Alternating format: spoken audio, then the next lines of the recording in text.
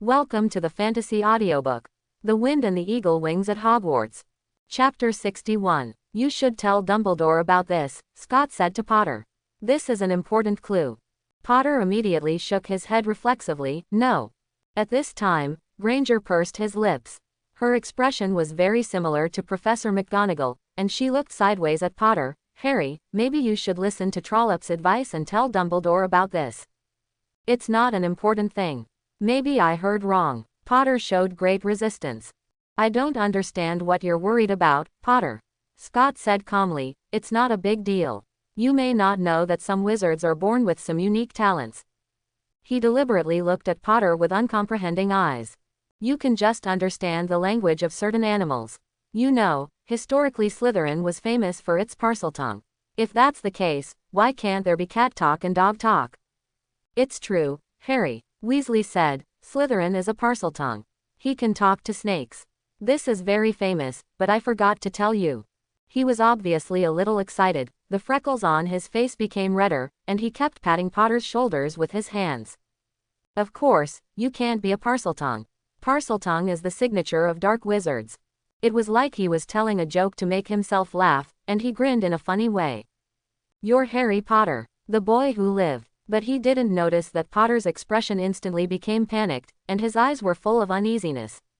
Although he immediately lowered his head to cover it up, he still did not escape Scott's sight.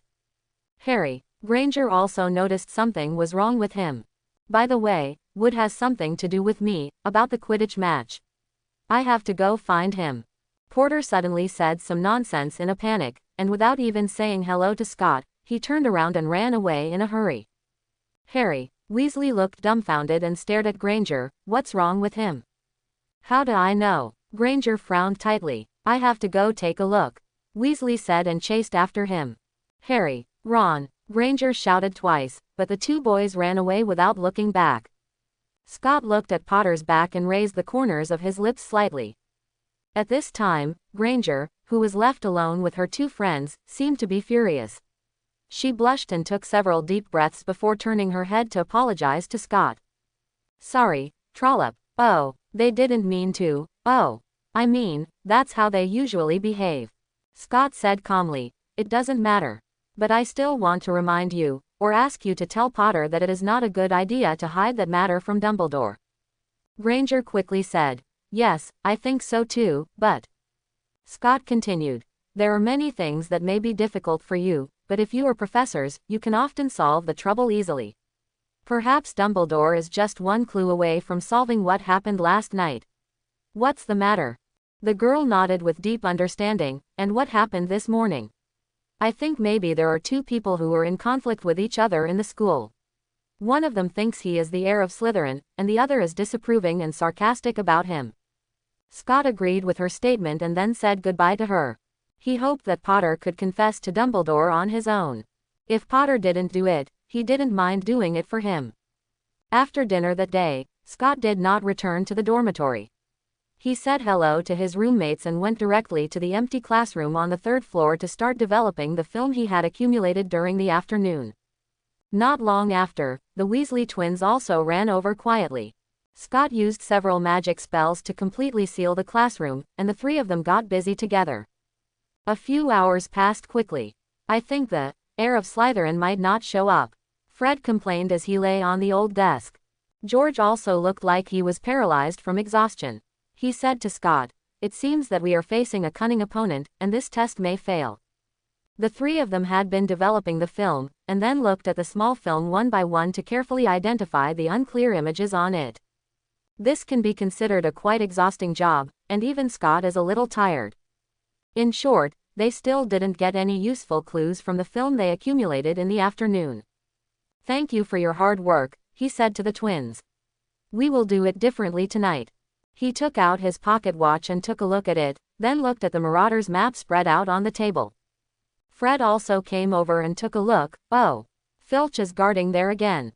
Scott smiled and said, next we just have to stare at the Marauders map. I will only let the camera start working when someone other than Filch appears nearby. Can such a thing be done? George looked at him curiously. Now your two puppets responsible for operating the camera just work rigidly according to time. Scott smiled confidently. I set up 2 modes of giving commands to the puppets. Now it's the command I gave with the magic wand before, and they will act at time intervals. The other one is exactly the same as the chess pieces of wizard chess. Fred was also very curious, same as wizard chess. Talk to them to give commands. Are you going to shout here? Of course not, don't forget, I have a little helper. Scott raised his hand and touched the black raven standing on his shoulder. Can this raven talk? Fred immediately became alert. He walked to Scott's side and caught the raven to examine it carefully, with curiosity in his eyes almost overflowing. How did you do it? Oh, you overestimated me, of course it can't speak. Scott looked at Fred with a smile. I just set its cry as a command. Fred was very disappointed. So that's it. I thought you could make something talk, just like the stone statue at the entrance of the principal's office. Thank you for thinking highly of me, Fred. Scott spread his hands. My transfiguration is not that high. Moreover, I think that stone statue may also be an alchemical work like the door knocker of our Ravenclaw common room. He walked to the old desk and sat down, pointing his finger at the map on the table. Anyway, we can take turns to rest next, as long as someone is always watching the Marauder's map. At this point, he reached out and took the raven handed over by Fred. Of course, if you find someone's name appearing nearby, please remember to wake me up. Scott turned the chairs in the classroom into 3 sleeping bags, and then took a nap. When he was woken up, it was already past midnight, past 3 a.m. Is there anything going on? He sat up to check the time and asked George, who woke him up softly. George was so sleepy that he couldn't open his eyes. He just shook his head at Scott and quickly got into the sleeping bag and fell asleep in a second. Scott got up, took out his wand and turned the sleeping bag back into a chair. He yawned, walked to the old desk and sat down. There was only a short candle left on the table. Scott supported his head with his hands and looked at the Marauder's map on the table. On the Marauder's map at this time, everyone's name was still. Scott looked for the location of Gryffindor Tower and confirmed that Ginny's name was also in the dormitory. At this time, he couldn't help but doubt his plan. Maybe Tom Riddle could think that the message was someone who wanted to deliberately irritate him, so he kept his temper. Or maybe Ginny didn't mention this in her conversation with the diary. In short, there seemed to be too many reasons that could lead to the failure of this plan. Scott silently noted it in his heart and began to examine himself. Seriously speaking, he thought he was only cautious, but he was not good at any conspiracy. His life in his previous life was as plain as water, and there was no need to use conspiracy at all. After this plan, he has fully realized his shortcomings in this regard.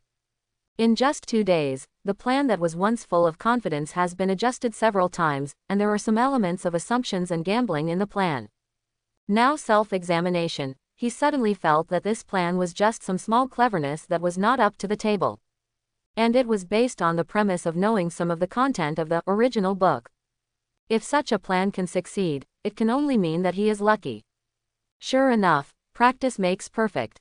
Scott sighed secretly and decided to practice more times in the future. Now, I can only hope that my luck is really good this time. Scott stared at the Marauder's map on the table, but his mind had already flown away. He began to think about what he would do if this plan failed. If he just wanted to ensure his own safety in the Chamber of Secrets, it would not be too difficult. But he still had 3 roommates. Roger and Milton from the same class had been with him for more than 3 years, and Eddie, who was in the 3rd grade this year, had been with him for more than 2 years. Although the 4 people in their dormitory had different personalities, they had always had a harmonious relationship with each other. Scott didn't want to see anything happen to them. Because none of the 4 of them were pure-blood wizards. Roger and Milton were mixed blood, and Scott and Eddie were pure Muggle-born. In other words, they were all likely to be in danger.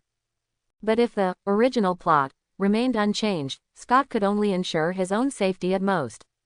So he decided, even if this plan did not yield any results, he must talk to Professor Flitwick about the strange voice heard by the Savior, Harry Potter. At this time, the candle on the table burned out, and the candlelight suddenly went out, pulling Scott back to his thoughts. He simply stood up, picked up the Marauder's map on the table, walked to the window, opened the curtains a little, and took a look in the moonlight. This one look gave him a shock. On the map, Ginny's name began to move. Scott turned his head and looked at George and Fred, who were sleeping soundly on the ground, and did not choose to wake them up. After all, she was their sister. If these two guys saw Ginny sneaking out of the dormitory at this time, they might not be able to help but run to her. Thinking of this, Scott simply took out his wand and whispered a spell, and quickly gave George and Fred a stunning spell. Then, he kept staring at Ginny's name on the Marauder's map, watching her run all the way from the 8th floor where the Gryffindor common room was located to the 3rd floor. Now, Scott gently pushed open the window, the wand passed through the air, and the black raven flew out silently. Soon, he heard the rough cry from the night sky, 3 times in a row. And when the 3 crows sounded, the puppet responsible for operating the camera would start the continuous shooting mode. Scott stared at the Marauder's map in his hand. Ginny's name had already walked to the corridor where the message was located, and then stayed there for more than 10 seconds. Then, she walked into the women's bathroom and quickly disappeared from the map. Scott's breathing became a little heavy. Ginny entered the Chamber of Secrets. It seems that he may get the film with the image of the basilisk this time. He took several deep breaths and forced himself to calm down. At this time, he guessed that the other party should be unable to destroy the message on the wall, so he sought the help of the basilisk. After all, no matter how strong Tom Riddle was, the Ginny he controlled was just a little witch who had just entered Hogwarts not long ago, and the power she could exert should be limited. But the poison of the basilisk can corrode the iron wire that constitutes those letters. Not long after, Ginny's name appeared again. Although the basilisk was not shown on the Marauder's map, Scott guessed that the basilisk was next to her at this time. Otherwise, she would not be able to climb up from under the Chamber of Secrets in such a short time. At this time, something happened that surprised Scott. On the map, Ginny's name did not return to the corridor where the message was left, but walked towards the empty classroom where he was. Was he discovered? Scott's mind was a little confused for a moment, but the next second, he forced himself to calm down. He didn't even have time to think about what was going on, and he reacted as quickly as possible. He quickly pushed open the largest window outside the classroom, and stuffed the Marauder's map in his arms. Then, he quickly chanted spells and swung his wand. The magic formed a series of slightly lit beams of light that shuttled through the air. The 3 old desks instantly turned into 3 giant eagles. 2 of the giant eagles took the lead, grabbed the twins' sleeping bags with their claws, and took the 2 out of the windowsill and flew high into the sky at a very fast speed. At this time, Scott could already hear the footsteps outside the classroom, as well as the sound of reptile scales rubbing against the ground. He quickly climbed onto the giant eagle's back, and finally waved his hand to cast a few disappearing spells. All the films and developing tools in the classroom, as well as the still warm candle wax on the desks, disappeared. At this time, he was extremely glad that he had cast several spells on the classroom door before, so that people outside the door could not hear the sounds in the classroom. Knock, knock, knock. Outside the classroom door, there was a gentle knock on the door. Then, there was a strange voice outside the door. Hiss, hiss, hiss. Hiss, hiss, hiss. Scott waved his wand decisively again, and the last giant eagle jumped up and carried him out of the window. Bang! There was a knock on the door. The giant eagle carried Scott and flew high into the sky quickly, landing on the top floor of the Hogwarts Astronomy Tower. Scott landed on his feet, waved his wand, and the 3 giant eagles turned into 3 old desks again. He glanced at the twins, who were still sleeping soundly in their sleeping bags. Scott breathed a sigh of relief and took out the Marauder's map from his arms and started to read it. On the Marauder's map, Ginny's name was still moving back and forth in the empty classroom that Scott had just escaped from. Scott took a few breaths and sat down against the railing at the edge of the top floor. Now he can only wait. See if Tom Riddle will notice someone in the empty classroom just now. If it were Riddle himself, there would undoubtedly be some clues. At the very least, the magic left behind when Scott cast the spell just now should not have dissipated. But at this time, Scott could only hope that Riddle, who controlled Ginny, would ignore these because he could not exert his own strength. At the same time, he also expected the basilisk to be a completely different creature from ordinary snakes. You know, ordinary snakes can detect the location of prey through subtle vibrations on the ground, and some snakes even have the ability to sense heat. If the basilisk had such an ability, it would have sensed the heat left by Scott and the twins in the classroom. Fortunately, luck seems to be on Scott's side. On the Marauders map, Ginny's name circled around the empty classroom several times before she finally walked out and returned to the corridor. Scott breathed another sigh of relief. It seems that his arrangements were not in vain. Thinking of this, even though he had always been calm, he couldn't help but clenched his fist and waved it.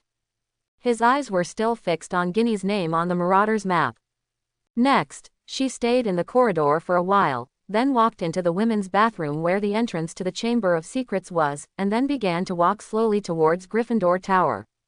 Finished, Scott, who was sitting on the ground, straightened his legs, relaxed and leaned on the railing, looking up at the stars in the night sky.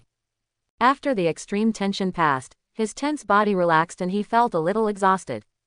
The cool night wind blew through the astronomy tower, bringing waves of cold waves and messing up Scott's hair, but he only felt comfortable. Breathing the cold November air, the coldness stimulated his lungs and made his mind clearer. At this moment, he suddenly heard a squeak sound. The wooden door leading to the top floor was pushed open. This realization instantly made the hairs on Scott's body stand up and send chills down his spine. Without thinking, he rolled in a circle on the spot. At the same time, he clenched the wand in his hand and quickly cast a transformation spell on the old desk. Moo! The desk turned into a bull in an instant and rammed towards the door arrogantly. Scott didn't look over there. He lay beside George and Fred, stuffed the Marauders map into his arms with one hand, and cast 2 transformation spells in succession with the other hand. The other 2 old desks turned into 2 giant eagles again. They flapped their wings and flew up. They stretched out their talons to grab the sleeping bags containing George and Fred and soared into the air. And Scott jumped up, turned around, jumped over the railing without looking back, and jumped downstairs. A gust of wind blew up and slapped him on the face. Scott, who was falling rapidly, could hardly open his eyes. At this moment, a long rope sprang out from the top of the tower, wrapped tightly around his waist, and quickly pulled him back. However, Scott was not one to sit still, and since the rope did not bind his arms, he pointed the wand at the rope around his waist with difficulty. Split into pieces, the rope snapped, and Scott fell downward again. However, the next second, the rope stretched again and tied him up again.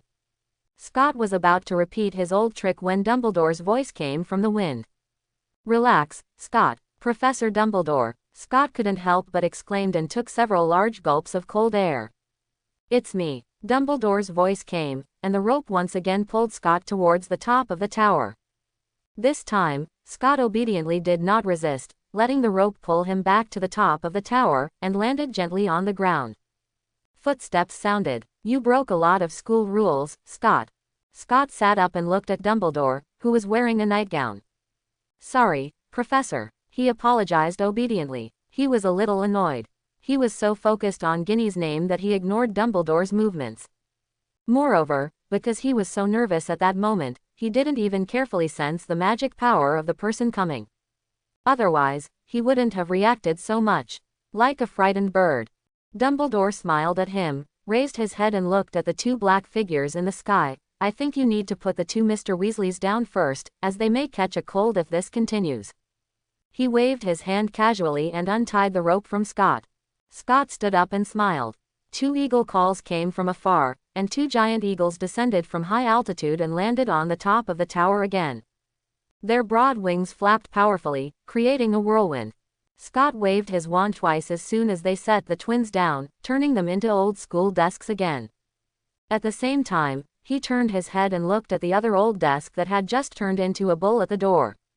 "Excellent transfiguration, Scott," Dumbledore said in an admiring tone. "I have never seen a little wizard at your age who can use transfiguration so freely." "Thank you for the compliment, Professor." Scott tidied up his messy clothes, and then said to Dumbledore in a serious tone, "I wonder if you already know what we have done in the past 2 days, Professor. I think we may have found the heir of Slytherin. I have to say, a very creative method, Scott." Dumbledore praised again. "I happened to be paying attention to this matter these 2 days, about the Slytherin Chamber of Secrets." The blue eyes behind the half-moon glasses looked at Scott curiously. "The method you used is something I can't think of." He winked playfully. "Or rather, most wizards can't think of such a simple, interesting and useful method. Scott shook his head. It's just a little clever. He looked down at the twins, his face a little tangled. Dumbledore couldn't fail to see that he had cast a coma spell on the twins. But this action, which he thought was reasonable, had a premise, that is, he found that the target they were looking for was the youngest daughter of the Weasley family, the younger sister of the twins. If he wanted to explain this problem, he had to expose the Marauder's map to Dumbledore. Although he didn't care, the Marauder's map was the twins after all. Although its origin was not so legitimate. At this time, Dumbledore waved his hand and woke up the twins. The twins who opened their eyes were immediately stunned. Oh, Merlin. The two of them stared at Dumbledore with wide eyes, unable to say a word. "Three gentlemen," Dumbledore said kindly. "I think what you need most now is to go back and have a good sleep." Scott looked at him in surprise. "You don't have to participate in the rest of the matter. The professors and I will certainly solve those troubles." Dumbledore looked at them with a smile. "After this matter is resolved, I will invite you to have afternoon tea together, and then we will have a good chat." After speaking, he waved his hand and turned to walk towards the wooden door. "Professor," Scott said, "those negatives." "Oh, don't worry, Scott." Dumbledore turned his head and blinked. "Don't look at me. I am over 100 years old, but I still maintain a strong curiosity about new things." It was not until Dumbledore left that George and Fred came back to their senses. "What's going on?" Fred stared at the surroundings in a daze, speaking in a dreamy tone. "Are we sleepwalking?" George crawled out of his sleeping bag and shivered in the cold wind. "Hey, what's going on, Scott?" He walked up to Scott with a funny expression. "Is this the astronomy tower?" "Yes." Scott grinned. "Congratulations, Fred, George. You are geniuses. You actually learned to apparate in your sleep." After saying that, he stretched out his hands and clapped a few times in a fake manner. George stared at Scott with his eyes wide open. After a few seconds, he slowly turned his head and looked at Fred, who was walking over. He said indignantly, "Fred, this gentleman treats us as fools. But it is obvious that even Ron will not believe such nonsense." Fred shrugged his shoulders. "Maybe Mr. Trollop thinks he has a sense of humor." "What's going on?" George put his arms around Scott's shoulders, clamped his neck tightly, and asked in a threatening tone, "Why did we run to the astronomy tower after falling asleep? Why is Dumbledore here?" Fred coughed twice and looked at him seriously. "You'd better tell the truth, Mr. Trollop." "I'll tell you." Scott broke free from George's arms, sat on the ground, and took out the wrinkled Marauder's map from his arms. He smoothed the map, spread it on the ground, and motioned the twins to look at it with him. The twins also sat on the ground and came over. George took out his wand and cast an illumination spell, then exclaimed. "What happened?" he asked in confusion. Not only Dumbledore, but also Professor Flitwick and Snape, the old bat, they are all in the headmaster's office. Professor McGonagall went to the Gryffindor common room. Fred said. Then, his tone changed immediately. "No.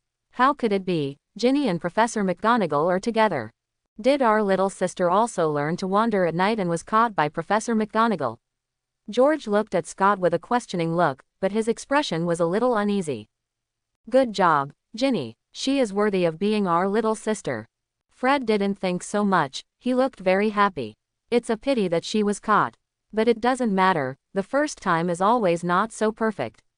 We were also caught by Filch in the first year." "Shut up, idiot." George reached out and pushed him, looking at Scott again. "This is wrong." "What do you know, Scott?" "Don't worry, George. Don't forget that Dumbledore is here." Scott could only say this. "Ginny will be fine." "What are you talking about?" Fred looked at George's gloomy face. "What happened?" George's face turned pale, and he suddenly raised his voice.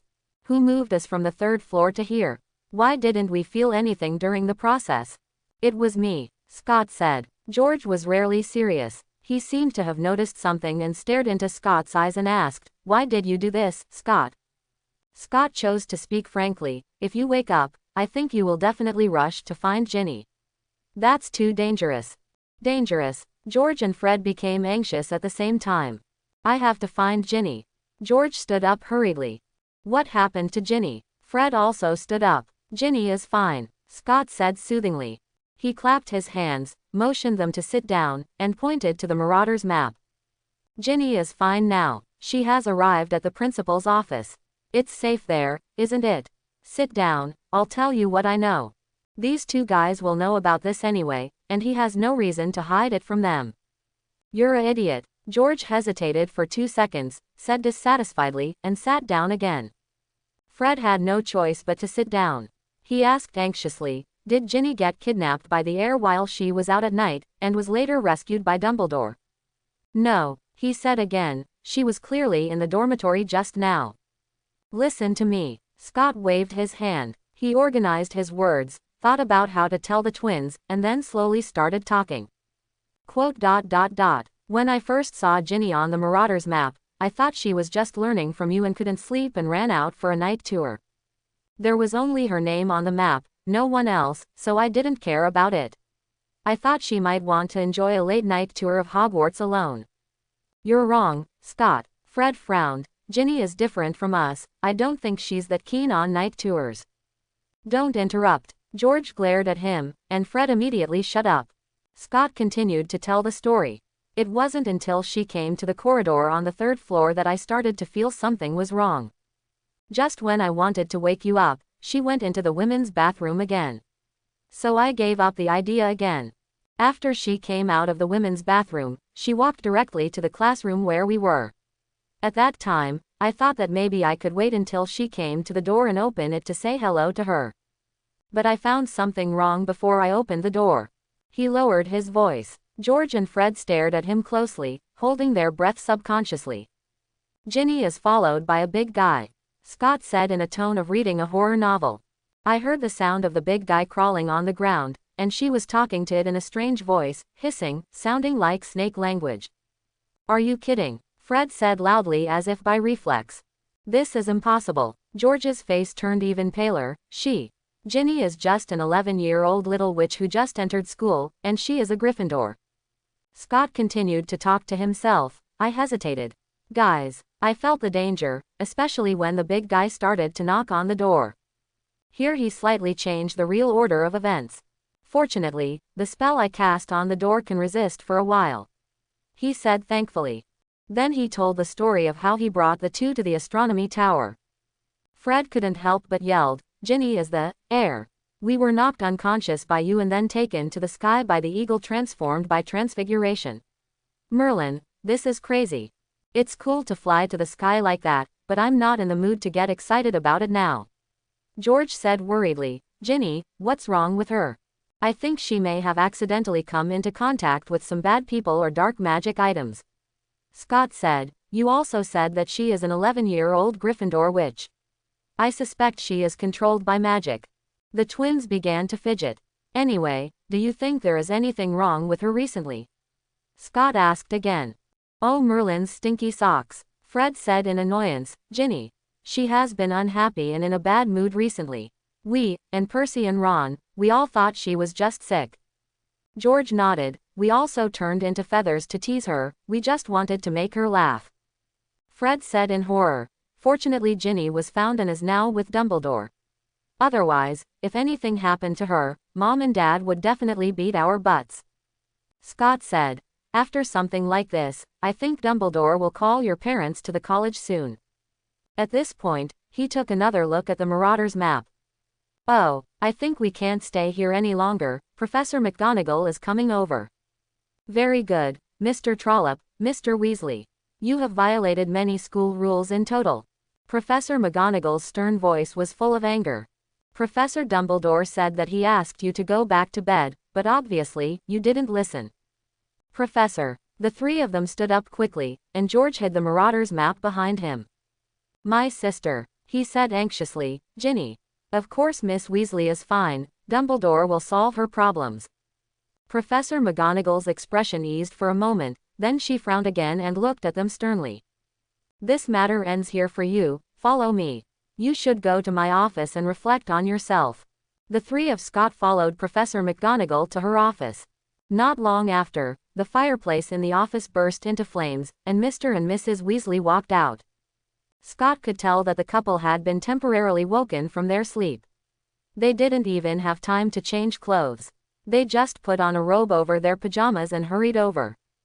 "Oh, dear Professor McGonagall, my daughter," Mrs. Weasley asked hurriedly, "is Ginny okay?"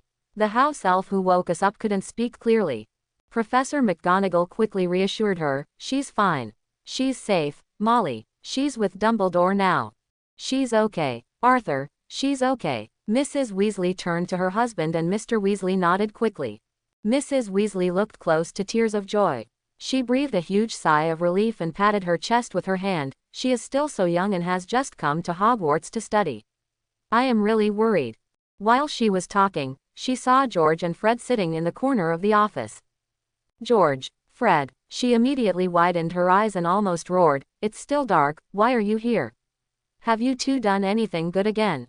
Scott saw the twin brothers beside him shrinking their necks at the same time. "Sorry, Mrs. Weasley." Scott patted George on the shoulder and took the initiative to stand up. Then he saw Mrs. Weasley change her face instantly and give him a friendly smile. "Oh, my dear, who are you?" "My name is Scott Trollop, ma'am. 4th year Ravenclaw." Scott introduced himself and then said, "I'm very sorry, this time George and Fred violated school rules by accepting my invitation." "Oh dear, you don't have to excuse them." Mrs. Weasley smiled kindly at Scott and glared at the twins. "No one knows these two troublemakers better than I do," she said. "I guess they don't have to accept anyone's invitation in violation of school rules."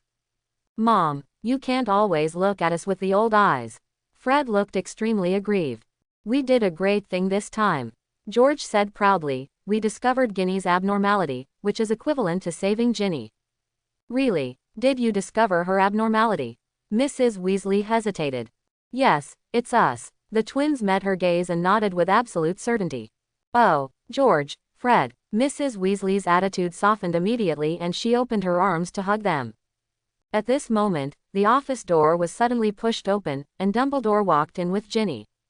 "Ginny, my daughter." Mrs. Weasley immediately changed her goal, rushed over and hugged Ginny tightly, then held her in her arms and looked at her carefully. This made the twins who were about to receive the hug stunned for several seconds before they came back to their senses. If this was at home, she would take off all Ginny's clothes and check her carefully before she was relieved. Fred said to George.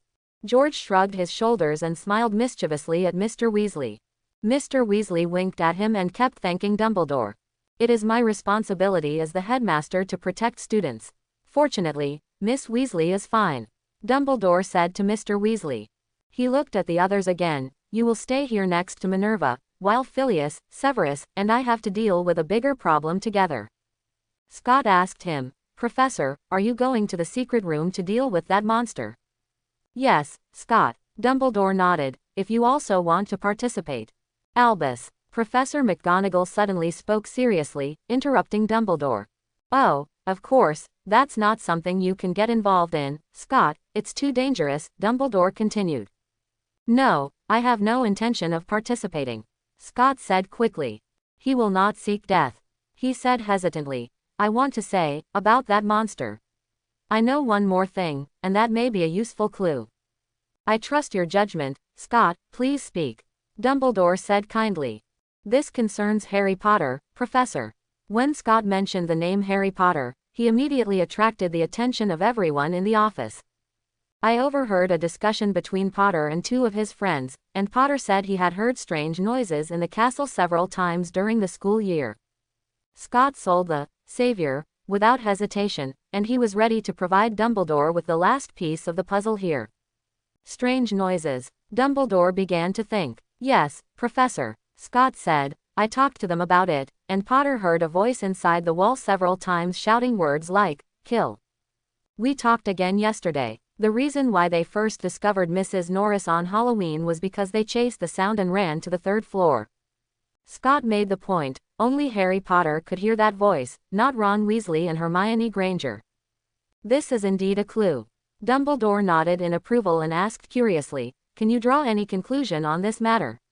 Scott didn't know why Dumbledore asked him, but he still said the conclusion he told Potter and the others. "I think Potter has a special talent for magical languages, just like Slytherin's Parselmouth. Maybe he also has Ratong or Spidertongue." Interesting statement. Dumbledore smiled and nodded. magic is so magical, anything can happen. He said to Professor McGonagall, Minerva, please go and call Harry over. I may need his help. No, students should not be allowed to participate in this kind of thing, Albus. Professor McGonagall said disapprovingly. Mrs. Weasley, who was holding Ginny, also raised her head and said to Dumbledore, yes, poor Harry, he is too young and should not follow you on adventures. Dumbledore just smiled slightly. Don't worry, Minerva, Molly, of course I can protect Harry. While they were talking, Scott walked back and sat down next to George and Fred. Hey, man, George whispered to him, why didn't you tell us about this? You should have told us earlier. Fred also said. I thought it was irrelevant. Scott also lowered his voice and told them, I thought it was some kind of small animal that ran from the sewer into the pipe in the wall, and Potter happened to understand the language of that animal. Quote, I wonder what that monster is. Fred was extremely curious. George said longingly, it would be great if we could watch the battle between Dumbledore and the monster with our own eyes. Don't even think about it, Scott said. Professor McGonagall was finally persuaded by Dumbledore. After she left the office, Mrs. Weasley began to ask about the details of the incident. The rooster raised by Hagrid was killed. I suspect that I did it, but I don't know. I have no memory, but there is chicken blood and chicken feathers on my clothes. Ginny threw herself into Mrs. Weasley's arms and cried. Riddle forced me. He controlled me. Who is Riddle? How did you meet that bad guy named Riddle, dear? Mrs. Weasley patted Ginny's back distressedly. Dumbledore said apologetically, I'm sorry, I just found out about this after asking Miss Weasley. It was an old diary, belonging to Riddle, and Miss Weasley was bewitched by him. Diary. Mrs. Weasley stared at Ginny. What's wrong with you, Ginny? Ginny sobbed a few times and said hoarsely, after getting the diary, I have been writing in it. In the past 2 months, Riddle has been writing back to me. Riddle? Who is that? Mrs. Weasley frowned. Dumbledore said softly, Tom Riddle, he is probably the best student in the history of Hogwarts. He explained to the confused people, few people know that Voldemort was once called Tom Riddle. Oh, Merlin. Mrs. Weasley couldn't help but scream when she heard the forbidden name, and hugged Ginny tightly in her arms in fear. Dumbledore continued, 50 years ago, I taught him personally, Tom Riddle, at Hogwarts. Then, he disappeared after leaving school, traveling around, his footprints all over the world. He fell deeper and deeper into the quagmire of dark magic, mixed with the most evil guys in the wizarding world, and underwent many dangerous magical transformations. When he finally reappeared as Voldemort, people could hardly recognize him. Almost no one associated Voldemort with the smart and handsome boy student union president who had studied here. Hearing what Dumbledore said, everyone in the office was stunned. Before this, except for Scott who knew about it, no one had connected this matter with Voldemort, the terrible Dark Lord. Ginny. Mr. Weasley couldn't help but break the silence. His face turned pale, he took 2 deep breaths, and said to his little daughter seriously, didn't I teach you? What did I usually tell you? Ginny raised her flushed face and answered with a sob. Never believe anything that can think independently, unless you see clearly, where it hides its mind. So you remember everything. Mr. Weasley continued to criticize her, then why didn't you show the diary to us or the professor? You know, suspicious things like that are usually very dangerous dark magic props. At this time, Scott heard the twins who had recovered from the news of Voldemort whispering in his ears again. This is really rare. This is the first time I have seen my father seriously criticize Ginny. Fred's tone was full of surprise. And my mother didn't stop him. George said, they are obviously very angry. I don't know. They heard Ginny crying and confessing. Her voice was trembling, and she was obviously scared. I found the diary in a book my mother gave me. I thought someone put it in there and forgot about it. Just then, the twins suddenly rolled their eyes, looked at each other, and asked in unison, Ginny, which book is it? But Ginny turned her head away, not wanting to pay attention to them. Is it your Transfiguration textbook? The twins asked again. Ginny immediately looked at them in surprise. It was old Malfoy who did it. George stood up suddenly and said to Mr. Weasley, Dad, when you and old Malfoy were fighting in Flourish and Blots before school started. What? Mr. Weasley looked stunned. Think about why you fought, Dad. Fred also stood up angrily.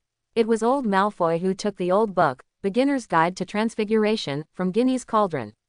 We still remember it. He must have taken the opportunity to put the diary into that book. Mr. Weasley recalled the scene at that time and immediately blushed with anger.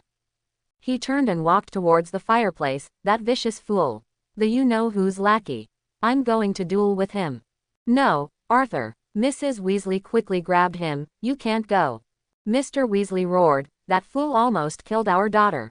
We support you, Dad. Go. The twins stood up and waved their fists. We're going to duel too. With old Malfoy's beloved son, young Malfoy. You too. Mrs. Weasley turned around and stared at the twins with a murderous look. Oh, Dad, you really shouldn't be so impulsive. Fred sat down immediately. That's right. George also sat down, and he nodded seriously. This time Ginny's incident was because you fought with old Malfoy, you should reflect on it. Maybe the two sons' showmanship calmed Mr. Weasley down a bit. He followed Mrs. Weasley's force and stopped, but his expression remained ugly. At this moment, the office door was pushed open again, and a sleepy-eyed Potter walked in behind Professor McGonagall. Professor McGonagall must have explained something to Potter on the way, so after he smiled shyly at the Weasleys, he immediately looked at Scott with accusing eyes. Scott felt unimpressed and gave him a perfect smile and a nod. Potter immediately showed a deflated expression. Dumbledore raised his head and glanced at the sky outside the window. There is no time. We must deal with the problem before the students get up at dawn. He said to Potter, Harry, would you like to help? This may be something only you can do. Oh, of course, Potter said immediately, of course I'm willing to help you, Professor. He hesitated, but I don't know what happened, what should I do? Follow me, Harry. Dumbledore walked directly out. Of course, I will explain everything to you on the way. Okay, Professor. Potter glanced at Scott complainingly again, and followed him reluctantly. The twins were a little bit ready to make a move. You are not allowed to go anywhere. Mrs. Weasley's radar was particularly sensitive and she immediately glared at them again. Okay, Mom. The twins agreed listlessly. Professor McGonagall also said to the three of them, until Professor Dumbledore and the others resolve this matter, you are not allowed to go anywhere. Including you, Mr. Trollope. Certainly. Scott agreed simply. He tried every possible means to get Dumbledore to solve this problem in advance. How could he risk his own life to join in the fun? Fred asked curiously, Ginny, did you give that diary to Dumbledore? Don't ask these questions, Fred. Mrs. Weasley said sensitively, this is none of your business. Fred raised his hands in surrender. Honey, Mrs. Weasley looked at Ginny questioningly. Of course it was at Professor Dumbledore's place. Ginny couldn't help but glare at Fred. After I said it, Professor Dumbledore asked the house elf to go to the dormitory and bring the diary to the principal's office. Quote. Mrs. Weasley immediately breathed a sigh of relief. That's good, there's no safer place than there. When the first ray of sunlight in the morning shone into the room from the window, Dumbledore and Potter returned to Professor McGonagall's office. Also arriving at the same time were Professor Flitwick and Professor Snape. They all looked a little embarrassed, and their clothes were dirty. Fortunately, none of them seemed injured. Are you okay? Professor McGonagall stood up and looked at them worriedly. Don't worry, Minerva. Dumbledore was the cleanest-looking one. He smiled and nodded to Professor McGonagall. The trouble has been solved, he said happily. Fortunately, this matter was discovered early, otherwise the students in the school may encounter dangers that they cannot deal with. At this time, Snape blew out a breath from his big nose and said in a tone of voice, that's not difficult to deal with. I don't think they can deal with it at all. He glanced at the students in the office contemptuously. If our students encounter that basilisk, there will be no other ending than turning into a pile of skeletons in the sewer. Basilisk. Professor McGonagall was stunned. She asked Dumbledore in horror, is it the kind of monster created by Despicable Herbo that can kill people with its sight? Dumbledore nodded. Merlin. Mag exclaimed and stretched out his hand to hold on to the desk before he could stand still. She said in disbelief. So, the students almost encountered that terrible monster. How could there be such a thing hidden in Hogwarts Castle? By this time, Mrs. Weasley was crying and holding Ginny until she couldn't breathe. Mr. Weasley put his arms around them too. Before Dumbledore and the others came back, the couple learned something else. Ginny had had close contact with that monster before. That is indeed what Slytherin left behind. That monster. I dare say it has lived for at least 1,000 years. Professor Flitwick screamed. He raised his head and gave Snape a dissatisfied look. Snape held his head high, not making eye contact with him. Professor Flitwick continued speaking very sadly. In that incident 50 years ago, Myrtle Elizabeth Warren, who died in that bathroom, was killed by that monster's gaze. She was a student of Ravenclaw. At this point, he was so angry that he jumped up again. Now it seems that Hagrid was framed by the murderer. And the then Principal Armando Dippet actually awarded the murderer a Special Contribution Award. Yes, that was a major mistake that could go down in the history of Hogwarts, Phileas. Dumbledore said softly. But there is good news. Hagrid can finally wash away the grievances he incurred 50 years ago. Oh, he will definitely be happy. Professor McGonagall's expression finally softened a little. At this time, Potter suddenly asked, "Sorry, Professor, you mentioned Hagrid, what's going on?" "Oh, Harry, Hagrid also kept a monster in the castle at that time, an eight-eyed spider." Dumbledore explained. After Myrtle was killed, Hagrid was reported by Tom Riddle. When the Ministry of Magic came to investigate, Hagrid let the spider go. Professor McGonagall was obviously dissatisfied with Hagrid's behavior. She sighed, so he was regarded as a murderer by the Ministry of Magic. He was expelled from the school, had his wand broken and was imprisoned in Azkaban. But I always believed in him.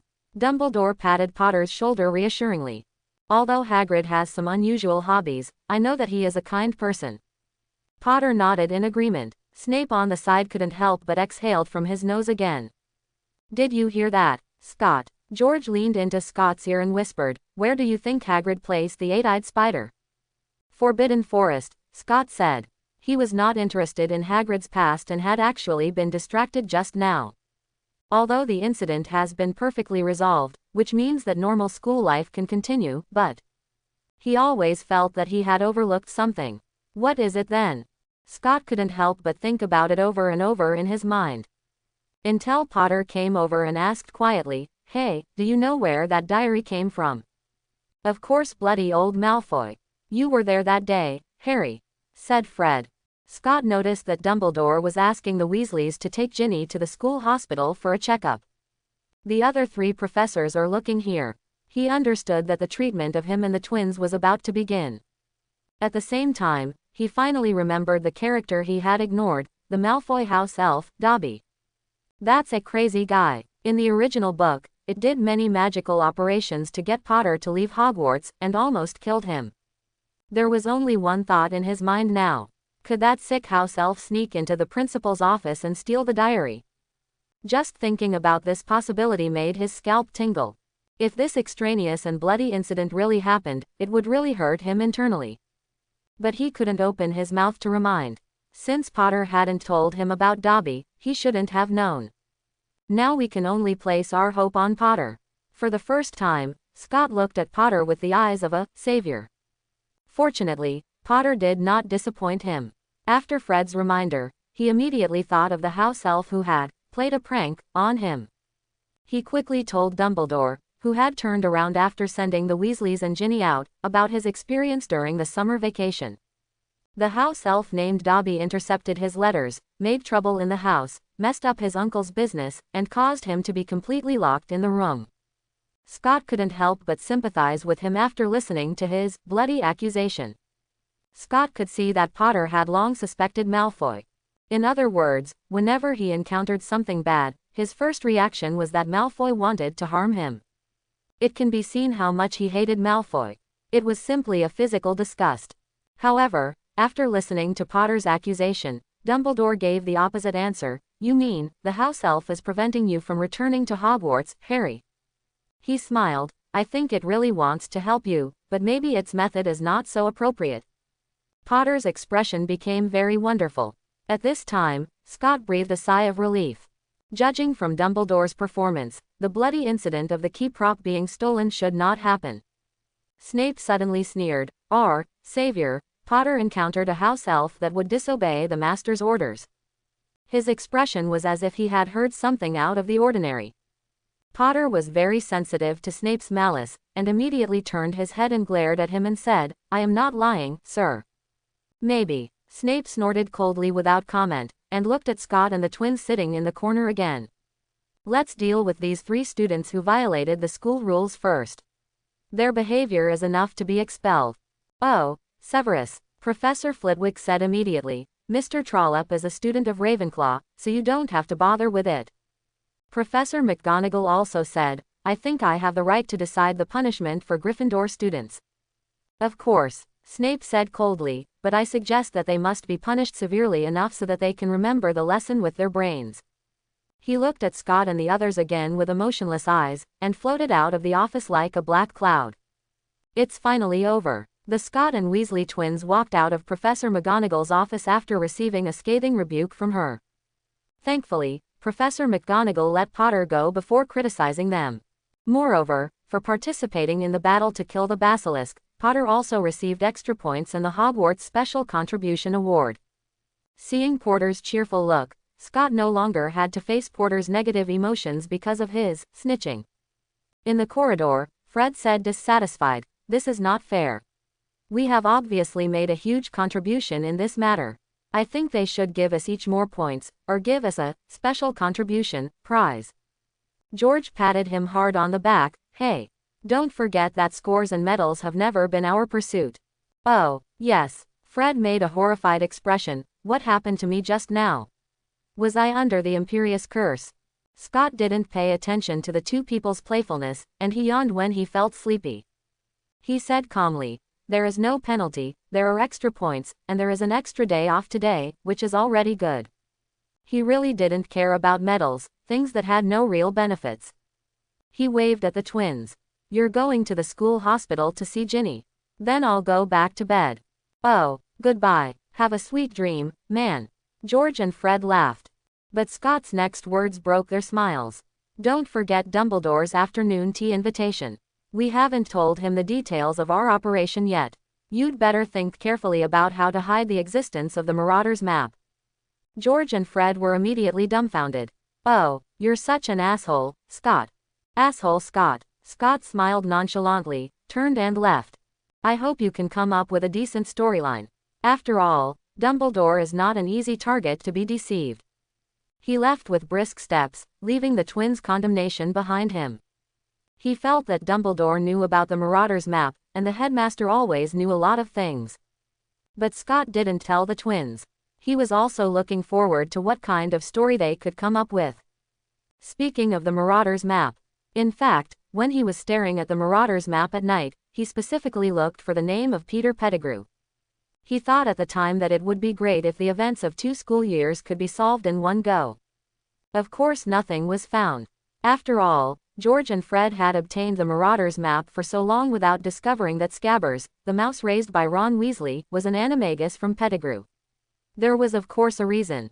Scott also has some speculation about this. The Marauder's map hides the traces of its creators, the 4 thieves. It can only be seen if one of them picks up the map. After all, in the original book, it was Lupin who finally discovered the traces of Pettigrew after he picked up the map. In short, due to the immature conditions, Scott gave up the idea of digging out Pettigrew. The sun gradually dispersed the morning fog, and the silent Hogwarts castle slowly became lively. At the beginning of a new day, none of the students knew that on this morning, a horrific incident that would have swept the entire school was terminated early. When Scott, who was feeling sleepy, returned to the dormitory, his 3 roommates had just gotten up. Facing their questioning looks, Scott just said, "The trouble has been completely solved, let's talk about it later," and then fell asleep. At noon, when Scott woke up, he found that his roommates were all there. "You're awake, Scott." Eddie pointed to the small table next to Scott's bed. "We brought you food." "Thank you, but I need to take a good bath before talking." Scott carried the basket and walked out of the dormitory under the curious eyes of the 3 people. When he finally felt refreshed and returned to the dormitory, he ate the lunch packed by his roommates and told them about his experiences from last night to now. Of course, he didn't go into great detail and hid some secrets. For example, the Marauder's map in the hands of the twins. George and Fred shared with him because they trusted him, and he couldn't just say it. Fortunately, he was dealing with roommates, so he just had to point out things that were not convenient for him to say, so he didn't have to bother making up lies. This is too. After listening to Scott's story, Eddie stuttered for the first time. Slytherin, basilisk, mysterious man, he almost groaned, this matter actually involves these terrible. Milton also murmured. There is a monster like the basilisk in the magical world that can kill people with its eyes. This is simply unimaginable. He turned to look at Roger. Is there a magical animal that can play the organ over there at the classical music club? I'd rather believe it was a ghost playing, said Roger. Organ. Scott asked them, is there really a secret room over there at the classical music club? Roger nodded. Yes, you guessed that the gramophone was playing music, but that's wrong. The pipe organ sounded again last night, Milton said. We followed the music and searched for it for a long time, but we couldn't find the source. Roger added. Gideon Crumb said it had never been heard before. He is a 7th-year Hufflepuff and has been involved in the classical music club since his first year. Scott looked at Eddie. Didn't you find out anything, Eddie? Eddie shook his head. No, the sound of the pipe organ heard in the classical music club classroom has never happened before. Scott asked Milton again, you didn't tell Professor Flitwick about this? I don't think this matter needs investigation at all. Milton said softly, the music is so beautiful, and she is harmless, right? Roger shrugged. Milton was fascinated by the music, and he thought it would be best to make this a romantic campus legend. Milton said, oh, that's what I think. This is the magical Hogwarts. As long as there is no harm, there is no need to delve into it. Just enjoy the wonderful feeling that magic and music bring to us. See, that's it. Roger spread his hands to Scott. You can understand me, right, Scott? Milton looked at Scott with the eyes of seeking a confidant. I have always felt that searching too deeply will destroy the romance and beauty of art. Milton, you can't put your art above your life. Roger said disapprovingly. Slytherin's secret chamber hides deadly monsters.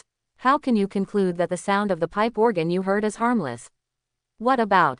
Milton said excitedly. Of course I can understand music, I can understand the emotions expressed by each note, she is harmless.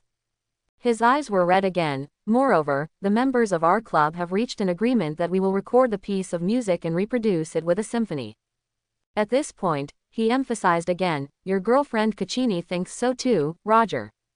I really don't understand you. Roger said distressedly, this thing is obviously very weird, but you are obsessed with it. He looked at Scott again. What do you think, Scott? Maybe your ability can find the source of that music. Quote. Facing the gazes of Roger and Milton, Scott suddenly felt that the food in his mouth no longer tasted good. Is he the kind of person who would take risks to find some organ chamber? Even if he died of hunger, died outside, or jumped from the top of the tower, he would not go. Shortly before 4 p.m., Scott and the Weasley twins met on the 3rd floor and came to the entrance of the principal's office. Guarding here is a huge and extremely ugly stone statue of a gargoyle. Good afternoon, George, Fred. Scott greeted the two of them with a smile. How are you? Have you made up the story? George patted his chest very confidently. Of course, we have more than 10 years of mature experience in this area. As long as we are serious, no one will be able to see through our lies. Fred also raised his head and said proudly. That's good. Scott smiled secretly and nodded to them. He turned to the stone statue and spoke the password that Dumbledore had told them in the morning. Chilled lemon juice. After hearing the password, the stone statue guarding outside the entrance immediately came to life and jumped to the side. The stone wall behind it slowly opened to both sides. Let's go. Scott walked in first. Behind the wall was a spiral staircase that was slowly moving upwards, like an escalator. When the three of them stepped onto the stairs, they heard the wall behind them closing again with a roar. Then they stood on the stairs, rising higher and higher as the stairs continued to rotate. Cool. George and Fred were like little kids riding an amusement park ride for the first time, looking nervous and excited. But their excitement didn't last long, as the stairs soon came to a halt. Scott walked down the stairs and saw a shiny oak door in front of him, with a brass knocker in the shape of a griffin hanging on the door. He raised his hand and knocked on the door. George and Fred stood aside fussily adjusting their robes. The door opened. "Welcome." Dumbledore's voice came from inside. "Mr. Trollope, the two Mr. Weasleys." Scott and the others walked into this extremely spacious circular office and observed the furnishings inside. The portraits of previous principals hanging on the wall, the spinning silverware that spewed smoke, the sorting hat on the shelf, and the phoenix standing on the branch, everything seemed novel and interesting. Dumbledore was sitting behind a huge table with several three-tier snack racks, looking at them with a smile.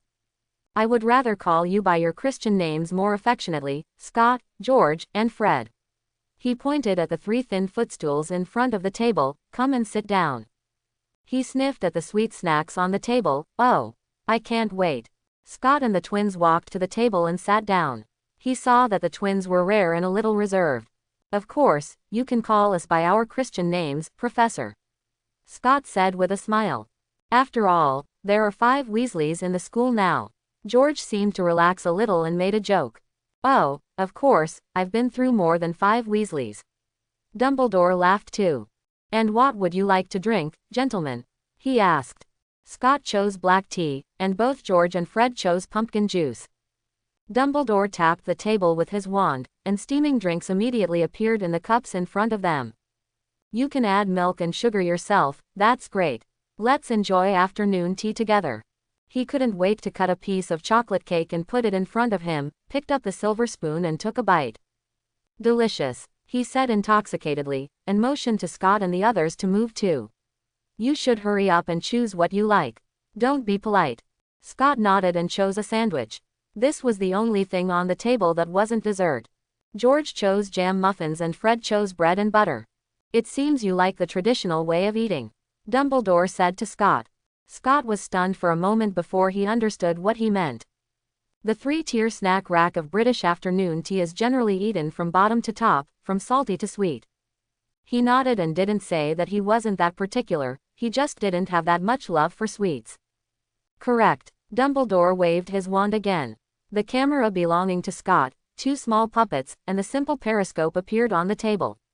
"Very interesting little invention." He clicked with his magic wand, and the 2 little puppets immediately ran around the table and lifted the sugar cube bowl in front of him. This is much more flexible than before when they could only execute Scott's orders and perform repetitive mechanical actions. "Is it inspired by wizard chess?" Dumbledore said as he watched the puppet add a sugar cube to his cup. "Yes, Professor." Scott was also staring at the 2 little puppets. Dumbledore looked up at him, smiled and asked, "You should be wondering, did I use magic to control the movements of these 2 puppet gentlemen?" Scott nodded. Dumbledore picked up a spoon and stirred the thick black tea in the cup. At the same time, the 2 little puppets began to dance on the table. "The answer is no manipulation," Dumbledore said, while looking at Scott expectantly. "You know why, Scott. The opportunity to ask for advice has been presented to him, and of course Scott will follow the stick." "Sorry, Professor." He shook his head. "Although I have tried many ways to do this, the result is as you can see. Maybe you would like to give me a tutoring class." Dumbledore smiled and said, "Of course, I am willing to teach outstanding students. However, you need to tell your understanding of this transfiguration first." "No problem at all." Scott sorted out his thoughts and then said, "Leave aside the transformation of animals and human bodies. In my opinion, the works obtained after transforming dead objects into living objects can be roughly divided into 2 types, or 2 stages." Dumbledore nodded slightly, indicating for him to continue. "The first one is like this." Scott took out his wand and turned a spoon on the table into a sparrow. The sparrow chirped, jumped around on the table, and combed its feathers with its beak, making it look lifelike. "Wonderful," Dumbledore praised softly. Scott continued, "This level of transformation has limitations. Although the sparrow looks the same as a real sparrow from the outside, it can only perform a few simple movements that are programmed. Although the sparrow on the table looks very vivid, if you look closely, you will find that its movements are repeated, like a looping video. If you want to make it truly feel like life." Scott stretched out his wand and clicked it again, and the sparrow immediately flew up, stopped in front of Fred and began to peck at the crumbs he dropped on the table. "This requires me to use magic to control it all the time," Scott said, his eyes always staring at the sparrow. When it leaves my sight, it will be the same again. At this point, he looked away. The other three saw the sparrow start to repeat the same actions at the beginning. Of course, this is just a demonstration, Scott said. It doesn't have to be eye contact. As long as my magic power can sense it, I can control it. This time he didn't look over there, but the sparrow suddenly flew up and pecked the bread in Fred's hand. That's it. Scott turned a deaf ear to Fred's protests and began to conclude. In my imagination, if you want to use such a transformation technique to do something, although the wizard can control multiple works at the same time after training, there is an upper limit. He looked at the two little puppets dancing on the table. So I have been trying to transform into works that can move on their own, and they are the immature results of this attempt. Puppets essentially still belong to the first type 1 classify, because they can only perform repetitive mechanical actions after leaving my control. Scott continued. It's just that compared to this sparrow, the puppet's actions have one more basis for judgment, and that is time. His eyes looked at the dancing puppets again. In my imagination, works that have a certain ability to act independently belong to the second type.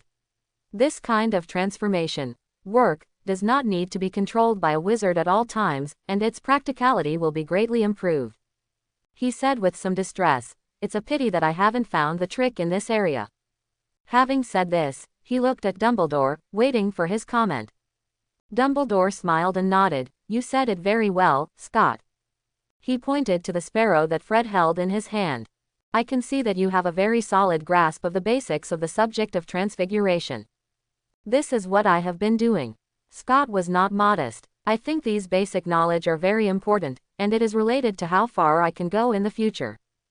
Dumbledore looked at him with admiration. You have the right idea. To be honest, I have never seen a little wizard like you, because other children are always eager to pursue spells that seem more powerful. He winked at the three boys. But I want to tell you.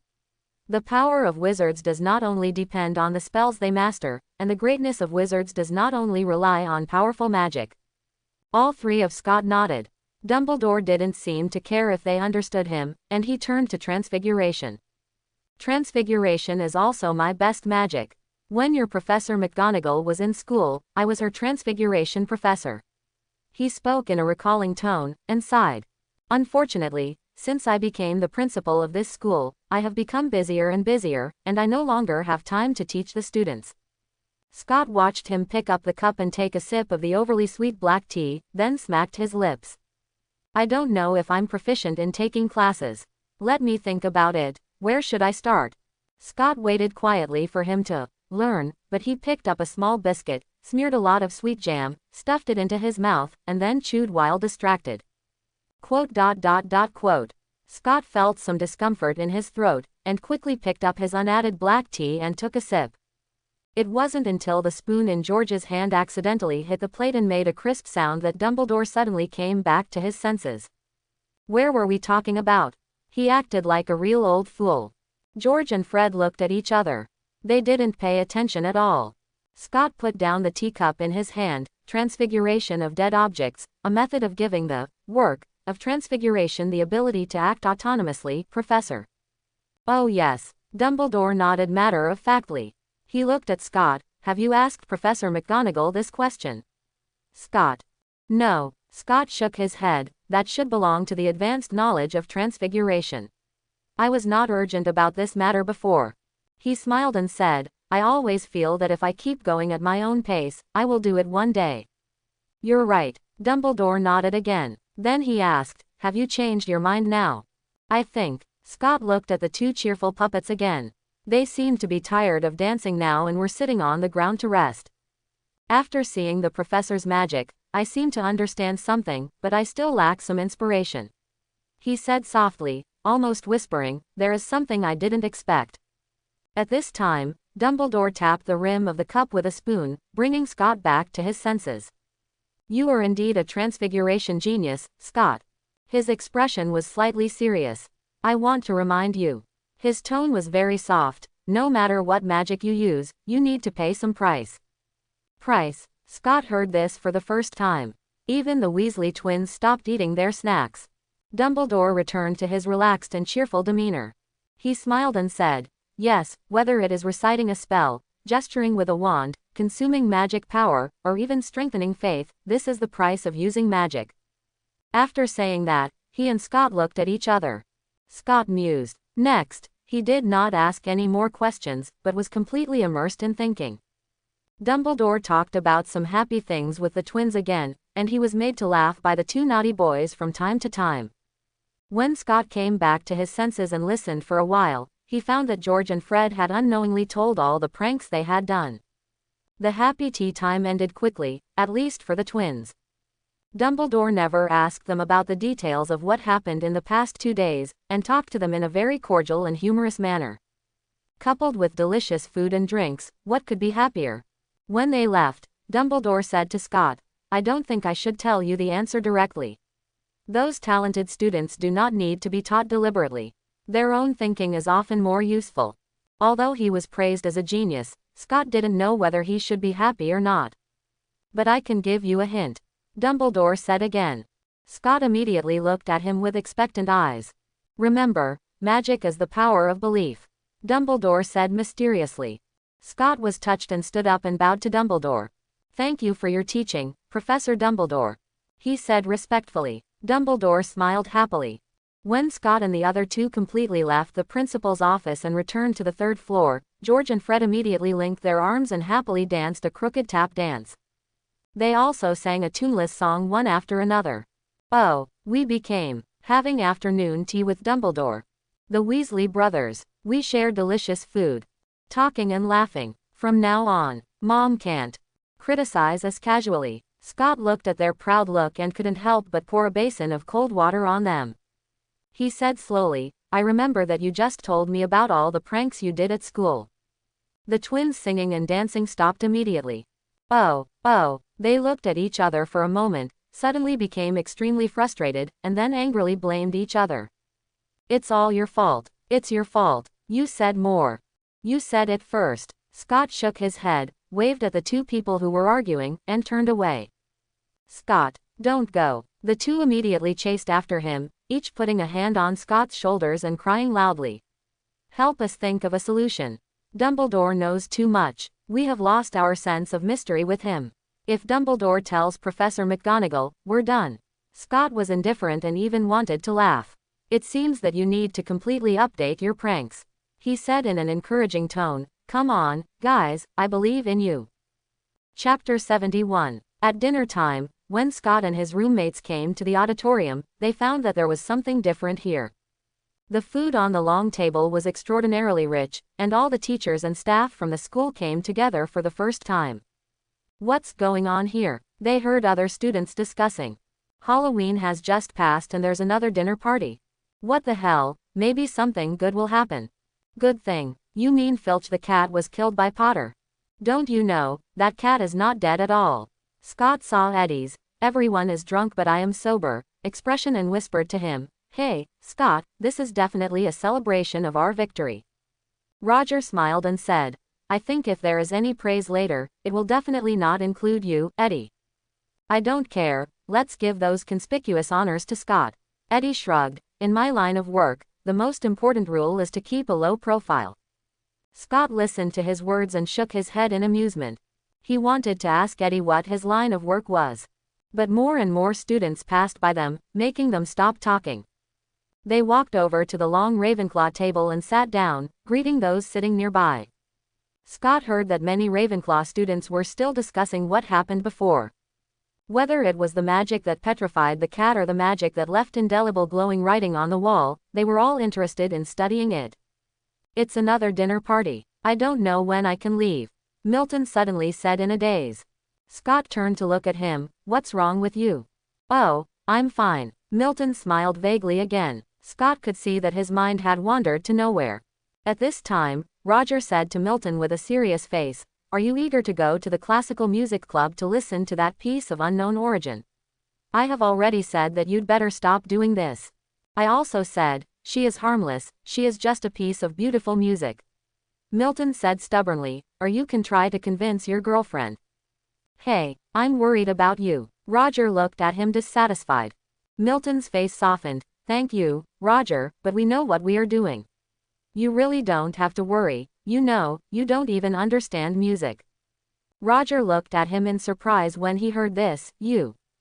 Ding ding ding. At this moment, Professor McGonagall, who was sitting on the teacher's bench, knocked on the goblet.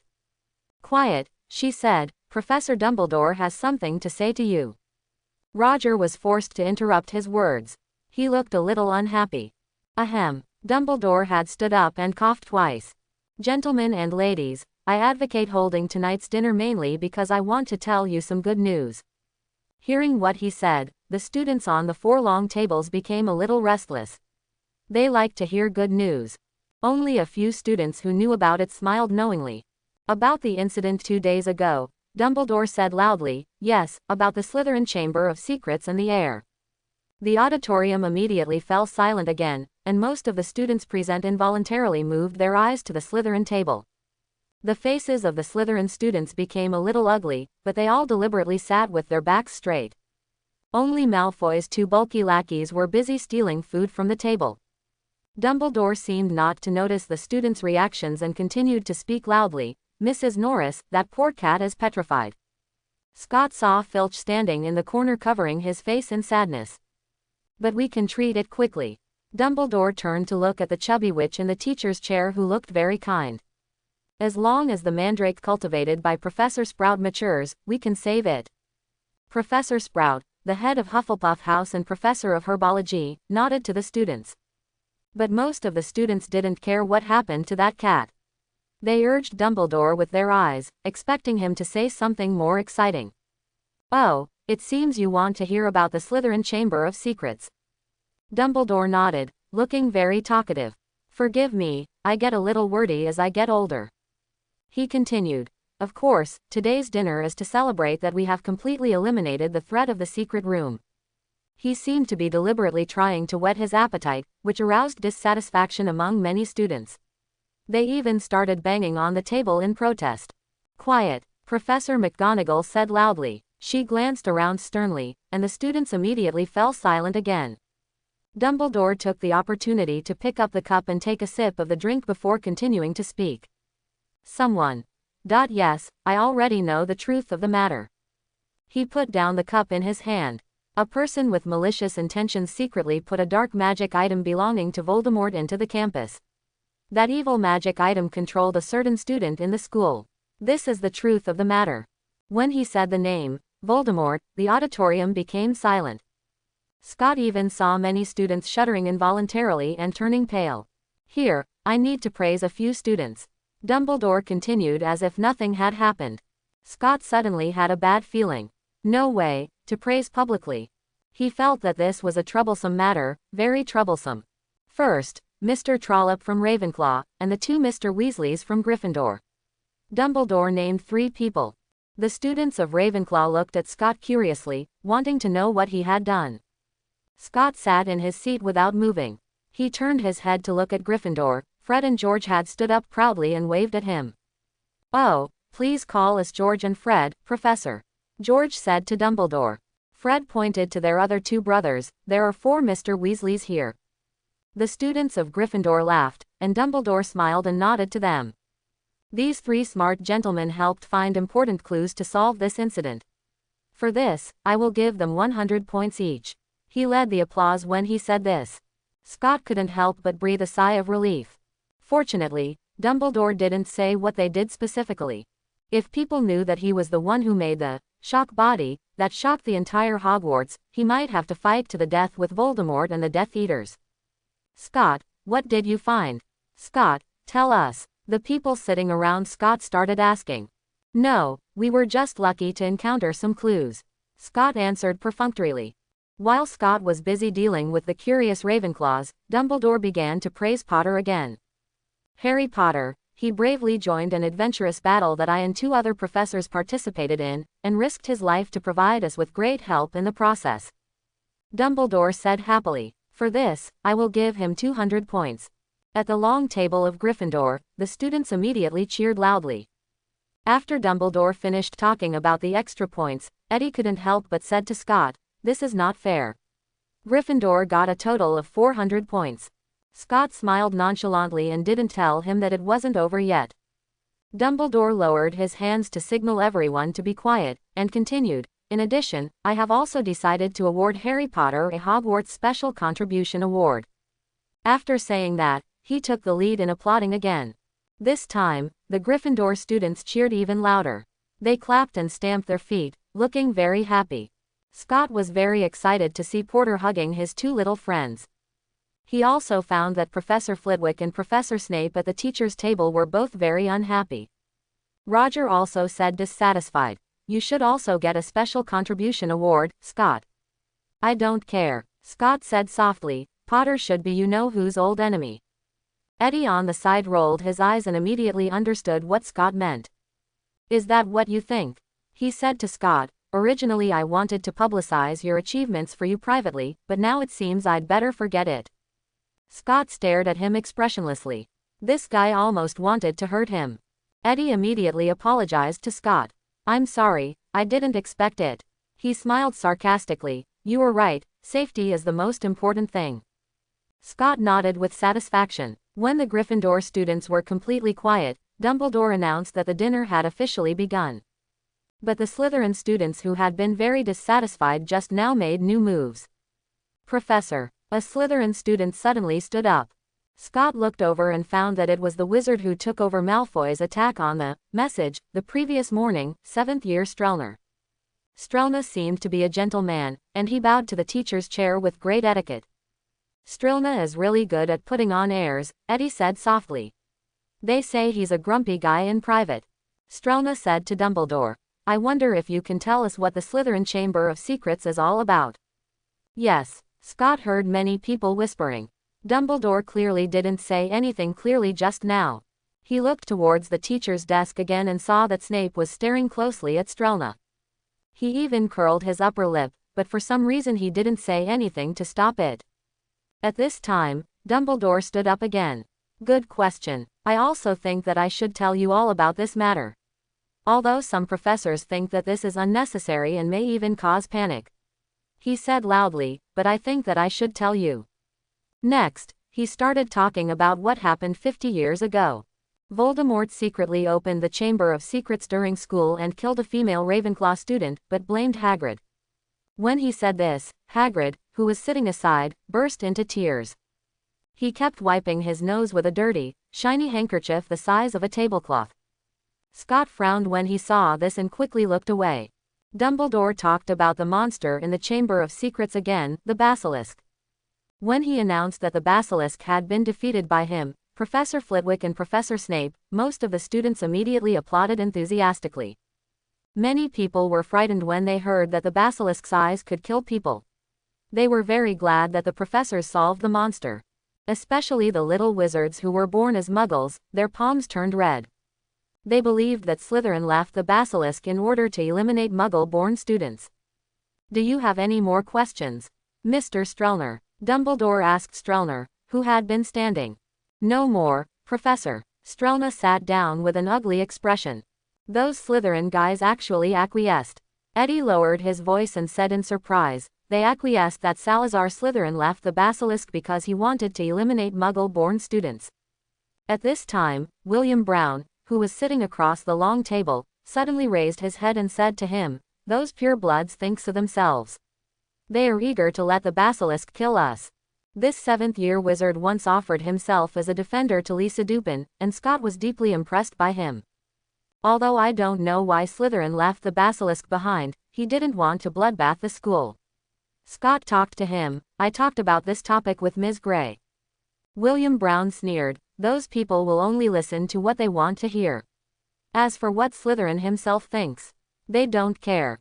At this time, Dumbledore said to the students, "What happened in the past 2 days, as well as what happened in the last school year, tell us that although Voldemort has temporarily disappeared, the dangers he left behind have not. Really stay away from us." After saying that, he sat down again. Although Scott was a little surprised that he didn't mention that Voldemort could come back at any time, but in short, the dinner could finally start. While eating delicious food, he chatted with William Brown, and the two quickly became familiar with each other. Scott learned that William was also born into a Muggle family, and his parents were both well-known lawyers in London. I have been determined to become a more successful barrister than my parents since I was a child. He told Scott, since I came to the magical world, I have been shocked by the backward and barbaric legal system here. The irrationality of wizards is reflected in all aspects. Even many laws of the Ministry of Magic are drafted arbitrarily. He had a strange expression on his face, looking a little bit dumbfounded. At that time, on the one hand, I looked down on such a deformed legal system, and on the other hand, I was secretly happy about the numerous legal loopholes. Scott nodded understandingly. Lawyers are all good at exploiting legal loopholes. At that time, I was full of ambitions. I felt that I could open a law firm in the wizarding world. This had never happened in the British wizarding world. William is a very eloquent guy, and he can say a lot in a short time. He told Scott in detail about his past career plans. Although he is also a talkative person, unlike Eddie who talks a lot, William speaks clearly and logically. After talking about his previous plan, he shook his head again. I soon realized that my plan would not work. With an expression of hatred on his face, he said, "Those guys, the upper class of the wizarding world, control the legislative power of various departments of the Ministry of Magic, and they even left countless loopholes for themselves." He spread his hands helplessly. In short, the laws in the magical world are full of flexibility. Those people have countless reasons not to follow the law. They care about humanity and morality, but not the law. Lawyers are the most useless profession here. Scott asked him curiously, "You will graduate soon. Will you choose to return to the Muggle world to become a lawyer?" "I don't know." William looked a little confused. Now, whether it is the magical world or the Muggle world, I feel out of place. This is the current situation of Muggle-born wizards, Scott thought. It's not easy to survive in the magic world, you can only be at the bottom. In the Muggle world, they have to be shackles called the Secrecy Act, again. Seriously speaking, there is no real place for him in either the wizarding world or the Muggle world. At this time, Eddie, who had been listening to the conversation between the two just now, was also a little depressed. "What will happen to me in the future?" he said. "I can't imagine." Scott couldn't help but think of himself. To be honest, he doesn't have a clear plan for the future now. Although he was only interested in magic itself, he never cared about what would happen to the magic world. But for him to be at the bottom of the wizarding world, he would rather go home and inherit his family's Muggle antique shop. "Milton, where are you going?" Roger's sudden voice brought Scott back to his senses, and he noticed that Milton had left his seat. "Milton, are you full?" he asked in surprise. "Oh, yes." Milton smiled in a daze. "I have to go to the classical music club quickly. That piece of music will disappear at some point.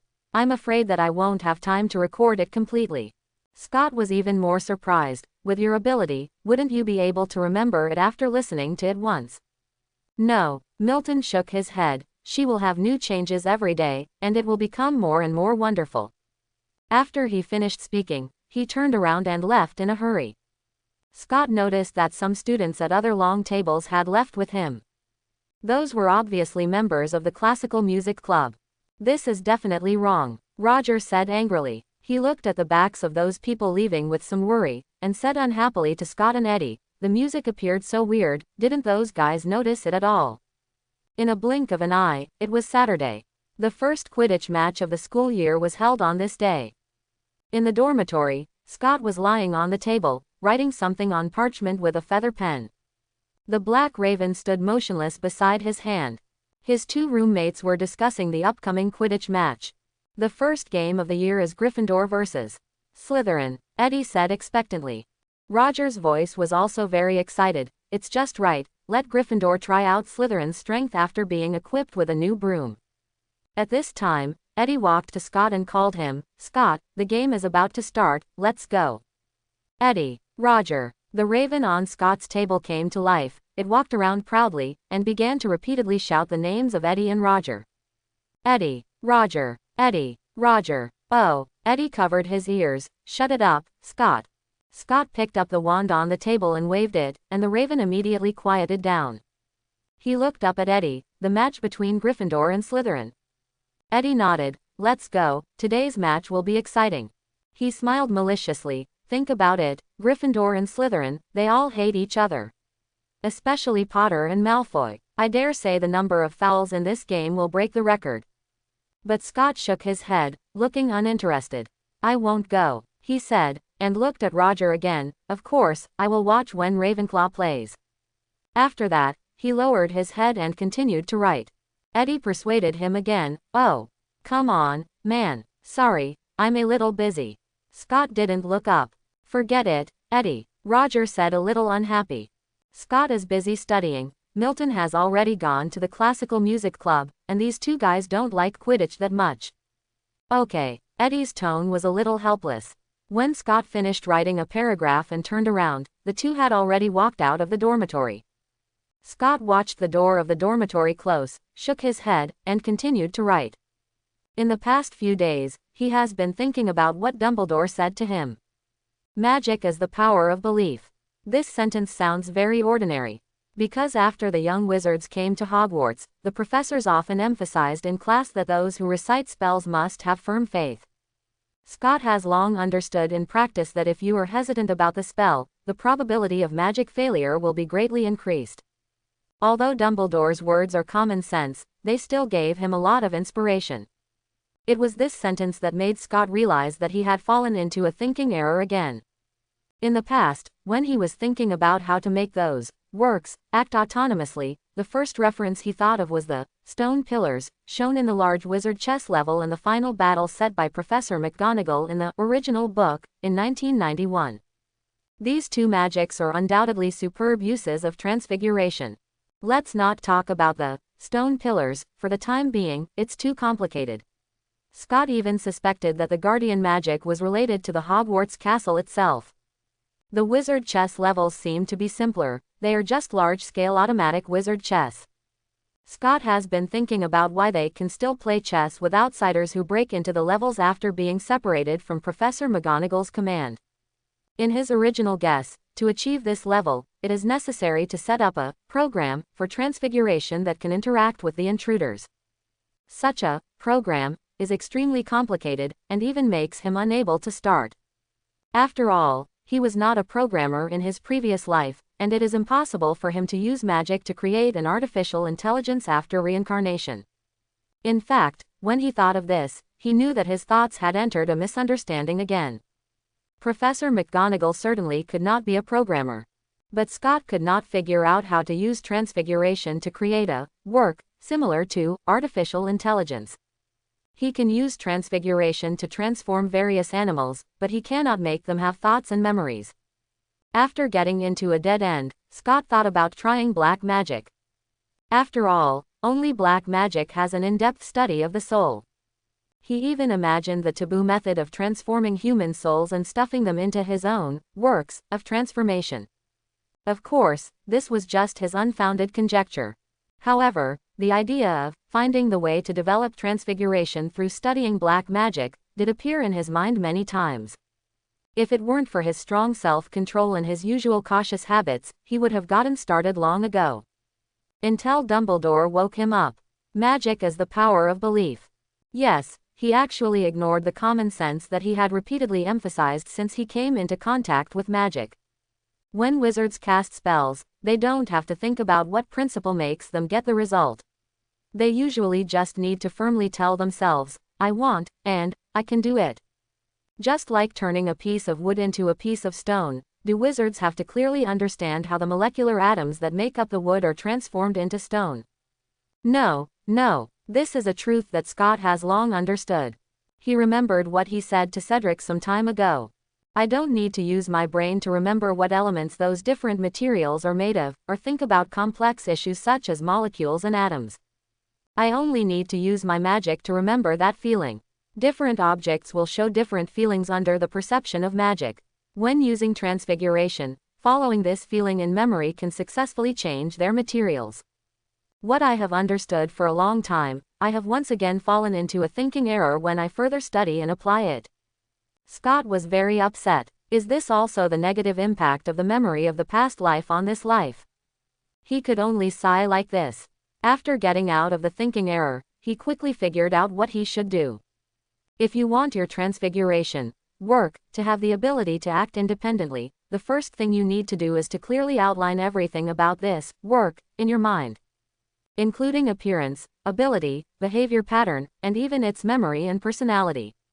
The more detailed and thorough, the better. As Professor McGonagall emphasized in the first Transfiguration class, if you want to turn a match into a needle, you must first clearly outline the appearance of a needle in your mind. Yes, the core essence of Transfiguration has always been that simple. But Scott had thought that advanced Transfiguration was too complicated, and thus fell into a misunderstanding. After thinking about this clearly, he wrote 2 paragraphs in his notebook. If I want to use Transfiguration to create a talking raven, I only need to think clearly about what this raven looks like and what it will say, and then wave the wand firmly. I don't need to figure out the principle of raven talking, magic will achieve my idea. Closing square bracket. After Scott finished writing these 2 paragraphs, he immediately put it into practice. So from the past 2 days, there was a very noisy raven in their dormitory. Although it would only shout out their names when Scott's roommates approached it. But this is also a kind of interaction. Scott saw the progress of his transfiguration through this raven. Next, as long as he added more settings to this raven and firmly believed in its existence, he could get a smarter raven. Isn't it just about creating a character? Scott felt that he could do it. So, on this busy weekend when Hogwarts held a Quidditch match, Scott stayed alone in his dormitory to write a biography for his raven. The weather on this day didn't look good, even the sky was lead gray. But the bad weather didn't affect the wizard's enthusiasm for Quidditch. The Quidditch field in the distance was very lively, and Scott in the dormitory could hear cheers from time to time.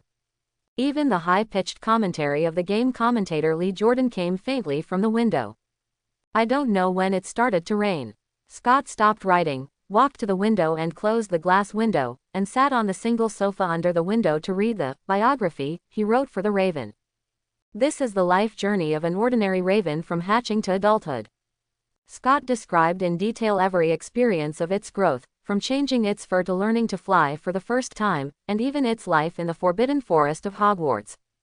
He read the text he had written over and over again, making himself believe for a short time that there was really such a raven in the Forbidden Forest. Then he stood up and picked up the wand, and waved it firmly at the silent raven on the table. The magic light lit up, and with a rather violent magic fluctuation, the raven came alive again. Quack, quack, it cried in panic, flapped its wings and flew up, avoiding Scott's outstretched hand, and hit the glass window head-on, dropping a few black feathers. Scott flicked the wand in his hand, and the window opened again. Quack, quack, quack. The raven flew up again and plunged into the wind and rain outside the window. Scott walked to the window and stood still, letting the heavy raindrops hit his face.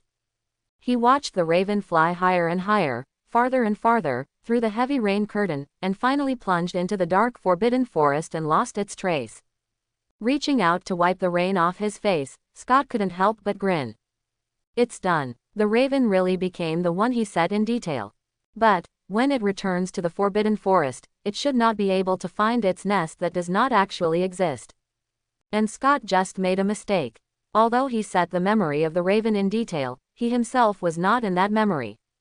So the raven panicked and wanted to escape after waking up. But this was just an attempt. Scott didn't care about this mistake at the moment. He was immersed in the joy of his success. Although the raven he transformed with the transfiguration was just the same as a real wild raven and it was difficult for him to use it, he had undoubtedly mastered the correct method. Next, just set the new raven as his helper. Scott closed the window excitedly, and sat at the table again without drying his hair and clothes, and picked up the feather pen. What kind of raven should be designed? Scott began to list several requirements on the parchment. First, it would be best if this raven could speak. Second, it would be much smarter than ordinary wild ravens. Finally, it would be best if it had a certain combat ability. After listing the requirements, Scott gave the raven another name, Rimod. It has the same name as the great French poet because he wrote a poem called The Raven. Then, Scott began to write the story of himself and Rimod. Yes, he wanted to add a raven named Rimod out of nothing in his past life. Rimod is a talking raven. It is very smart, smarter than all its kind. This makes it feel that it is different. Rimbod's daily life is no different from other ravens, but it is not happy. It wants to talk to others, but its kind can only make ugly quacks. It tried to talk to humans, but humans only screamed and called it a devil after hearing its words. Rimod was very sad and wanted a good friend. Maybe you can find a wizard to be your friend. A passing owl said to it, wizards are not always fussy like muggles. This owl also only made a cooing sound, but Rimod could understand what it meant. Seeing that it provided him with a good idea, Rimod did not dislike it. He followed the owl to Hogwarts School of Witchcraft and Wizardry, hoping to find a destined good friend here. It was the autumn of 1989.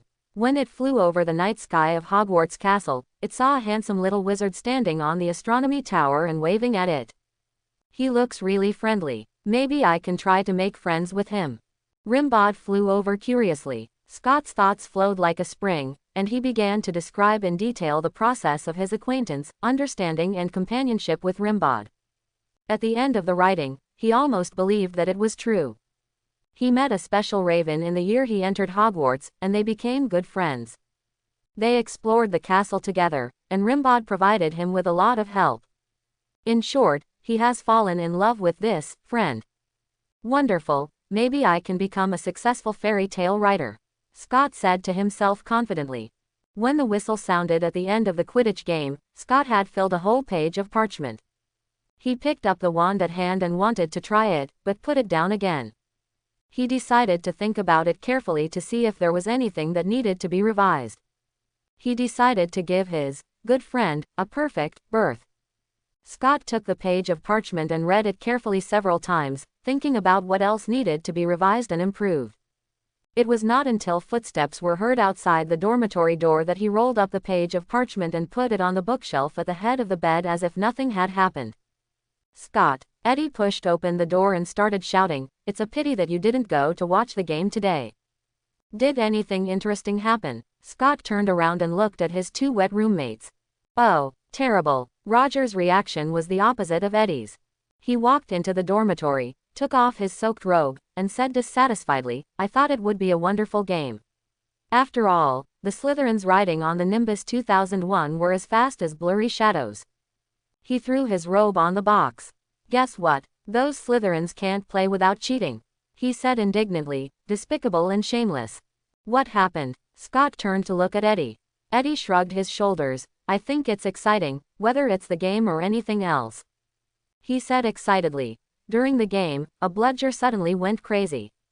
It kept chasing Potter, and it seemed to want to knock his head off. "What?" Scott was a little stunned. "Hasn't the Chamber of Secrets been resolved? Why is Dobby still making trouble during the Quidditch game? Of course, we suspect that it was Slytherin who was doing it. But Potter paid the price of a broken hand and successfully caught the golden snitch. He defeated his nemesis Malfoy. Oh, and Lockhart is even more exciting than you can imagine." Eddie couldn't help laughing as he spoke. "Lockhart, ha." He volunteered to treat Potter's arm, but ended up removing half of Potter's bones. Now Potter has become half a rubber tube man. Eddie was talking with great joy, but Scott frowned. What happened to Dobby? Is it because he didn't get the news of the incident being resolved? After all, he is still serving the Malfoy family, and it is impossible for him to have too much free time to run out. However, Scott doesn't believe that little Malfoy didn't write to his father about the big things that happened in the school. Of course, it may also be that old Malfoy knew that his plan had failed, but he didn't mention it. What's more, the status of house elves is extremely low. Unless Dobby deliberately eavesdrops, it has no source of intelligence at all. Thinking of this, Scott breathed a sigh of relief. Just now, he felt scared. He was afraid that the original plot had the so-called plot inertia, and that the world would correct the changes and guide the changed plot back to the right track. If that were the case, what would be the meaning of his life as an outsider? So, although it makes sense that Dobby is still causing trouble in Quidditch, Scott is still a little worried. He decided to go to the school hospital in the evening. After dinner, Scott came to the school hospital alone. As soon as he stepped into the door of the campus hospital, Madame Pomfrey stopped him in time. "Mr. Trollope," she looked up and down and asked him, "Is something wrong? Or do you feel uncomfortable somewhere?" Scott smiled politely. "Good evening, Madame Pomfrey. I came to see Potter." "Potter?" Madame Pomfrey frowned and said dissatisfied. "The child needs to rest, He has 33 bones that need to grow. Those Gryffindor Quidditch players have been making trouble here for a while, and I have already drive them away. Is he asleep? Scott peeked inside. He fell asleep. Madame Pomfrey said firmly, waving Scott to leave quickly. At this time, Potter's voice came from inside, I'm not asleep. Let him in, madam. You need to rest, child. Madame Pomfrey turned her head and said sternly. Just a little while, Potter begged, I can't sleep, my arm hurts like a knife. Madame Pomfrey pursed her lips after hearing this. She glanced at Scott again before nodding, okay, if it's you, Mr. Trollop. Note, you can only talk quietly. Quote. Of course, thank you. Scott nodded quickly. Madame Pomfrey, who was blocking him, finally stepped aside. Remember, she added, you can only stay for 15 minutes at most. Okay. Scott smiled and walked into the ward. I'm here. Potter's voice came from behind a closed curtain hanging over a hospital bed. Scott walked over and opened the curtain. Hey, you okay? He dragged a stool and sat next to the hospital bed, looking at Potter who was sleeping motionless on the bed. I'm okay. Potter used his good hand to pick up his glasses and put them on. I didn't expect you to come see me, he asked in a lukewarm tone. Eddie spoke very poorly of you. Scott shrugged. He said half of your body turned into a rubber hose. Potter's eyes widened when he heard this, and he said angrily, only one arm. This is all Lockhart's fault. I saw it. Scott nodded. Potter was embarrassed, and he said in a vague tone, anyway, thank you for coming to see me. Scott smiled at him. Potter, you're angry with me because I told Dumbledore that. I didn't. Potter denied immediately without thinking, and then looked away. You're right, he said slightly loudly. However, the tone sounded like he was persuading Scott or himself. The basilisk is too dangerous. It's fatal. Anyway, it's a good thing to deal with that monster as soon as possible. As he spoke, the boy seemed to have really convinced himself. Now that the monster has been solved, I not only got extra points, but also a special contribution award. Isn't this great? He turned to Scott and emphasized to him, that's why I'm not angry. Scott asked clearly. I understand, although you think I did the right thing, you still feel uncomfortable, right? These are just some boring negative emotions. Potter did not deny it anymore, but said seriously, that doesn't matter at all. Scott laughed. The consciousness of the savior is still very high. I'm not going to apologize to you for this, he told the boy, because I thought it was necessary to speak out at the time. I never thought about asking you to apologize. Potter's tone was a little stiff. By the way, I brought a gift for visiting the patient. I hope you like it. Scott changed the subject decisively. What? Potter looked at him in surprise. Of course, totally worthless. Scott took out a palm-sized doll from his pocket and placed it on the bedside table. Oh, is this me? Potter turned to look at the puppet. This is a puppet created by Scott using the Transfiguration technique. The prototype is the three-headed Q version of Harry Potter that he saw online in his previous life. It is a Quidditch version wearing a red robe. He's still wearing a Quidditch uniform and holding a broomstick. Potter looked at the puppet and smiled. Did you make this? Thank you. Scott said. It's the work of Transfiguration. You can try calling his name. Potter's expression was a little strange. Name. Harry Potter. As soon as he finished speaking, the puppet immediately moved, raised the mini broomstick in his hand, and shouted, Harry Potter, win. Gryffindor, win. Oh, Potter laughed again, how cute. As long as you like it, Mr. Potter. Scott stood up. Then I won't disturb your rest. You can call me Harry. The boy smiled sincerely at him. Scott. Okay, Harry. Scott did not refuse the savior's move to get closer, and also smiled. I hope you feel better soon. Goodbye. Goodbye, Scott. Harry raised his good hand and shook it. Scott also waved his hand, turned and walked out of the ward. Just waiting, he thought to himself. If Dobby sneaked into Harry's ward in the middle of the night like in the original book, the Harry Potter doll would record the conversation between the two. In this way, Scott would know why Dobby still chose to make trouble during the Quidditch game. In addition, in order to more conveniently grasp the movements of the savior in the future, Scott also thought it was necessary to plant a little spy next to him. Harry Potter was a work he designed specifically for this purpose. Scott believed that it could fulfill his expectations of it very well. After leaving the school hospital, Scott came to the library on the second floor and finished the homework of 2 subjects in one go. He returned to the dormitory before curfew. "Who is it?" Eddie poked his head out from the bed curtain. "Oh, Scott. What's wrong?" Scott walked to his bedside, took off his robe and hung it on the hanger. "Roger and Milton," Eddie said, "it's curfew time, and they haven't come back yet." After Scott put his pocket watch and wand on the table, he turned to him and said, "Maybe Roger is on a date." "I know, I think so too," Eddie said, "but Milton has always returned to the dormitory before curfew, and it has never changed." "Is it because of the mysterious organ music?" Scott frowned. "Maybe," Eddie said. Roger had mentioned this several times before, but Scott was not too worried because he believed in Milton's understanding of music. Although Milton looked dazed recently, he was like that when he was obsessed with notes. Maybe Roger's worry is right. Scott also felt that something was wrong with this matter. At this time, Eddie sat up and said, "I'm wondering if we should go to the classical music club to have a look." Scott thought about it and felt that it would be a good idea to go. He also wanted to feel what magic that music had. However, when he was about to nod in agreement, Milton suddenly opened the door and walked in. "Oh, Milton, we were just about to find you," Eddie said. "What's wrong?" Milton looked a little depressed. "Because you've never come back so late," Scott said. "Sorry." Milton walked to the bed and sat down, and said with a tired face, "I've been revising that piece of music. You know, I want to change it into a symphony." "Are you sure there's nothing wrong with that piece of music?" Scott walked up to him and said, "Milton, you look a little bad." Milton shook his head. "It's okay, I'm just too tired." Scott still looked at him.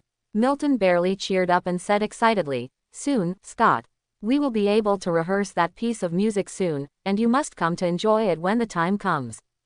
"Okay, I'm looking forward to it," Scott said. When he turned around, he looked at Eddie and shook his head slightly. He couldn't sense any abnormality from Milton's magic. That night, Roger and Milton had a dispute because of their disagreement. Roger always believed that Milton should not indulge in music of unknown origin, and he believed that the members of the classical music club had lost their basic vigilance. Milton accused Roger of deliberately dragging Caccinestrozzi out on a date when the classical music club was busy rehearsing, which would delay their progress. The result was of course that neither of them could convince the other. Scott and Eddie persuaded a few words, but it seemed to have no effect. Roger and Milton started a cold war. The next day Scott got up very early. He left the dormitory before his roommates woke up, climbed down the Ravenclaw Tower and took a walk in the morning light of Hogwarts. When he passed the corridor downstairs of the school hospital, he immediately heard the voice of the doll Harry Potter. The doll repeated the conversation between Dobby and Harry in the evening in a slightly mechanical voice. Dobby really didn't know that the diary issue had been resolved. It was busy serving the Malfoy family and didn't get any news. It had always thought that the Savior was still in the danger it imagined, and it wanted to use its own way to get Harry out of Hogwarts. In the end, Harry had to angrily repeat the facts many times before Dobby reluctantly believed that the incident had been resolved. The diary also fell into the hands of the most powerful wizard of this century. And Hogwarts is now safe. Scott smiled after listening to the report from Little Potter, and walked away from the area. At the same time, his inner uneasiness and anxiety also subsided a little. Scott spent the next few days very peacefully. Except that Roger and Milton did not talk to each other, which made the atmosphere in the dormitory a little awkward. No other accidents occurred to disturb his Transfiguration research. Scott completely perfected the character setting of the Raven Rimod in these few days. Unlike the monotonous Little Potter doll, Rimbod's setting is many times more detailed. Scott even developed feelings for the Raven he wrote in the process of writing the setting. On Friday afternoon, he took advantage of the fact that no one in the dormitory started this important transfiguration attempt. The material he chose for transformation was still the one he was most familiar with and the material used for the wand in his hand, a piece of ebony. When he uses this wood to perform transfiguration, he will be particularly handy. Scott put a piece of ebony wood about the same size as a raven on the table and waved his wand. The wood block turned into a raven wood carving. Then, he reviewed his virtual life for Rimod in his mind again and raised the wand in his hand. He recited the spell loudly and waved his arm firmly along a specific trajectory. Then his eyes went black and he lost consciousness in an instant. When Scott opened his eyes again, he saw the ceiling of the school hospital ward. He first felt his physical condition and felt that his whole body was soft and he had no energy at all. Is this what Dumbledore said, the price of using magic? It was obvious that when he used Transfiguration to transform the ordinary raven and little Potter who flew to the Forbidden Forest, he didn't feel any effort. Scott, what did you do? A familiar voice asked beside him. Madame Pomfrey said that your physical strength was exhausted and almost affected your body. Scott turned his head and saw Roger sitting next to the bed. Eddie went to pack food for you, he said to Scott. Thank you. Scott blinked and came back to his senses. He asked, who was the first to find me fainted in the dormitory? It was me, Roger said. You scared me, man. I didn't attend today's Quidditch practice because I sent you to the school hospital. I want to ask, when you found me, was there anything next to me? Scott asked again. He wanted to know whether his transfiguration was successful. You mean this crow? Roger reached out and placed a crow sculpture next to Scott's pillow. Did it fail? Scott felt a sense of disappointment. When I returned to the dormitory, the raven was still calling your name in English. Roger said again, but it soon turned into a wood sculpture. It seems to be successful. Scott raised the corners of his mouth. At this time, Eddie walked into the ward holding a covered plate. Scott, you're awake. He walked to the bedside and put the plate in his hand on the small table, then turned around and asked him, is there anything to be happy about? Of course, Scott said happily, my transformation has made progress. That counts. Roger showed a puzzled expression. Oh, Scott, you drained all your energy just to make a wooden raven speak a few words of English. Quote. Scott was speechless. It really sounded like that after Roger said that. Forget it. Scott sighed secretly. He didn't want to explain the specific situation of the raven Rimod for the time being. Fortunately, Roger didn't say anything more, but turned to talk about Milton. You two should admit that Milton is really wrong now, he said dissatisfiedly. If it was before, he would come here to see Scott. Milton also knows that I am in a coma. Scott asked him.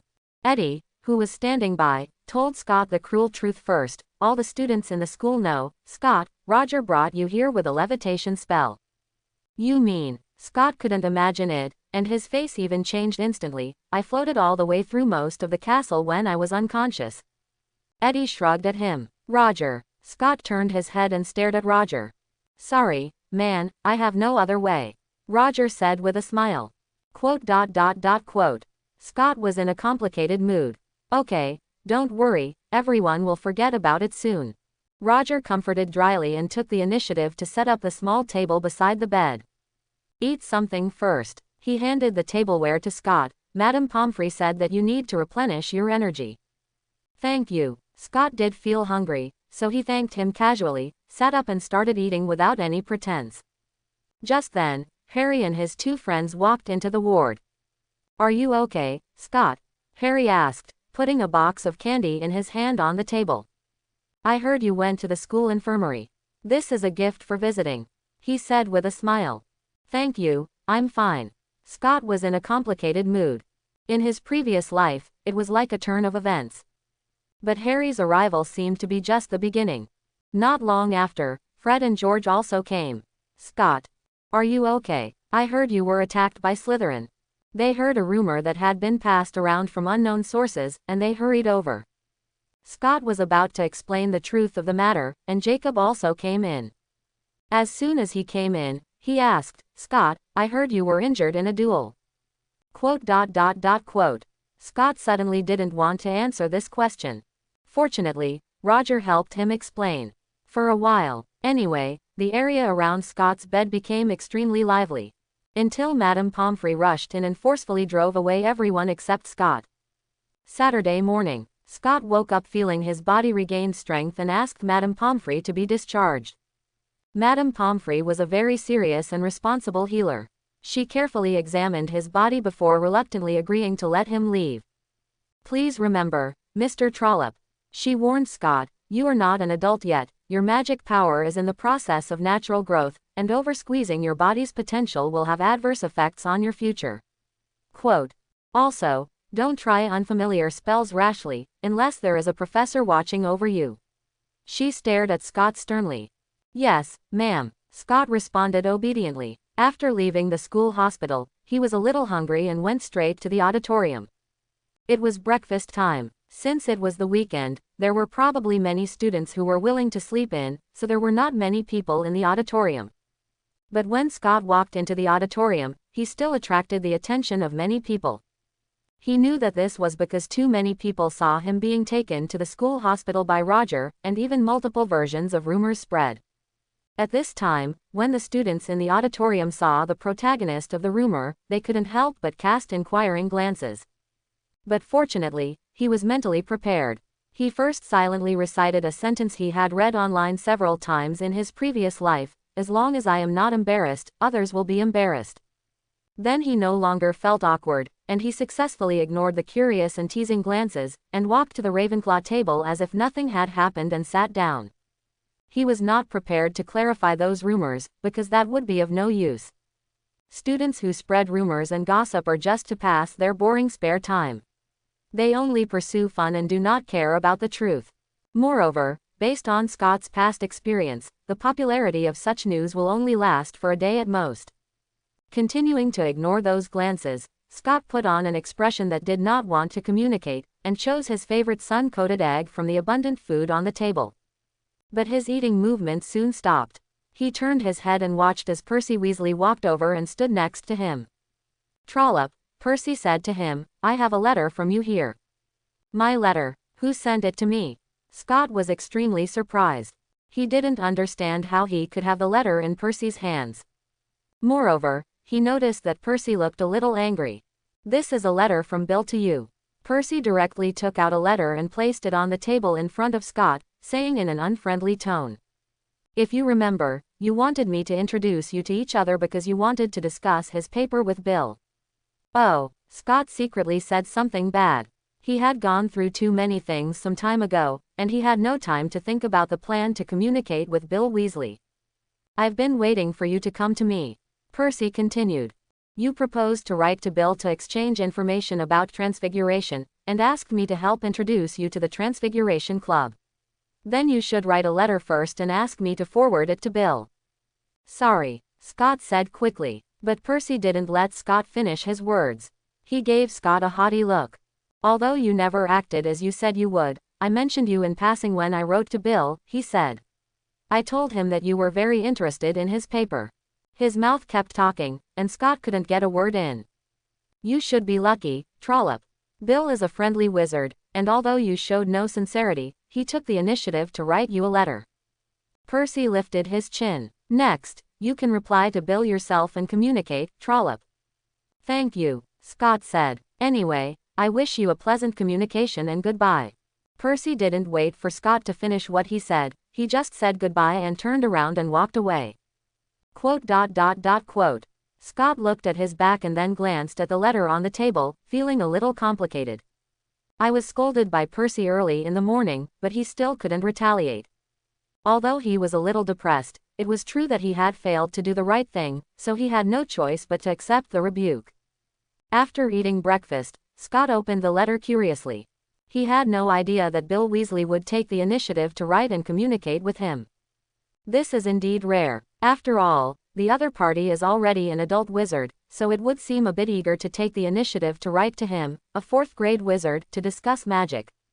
Scott thought that ordinary wizards would be more reserved when facing young people asking for advice. He unfolded the letter and read its contents carefully. Bill greeted him first and then started writing his paper. Although that paper was published in the journal Transfiguration today, it did not arouse much discussion or recognition. Most wizards who saw the paper just found Bill's ideas interesting and novel, but they also thought the paper was worthless otherwise. After all, in the eyes of those wizards, an impossible conjecture that is only theoretically possible is indeed worthless for research. This made Bill a little discouraged. Originally, he was very confident in that paper.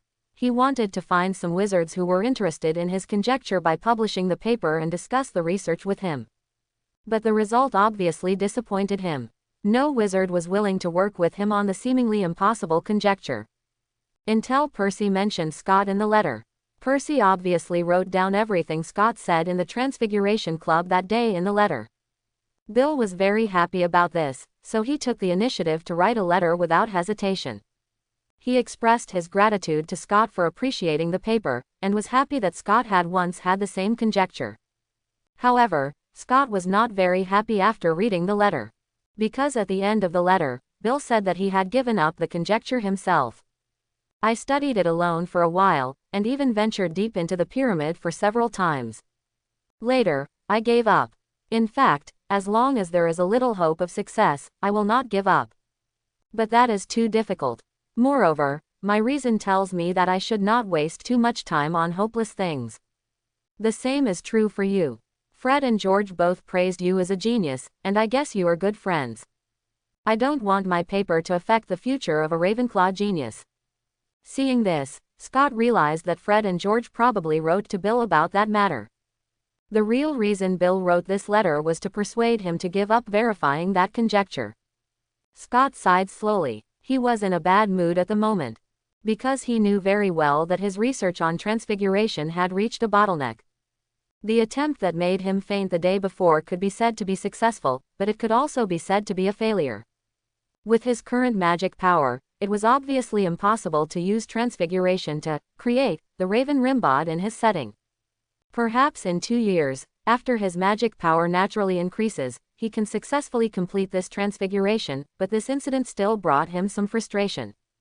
There is also the combination of transfiguration with ancient magic runes and spells. Although he can combine the simplest transfiguration with the most basic ancient magic runes, that's all. Although such results can effectively enrich his means, they don't have much effect on improving his hard power. And he has no way to make this achievement go further for the time being. He has certain expectations for communicating with Bill. But Bill's giving up is like pouring a bucket of cold water on his head. Exhaling again, Scott slowly put the letter away, and at the same time, he gradually suppressed his negative emotions and discarded the distracting thoughts in his mind. He began to concentrate on thinking about how to delete some of the complex settings of Raven Rimod so that it could be born in advance without being too inferior to the complete version. Yes, of course he didn't want to give up like this. After thinking about Rimod for a while, he began to think about how to reply to Bill. He was thinking about whether to show his results to the other party. He believed that as long as he showed his results, Bill would definitely change his mind. At this time, the familiar magic approached, bringing Scott back to his senses from his thoughts. He turned his head and watched Jacob walk over to him and sit down. "Good morning, Scott." Jacob picked up a sandwich in a natural manner. "Is your health okay?" "It's okay." Scott still looked at him. "Is something wrong?" He knew very well that this boy Jacob knew that he had a strong sense of magic power, so he would not get involved if nothing was wrong. "Okay." Jacob raised his hand. "I want to apply for a transfiguration teaching, Professor Trollope." "No problem." Scott agreed readily. He promised the other party 3 times of transfiguration tutoring and it was impossible to go back on it, so he hoped that Jacob would use up those 3 opportunities earlier. After Jacob finished his breakfast, the two found an empty classroom in the castle. Scott sat casually on the chair and said to Jacob, "To be honest, I don't know how to tutor, so you should ask questions and I will try my best to answer them." Jacob nodded and agreed to Scott's proposal. He also found a chair and sat down.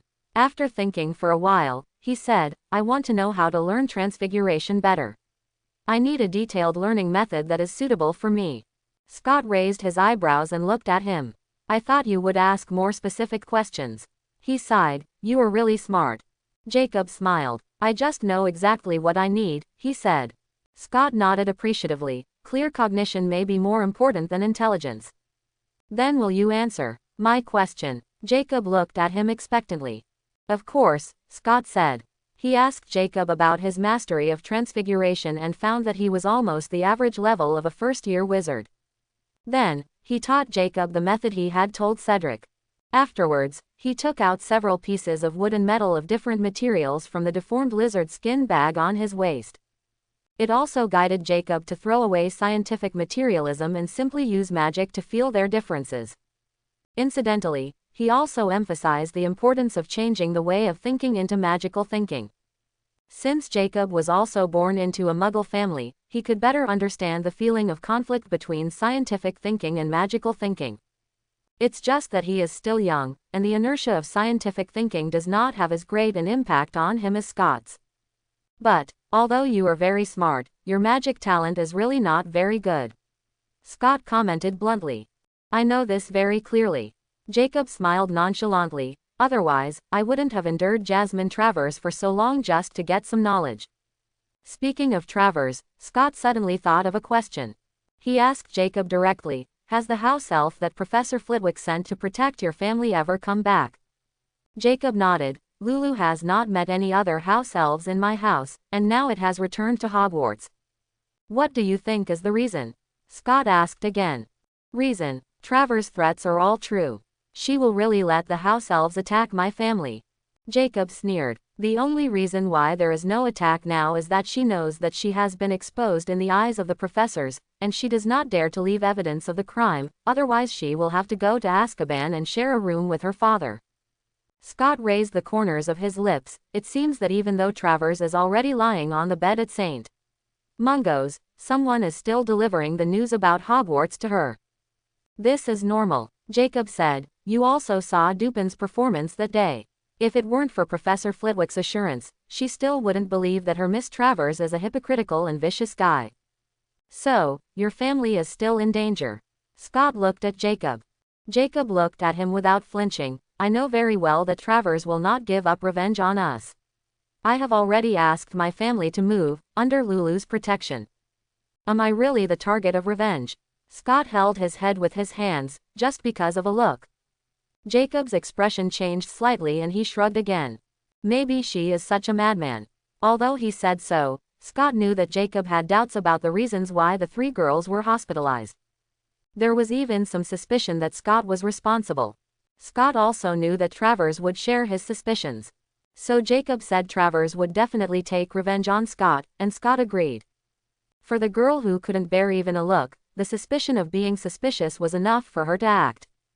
At this time, Jacob said to Scott seriously, so I still have the same proposal as last time.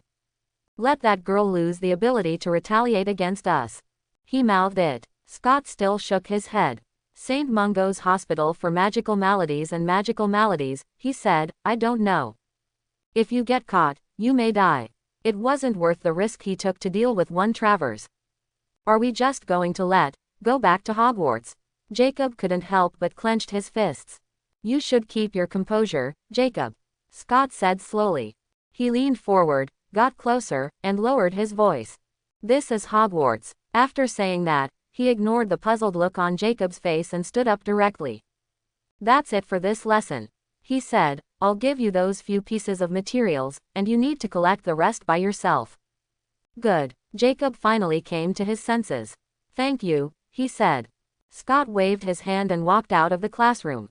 He looked at the groups of students in the castle walking towards the Quidditch pitch, and suddenly realized that that day was the match between Ravenclaw and Hufflepuff. So he hurried to the Quidditch pitch. Fortunately, the game had not started yet when he came to the court.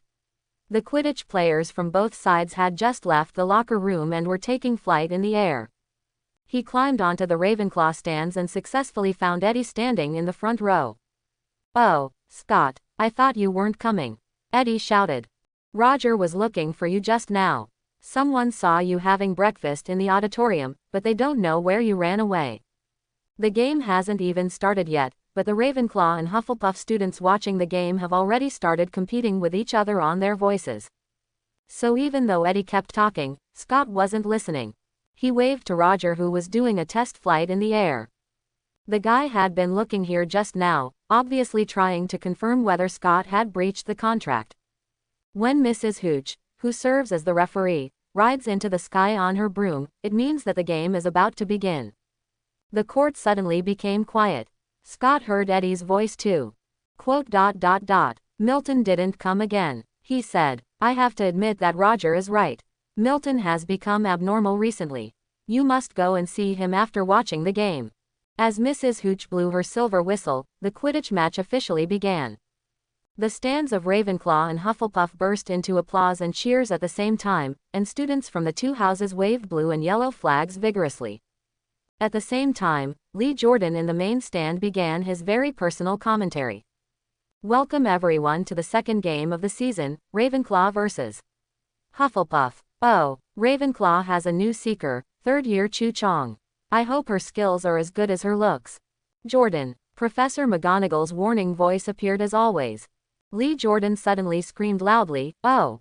I'm sorry. What I saw." Ravenclaw suddenly scored. It was Roger Davis who scored. The Ravenclaws in the stands immediately cheered loudly and clapped desperately.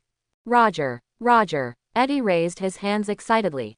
Scott clapped along with everyone, his eyes scanning the players in the air. He noticed that Hufflepuff's lineup also looked very good, and the strength of the two teams was almost the same. Soon, Hufflepuff also scored. In the following time, the two teams began to take turns scoring goals. Both teams performed at an eye-catching level. The players cooperated smoothly and the formations of both sides were varied. Even the new players who were drafted into the team this school year performed very well. Unlike the game between Gryffindor and Slytherin, this game lacked a lot of flagrant fouls. Commentator Lee Jordan went out of his way to praise this, triggering boos from the Slytherin stands. Time passed and the game quickly entered a fierce stage, but the score between the two sides was always tight and no one could gain much advantage. Maybe the decisive point will eventually fall on the seekers of both sides. Lee Jordan said excitedly, I have a hunch that the showdown between Cedric Diggory and Chu Jong will become the biggest highlight of this game. I hope that boy Cedric won't lose to his opponent's beauty. Jordan. Professor McGonagall interrupted his wisecracks at the right time. Scott saw that Cedric's flying movements were somewhat deformed at that moment. But no one saw the golden snitch at this time.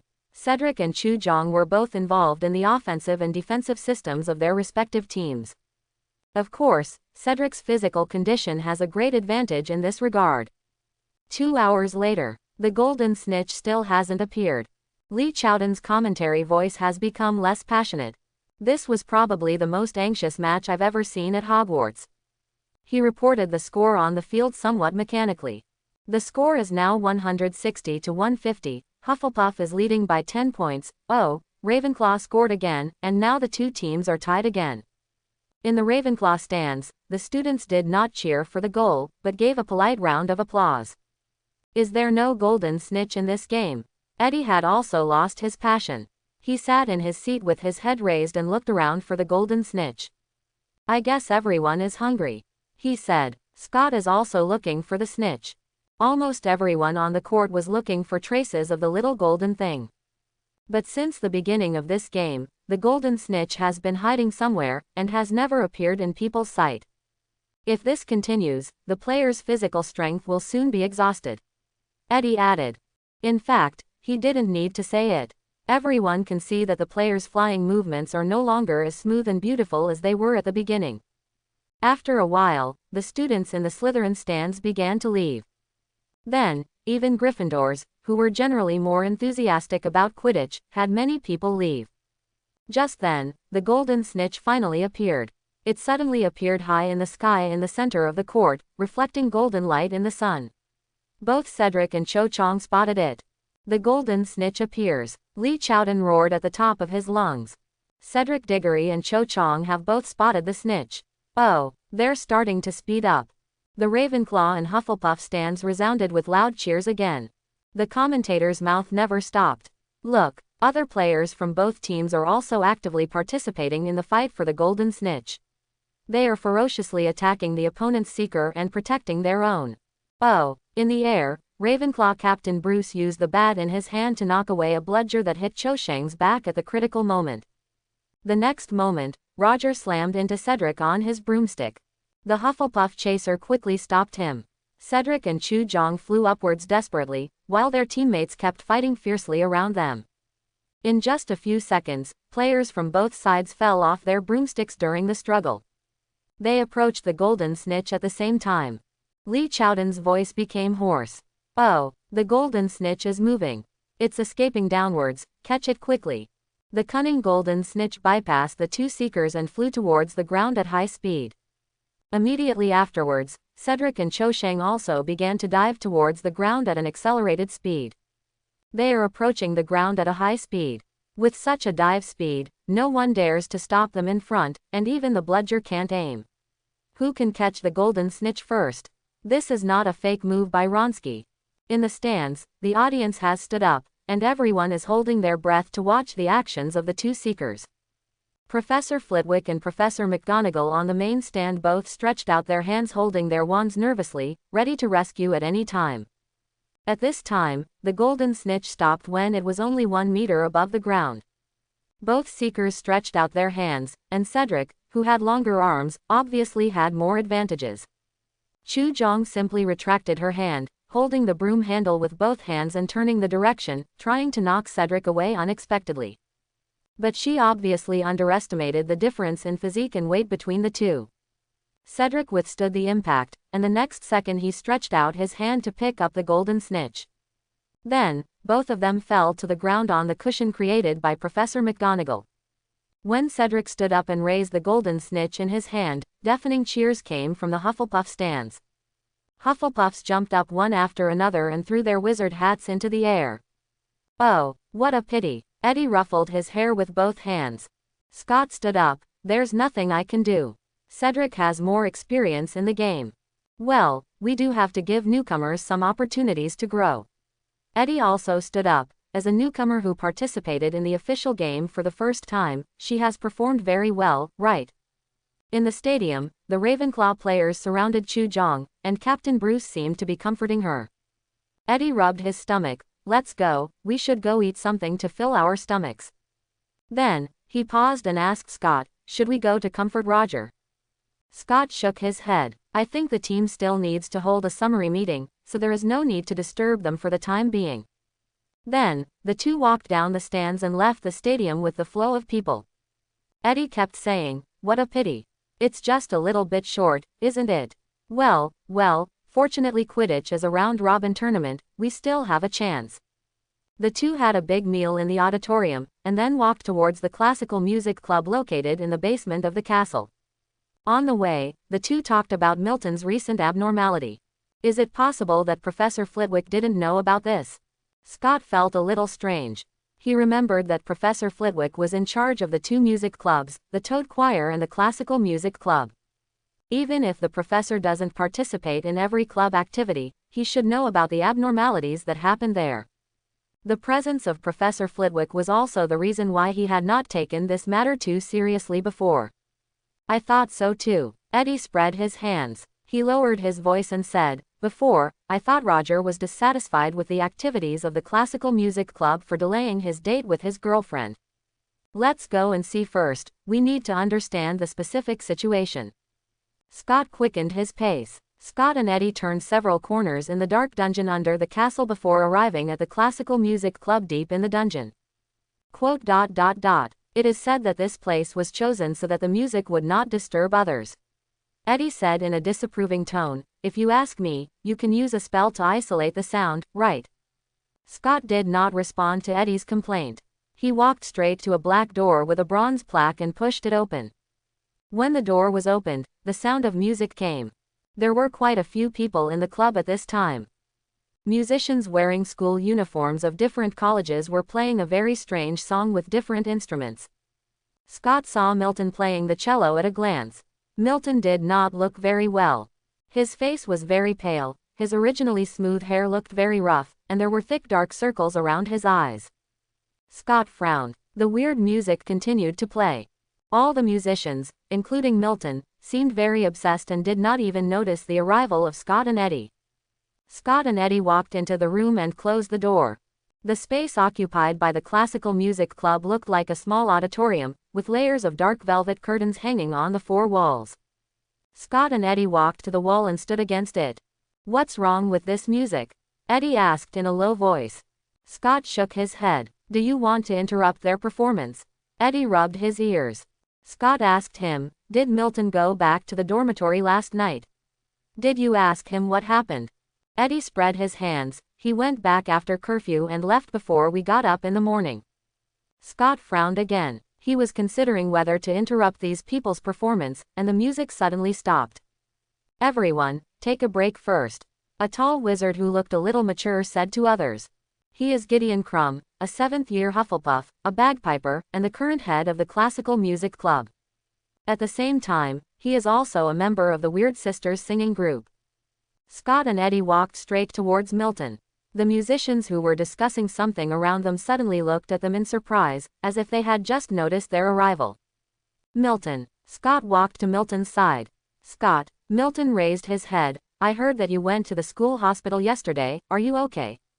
I'm fine, Scott said, but you look worse and worse. Sorry. Milton lowered his head and looked at his cello. Scott raised his eyebrows and asked him, the song you just played was adapted from that organ music? Yes. Milton still lowered his head, feeling lost. Sorry, Scott said bluntly, I didn't hear any beauty from your performance, so I don't understand why you are obsessed with it. This is our problem, not the problem of that song. A Slytherin boy sitting next to Milton suddenly spoke. That's right, that song is the most beautiful music I have ever heard. Gideon Crumb came over. Maybe our level is not good enough. He looked haggard. We can't show the beauty of that piece of music. Really? Scott didn't comment. He asked Cram directly, hello, Cram. Does Professor Flitwick know what happened recently in the Classical Music Club? I know what you want to say. Cram said a little unhappy, but Professor Flitwick knows, of course he knows. Sorry, I understand. Scott was very surprised in his heart, but he didn't show it in front of his face. He glanced at Milton again.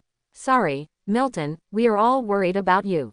He said in a gentle tone, I think, no matter what you want to do, you must ensure that it does not affect your health. Oh, thank you, Scott, Eddie. Milton raised his head again and smiled gratefully at the two.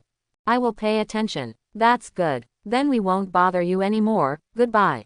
Just like that, Scott and Eddie turned around and walked out of the black door again.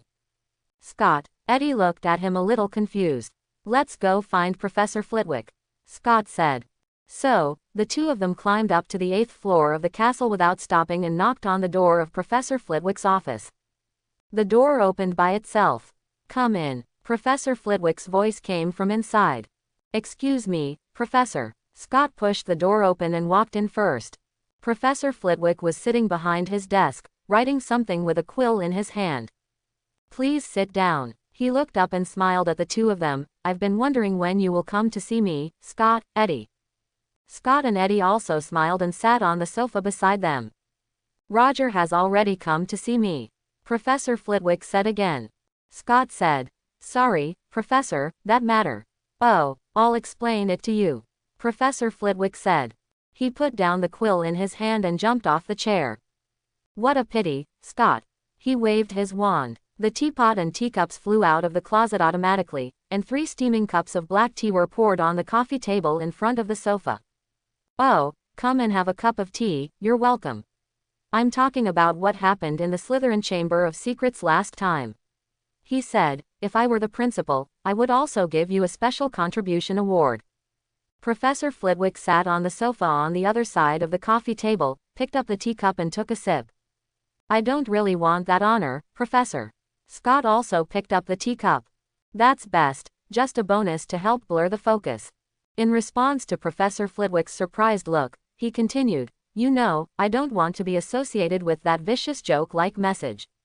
I think it might lead to fierce retaliation. He smiled, although that message that could easily anger the mysterious man did come from my hand. Maybe you were right, Scott. Professor Flitwick also smiled, knowing the trade-off is also a kind of wisdom. He took the initiative and said, I know why you came to me. Scott nodded, it's about the Classical Music Club, Professor. I know you are worried about your friends. Professor Flitwick looked helpless. I am also worried about those students, but I can't do anything. Scott was completely surprised this time. He looked at Professor Flitwick in surprise, as if he didn't understand what he was saying. Oh, sorry. Professor Flitwick waved his arms excitedly. It's related to an ancient oath. Hogwarts Castle is witnessing that oath. Even Dumbledore can't stop it. He forced another smile. You don't need to worry too much, that oath will not harm the students. I can guarantee that those students will not be in any danger. Scott was immediately relieved. At the same time, he also heard the sound of Eddie taking a deep breath next to him. Although that oath will not cause real danger, Professor Flitwick added, but it is also a test of choice. Chapter 81. After listening to Professor Flitwick's story, Scott was very interested in the oath he mentioned. He asked Professor Flitwick, "Professor, can you tell us the details of the oath?" But Professor Flitwick shook his head. "Sorry, Scott," he said helplessly, "unfortunately, that's all I know." Scott confirmed with him again, "So, the only thing you can be sure of is that the oath will not cause irreparable harm to them." Professor Flitwick nodded. At the beginning, only Dumbledore and the deans of the 4 colleges knew about this. Under the witness of Hogwarts Castle, the conditions of the oath cannot be violated. He sighed, but that only prevents irreparable harm, and in fact, the students are already hurt now. Sure enough, their haggard state is not just because of overdrawn energy, Scott said. Professor Flitwick nodded with a worried expression. They have paid some vitality. He added, although Madame Pomfrey can restore them to their state, the damage has been done. Scott asked, can't you ban them from participating in club activities? Professor Flitwick shook his head again. Scott understood that this was also a restriction of the oath. We didn't want to agree to the implementation of that oath at first. Professor Flitwick clenched his fist. It's a very old oath. From the date of signing far away from now, it is destined to take effect one day. Scott asked curiously, then do you know who the 2 parties who signed the oath are? Professor Flitwick's expression was a little tangled. But in the curious eyes of Scott and Eddie, he still spoke out the answer. The other party of the oath hid his real name, but it was Rowena Ravenclaw who signed the oath on behalf of Hogwarts. Scott was so surprised that he couldn't speak for a while. Ravenclaw, Eddie couldn't help but exclaimed. Professor Flitwick nodded affirmatively. Scott could only say that he didn't expect such a thing to happen. He sighed secretly. Sure enough, a real world is much more complicated than what is described in the original novel. The original is an adventure story about the boy who survived, from the perspective of Harry Potter. But in places not described in the original book, outside of Harry's perspective and cognition, countless events in this real world are happening simultaneously or have happened before. Professor Flitwick added, it is precisely because it is Ravenclaw, the great wizard who founded Hogwarts with her friends, that we can choose to believe her. Scott pondered for a moment and digested the information he received. Milton and the others are now facing a choice between their own safety and the pursuit of music. He guessed in a strange tone. But the situation now is, you must have warned them, but they know that it will not cause irreparable harm, so they don't care and continue to indulge in it. He was still very puzzled. What is the purpose of the oath? Just to absorb the vitality of some students. He always felt that there was something hidden. But Professor Flitwick only knew so much. He looked at Scott and Eddie kindly. The conditions of the oath prevent professors from exploring the truth, but they did not stop students. In short, it depends on you to do it, and this is also your choice. Scott felt that he needed to think about it carefully. After thanking Professor Flitwick, he and Eddie left the professor's office together. After leaving the office, he couldn't help but fall into thought, which caused him to walk slower and slower. At this time, even Eddie, who usually talks a lot, remained silent. Scott walked and passed by an open window.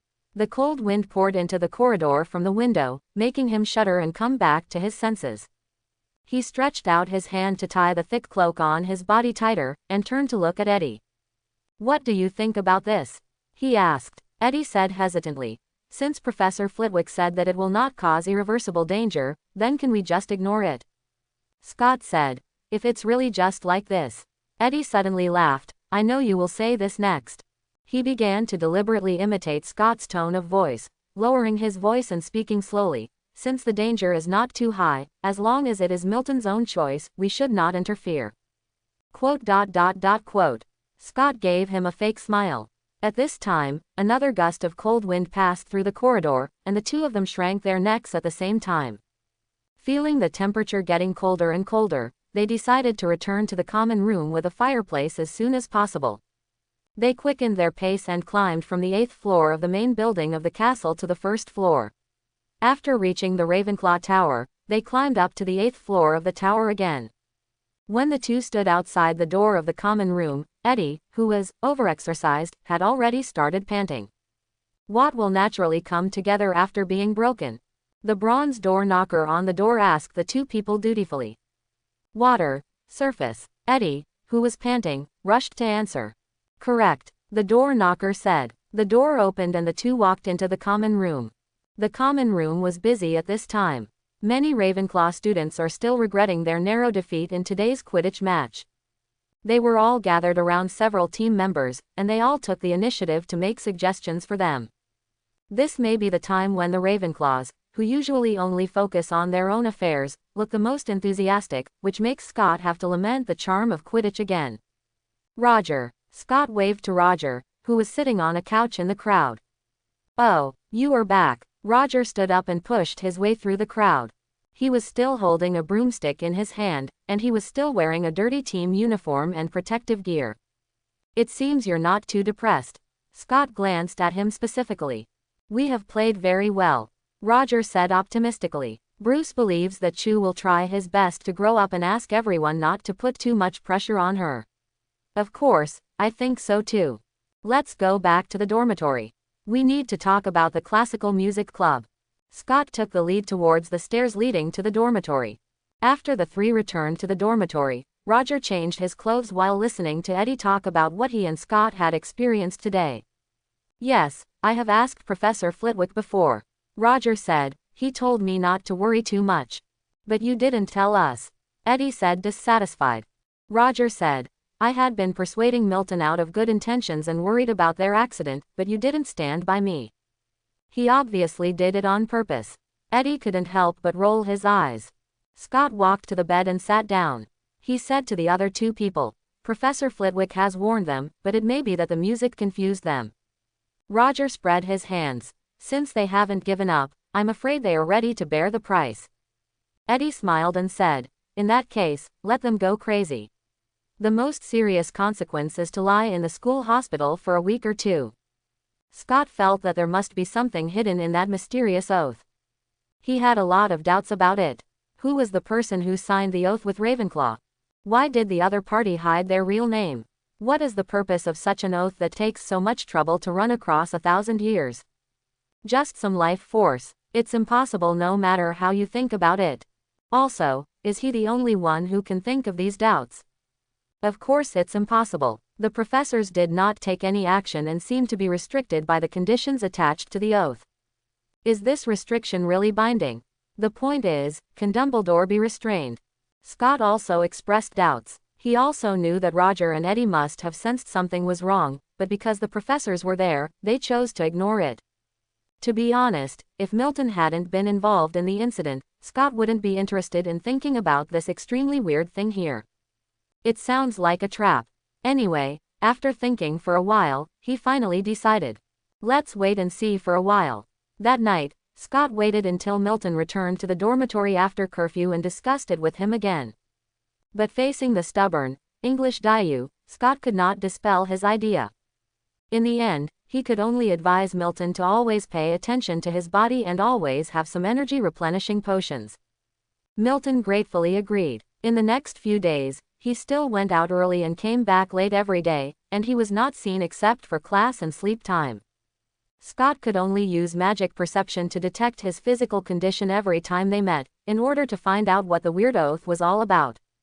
Milton listened to Scott's advice, prepared energy replenishing potions, and his physical condition was also significantly improved. Everything seemed to be moving in a good direction. But what Scott never expected was that the thing he had been worried about was completely solved a few days later. This matter was not solved by anyone, but by the group of music-obsessed musicians in the classical music club who gave up on their own. After hearing the news, Scott was stunned for a long time. Are you kidding me? He shouted in his heart, with a feeling of something stuck in his throat. Why did you give up? He asked Milton. Perhaps his tone was too complicated, which attracted Roger and Eddie's surprised gaze. But Scott had no time to explain to them his complex feelings of emptiness and loneliness after fighting wits with the Heir. We tried our best, but we still couldn't play the real song. Milton said unwillingly. Gideon suggested that everyone give up. In order not to tarnish such beautiful music, we decided to try again after our skills are improved in the future. Quote. Because of this reason, Scott suddenly felt that this was indeed something that this group of literary men and women could do. Scott recognized this reason. He sighed and said to Milton, "It's better to give up. You have been exhausted by the song and your health is getting worse. This will only lead to a vicious cycle." "Thank you, Scott, we think so too." Milton smiled easily. Because he had been in a tense state for the past few days, Scott and others hadn't seen him so relaxed for a long time. Everything went back to normal in the days that followed, and nothing bothered Scott anymore. He also temporarily put this matter behind him and devoted himself to the second transformation of the Raven Rambo setting. The reason why I say temporarily is because I don't know if it's an illusion, he always feels that this matter is not over yet. But Scott deliberately ignored this feeling. For him, the most important thing at this stage is the progress in Transfiguration. Regarding Rambo, in Scott's opinion, the last failure was due to his excessive pursuit of perfection. In order to make Rambo more useful in his setting, Rambo can not only speak, but also has the wisdom of an adult, rich combat experience, and a flying speed that exceeds most birds. These piled conditions obviously greatly increase the difficulty of Transfiguration. And Scott's own Transfiguration attainments and magic level have not reached the corresponding level. So the result is that Rambo appeared briefly and disappeared, and he himself fainted due to overload. After thinking about these, Scott decided to change the plan. That is to let Rambo evolve step by step as he progresses. In this way, the initial version only needs to set the simplest ability. Scott pondered for a few days and finally made a choice. He set Rimod as a raven with no other abilities except talking, and his intelligence was reduced to the level of an ordinary owl. As for memory and experience, they were simplified a lot. This time he succeeded. Scott, Rimod, who had just been born, called Scott's name, flew to his shoulder, and rubbed his face with his head twice. "Hello, Rimod." Scott stretched out his hand and let the raven in his palm. "Hello, Scott." Rimod flapped his wings and looked very happy. Scott's hand gently stroked the raven's shiny black feathers, and the smile on his face was a bit formulaic. Although this initial version of Rimod looked almost real, it was just equivalent to an ordinary intelligent robot. It was actually a world of difference from the ultimate version that was close to a real creature that he originally wanted. Looking at the raven in his hand, Scott had completely figured it out at this time. Transfiguration is just transfiguration after all. He actually wanted to challenge the God's domain of the Creator as an apprentice wizard. It was too arrogant. He guessed that the raven that appeared briefly in the previous attempt was actually far from the set level. But Scott was not ready to give up. Because wizards have been so arrogant since ancient times. According to historical records, magical animals born in the hands of wizards are not uncommon. The most typical one is the basilisk bred by the notorious black wizard, Herbo the Despicable, in ancient Greece. Scott believed that magic itself has no boundaries, only wizards have boundaries. Dumbledore said that using magic requires a price. He just can't pay the corresponding price now. After getting his mood in order, Scott used Transfiguration to create a bonsai in the shape of a dead branch. He placed the bonsai on the bookshelf at the head of the bed and let Rimod live on the dead branch. After placing Rimod, Scott unfolded a piece of parchment and began to consider writing a reply to Bill Weasley. He finally decided to conceal his initial results of combining Transfiguration and ancient magic runes in a tricky way. Although he used a stupid step-by-step method and his results did not seem to have much effect, such results were still revolutionary. Scott really wanted to exchange knowledge in this area with Bill Weasley, because the other party was now in Egypt, and there were a lot of first-hand research materials in those pyramids. But he was not familiar with the other party after all, and there was no basis for trust between them. Out of cautious habit, he finally decided to wait and see. He did not want to define a living wizard based on the description in the original book. In this letter, he only expressed his gratitude and regret, and took the initiative to communicate with the other party about some other issues of Transfiguration. These questions try to be meaningful, arouse the other party's interest in discussion, and show his genius to a certain extent. In this way, the other party should write back to communicate with him. When the two sides get familiar with each other after more exchanges, Scott will also understand what kind of person the real Bill Weasley is. Scott folded the letter and put it in an envelope, and decided to go to the school's owl shed to mail the letter. At this moment, Eddie suddenly opened the door and rushed into the dormitory. "I can't believe it," he shouted. "Guess what I found? This is so shocking." Scott didn't speak, just looked at him with calm eyes. Eddie clapped his hands fiercely. "Okay, maybe I should give you a hint." He walked to Scott's desk and said mysteriously, "This matter is related to Lockhart. You will never guess what he wants to do." "Sorry, I'm not interested in anything about that idiot." Scott turned his head. He was fed up with Lockhart's stage play in class and the homework that required everyone to write hymns. "Okay." Eddie took the initiative to talk about the details. Lockhart deliberately ran into Dumbledore while he was walking, and someone heard him applying to Dumbledore to hold a duel club. Another, original, event is about to happen. Scott turned his head and looked at Eddie. Dumbledore rejected him. Eddie spoke more vigorously. Lockhart has been pestering him and advocating his status as an honorary member of the Anti-Dark Magic League. Rejected. Scott was a little surprised. But not too surprised. Now that the Chamber of Secrets incident has been completely resolved, students do not need a temporary duel club to improve their practical skills. At this time, the most shocking thing happened. When Scott was distracted, Eddie's mouth never stopped.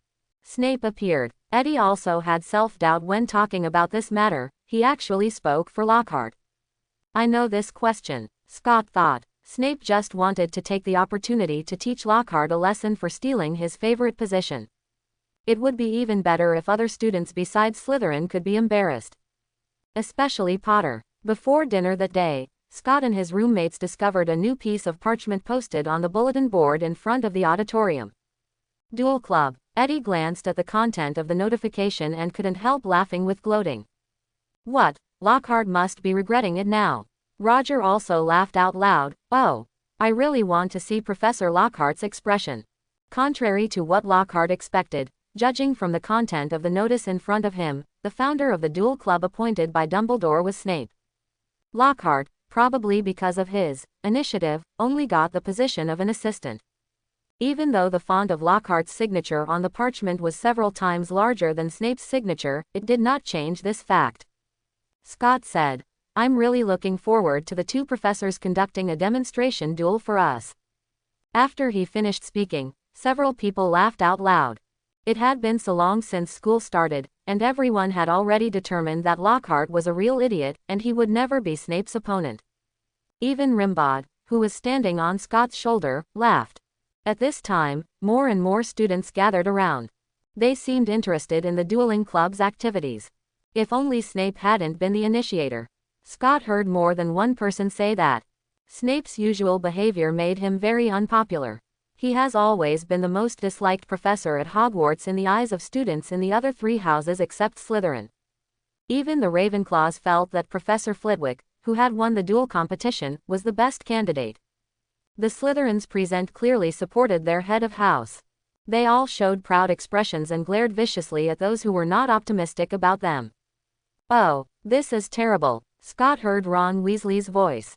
He turned his head and saw the other person facing the bulletin board with a horrified expression.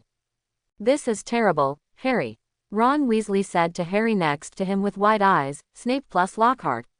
This is a disaster, a nightmare." Harry looked impressed. "Don't judge a professor like that." Hermione Granger glared at the two boys angrily.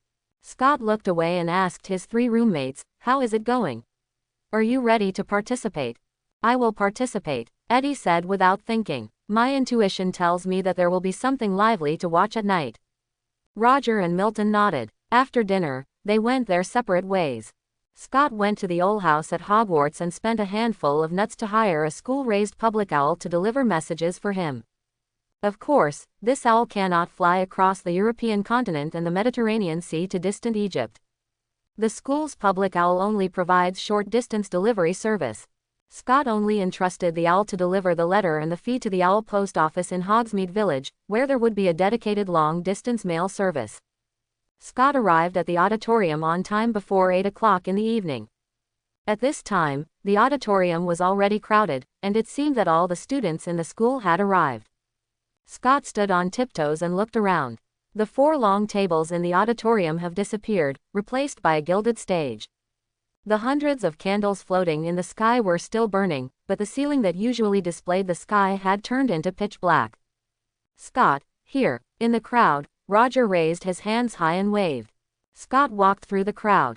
Only when he got closer did he realize that Roger was standing with his girlfriend. Hello, Scott. The girl standing next to Roger took the initiative to say hello to him. I'm Caccini Strozzi, just call me Caccini. Caccini, who has long black hair, is an intellectual and generous-looking girl. Hello, Caccini. Scott smiled and nodded. Oh, Scott. Eddie leaned over and said with a smile, look at Lockhart's expression. Scott looked up and saw Lockhart, wearing a bright purple robe, standing next to the stage with Snape, who was wearing a black robe.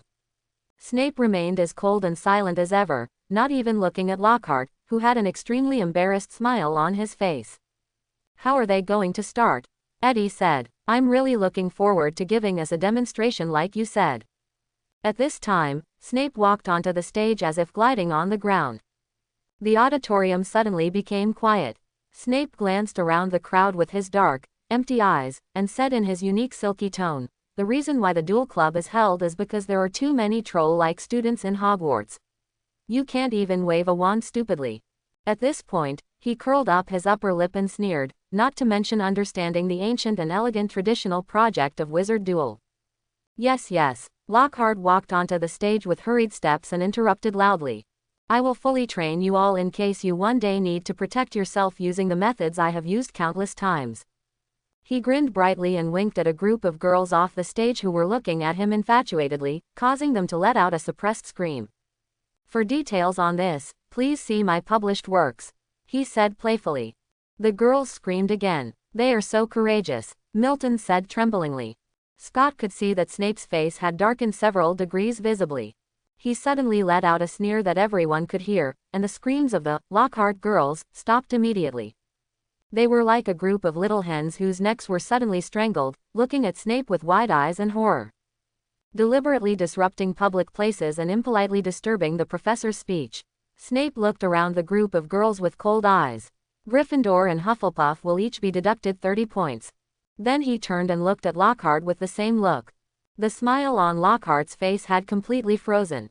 Thanks to my assistant, Professor Lockhart, for his remarks. Snape deliberately emphasized the word, assistant. According to what he said, he is also very good at dueling. Now, I want to invite him to join me in giving a demonstration to everyone. Eddie said excitedly like a narrator, is it finally coming? Will Lockhart agree? If I were him, I would definitely turn around and run away. Milton looked at Snape who was feeling depressed on the stage from a distance, and his face turned pale with fear. Scott said firmly, I think he will agree. On the stage, Lockhart smiled as naturally as possible. Of course I can accept your invitation, Severus. Then, he turned to the stage and said loudly, don't be afraid, I will return your potions Professor intact. Oh, Lockhart is really brave, isn't he? Eddie made a gloating voice, why isn't he a Gryffindor? Everyone around him was amused by his words. Very good. Snape smiled with an unknown meaning, let's get started quickly. Lockhart and Snape turned to face each other and bowed to each other. Or rather, Lockhart bowed, his hands moving in a colorful way. Snape just nodded symbolically. Then they all raised their wands to their chests. As you can see, we hold our wands in dueling positions. Lockhart spoke to the students again. On the next count of 3, we will cast the first spell. Of course, neither of us will take the other's life. Scott felt that Snape must want to take Lockhart's life at this moment. 1, 2, Snape shouted impatiently. Lockhart stopped talking quickly and raised his wand over his shoulder. 3, the two waved their wands almost simultaneously. Expelliarmus. A dazzling red light flew out from the tip of Snape's wand, hitting Lockhart first. Lockhart's expression was blank. His wand came out instantly, and his body flew backwards, across the stage, and hit the wall. Then, ...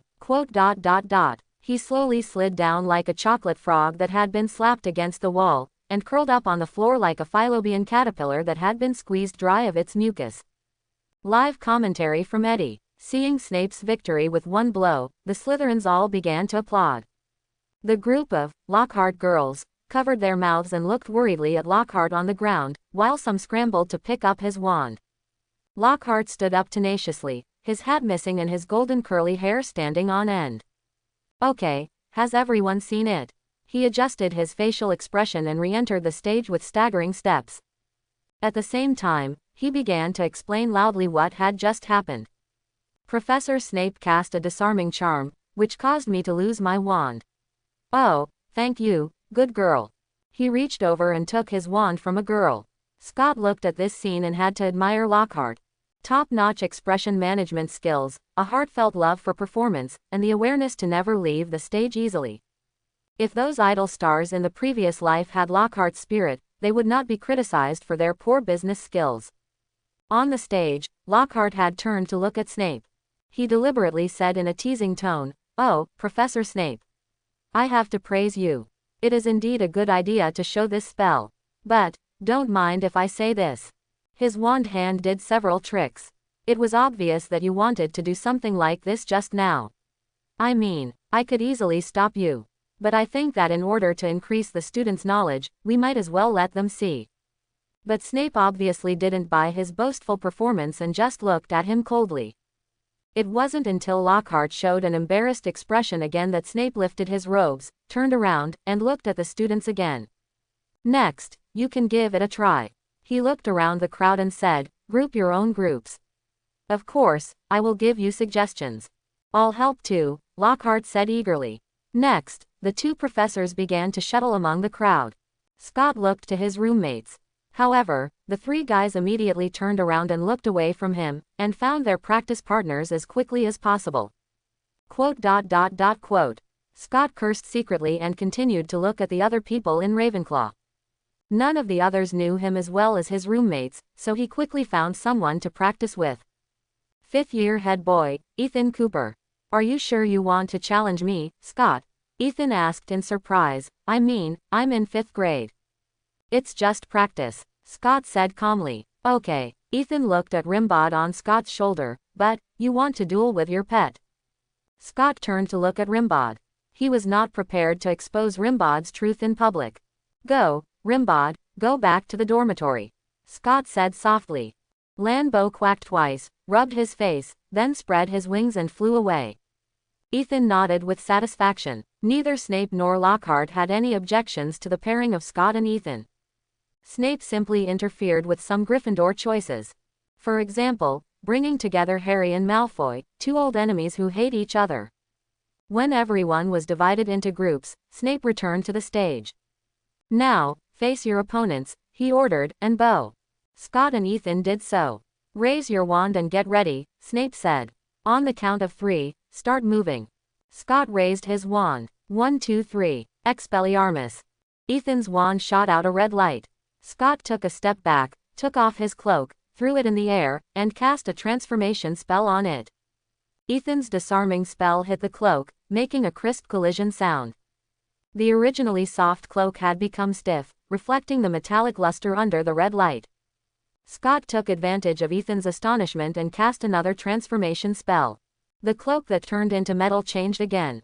It flowed in the air like water, forming the shape of a monster, and rushed towards Ethan with its teeth and claws. Ethan, who could become a prefect, was also an excellent student. He quickly put away his astonishment and cast an iron armor spell. Protega. But this time he miscalculated. The monster smoothly bypassed the invisible wall formed by the iron armor curse and wrapped around his body. "I did not expect." The trapped Ethan looked at Scott in surprise, as if he didn't know him. "Although I have long heard that you are a genius in the art of transformation, I did not expect you to be able to achieve this level." Scott knew what he meant. Change the material first, then change the form and action mode. This is the superimposed application of 2 transformation spells. Anyone who understands will understand that this is much more difficult than using a single transformation spell. "You were careless." Scott smiled friendly and waved his wand again. The monster, entangled in Ethan, began to flow again. It jumped back from the air like a stream of black water behind Scott, and turned into a cloak on his shoulders. Scott raised his hands to fasten the buttons of his cloak. At this time, the surrounding Ravenclaws had stopped their duels and were looking at him in surprise. Scott smiled and bowed. After he straightened up, he looked around the auditorium and found that many places were in a mess. Especially those Gryffindors and Slytherins who were divided into one group. Many people even threw away their wands and started fighting hand to hand. Merlin, stop it. Lockhart jumped up and down in the crowd anxiously. Stand up. Pay attention. Oh. Pinch hard. You need to stop the bleeding. But no one listened to him. Stop. It wasn't until Snape's voice sounded that the students finally stopped. But many people were lying on the ground panting. This is not okay. This is too unfriendly. Lockhart ran back to the stage and said to Snape, Severus, we have to stop this. I mean, we could call a group of students up on stage to demonstrate. Snape twitched his lips in disbelief. How about Potter and Malfoy? Lockhart suggested. Not so much, Professor Lockhart. Snape looked coldly at the bottom of the stage, where Harry and Malfoy, who had already lost both sides, were lying on the ground staring at each other. They are just second-year students who can only stupidly take turns throwing curses at each other. Snape commented, such standards cannot serve as a demonstration. Having said this, he suddenly raised his head and looked at Scott precisely. Quote. Scott instantly had an extremely bad premonition. Mr. Trollope. Scott felt uncomfortable hearing Snape pronounce his name in his characteristic accent. Ravenclaw's transfiguration genius. Snape smiled sarcastically. Come up here and let everyone see if you are worthy of your name. Scott could feel Snape's malice toward him. He knew that the incident last time would not be easy to pass. The incident in the Slytherin Chamber of Secrets, Snape obviously knew the inside story. Although the vicious message Scott posted on the wall was directed at Voldemort, it would also make the Slytherins uncomfortable, and their head of house would certainly hate him. Come up, Snape urged. Or is our genius just in name? Go, Scott. Let them take a good look. The surrounding Ravenclaws also began to encourage Scott. Scott looked at his partner, Ethan. Ethan looked hesitant. No, Mr. Cooper is not suitable. Snape said occasionally, I will choose a suitable opponent for the genius Trollope. Scott sighed helplessly, knowing that he couldn't escape. How about picking me, Professor, or choose me? At this moment, Fred and George raised their hands on their own initiative. But Snape ignored them. Strilna. He pointed at someone in Slytherin and made a gesture. Come up. Yes, Professor. The other party immediately stood up. Scott narrowed his eyes. Idric Strelna, 7th grade. Scott's impression of him is that he once wanted to destroy the message on the wall, and publicly questioned Dumbledore at the dinner after the Chamber of Secrets incident. Also, Eddie said he had a bad temper in private. Strelner strode onto the stage and looked at Scott with a sneer. Trollope. Genius. His tone was extremely disdainful. Sterner on the stage stared at Scott in the crowd and sneered, Come up, genius. He raised his chin and smiled arrogantly. Of course, if you feel you are not worthy of the title of genius, you can choose to refuse. Hearing him say this, the Slytherins present burst into laughter. Off the stage, Scott also raised the corners of his lips. He walked towards the stage. It is true that he has always been cautious, but that does not mean that he is weak or that he has to back down when faced with a direct provocation. The so-called genius name was not something he called out by himself, it represented some people's recognition of him. He may not care about that title, but that doesn't mean he has to bow his head under Strelna's ridicule here. That's not fair, Professor. While walking, Scott heard Roger protesting loudly behind him. Strilner is in 7th grade and he's 3 years older than Scott. Scott kept walking. He knew what Roger meant. Roger wasn't stopping the duel. He just didn't think Scott could beat a 7th grader, saying this to give him a reason to lose. Yes, not fair. Let me duel with Strelna. Many students began to support Roger. There was even a 7th-year Gryffindor who volunteered to play in Scott's place. Quiet. Snape was unmoved. He glanced coldly at the crowd, forcing everyone to quiet down with his eyes. At this time, Lockhart also said to Snape, They are right, I think we can choose 2 young wizards of the same age for this duel. Don't worry, Professor Lockhart. Strelner was my chosen opponent specifically for Trollope. Snape looked at Scott walking onto the stage step by step, with a fake smile on his lips. How can Trollope be called a genius if he cannot significantly surpass his peers? Scott, who was on the stage, smiled at Snape and said, "Thank you for your care, Professor. I will try my best." Snape responded with a smile, "I hope you can live up to the compliments given to you by other professors." "I will." Scott nodded and said no more. He turned his gaze to Strelner, who was standing opposite him. "Are you very proud of yourself?" Strelner came closer. Taking advantage of his height advantage of being several years older, he looked at Scott condescendingly. "People like you should be grateful to Merlin just for being lucky enough to be exposed to magic." When he spoke, his lips only moved slightly and his voice was very low. "Genius. Reputation in the magical world is not something that someone of your origin should earn." Scott did not look at Strelner, but lowered his head and straightened his sleeves. He doesn't want to leave the image of himself looking up to the other person in the eyes of others.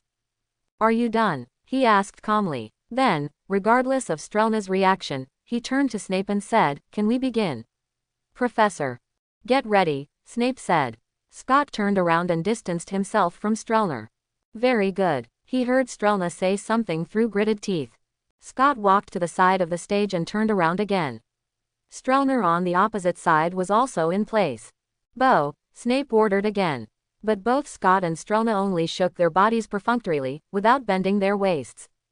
Then, both men raised their wands. Scott heard cheers coming from under the stage. Judging from the voices, there are many more people supporting him than supporting Strelner. "Come on, Scott, kill him," Fred and George screamed extra loudly. At this time, Snape began to count, 1, 2, 3.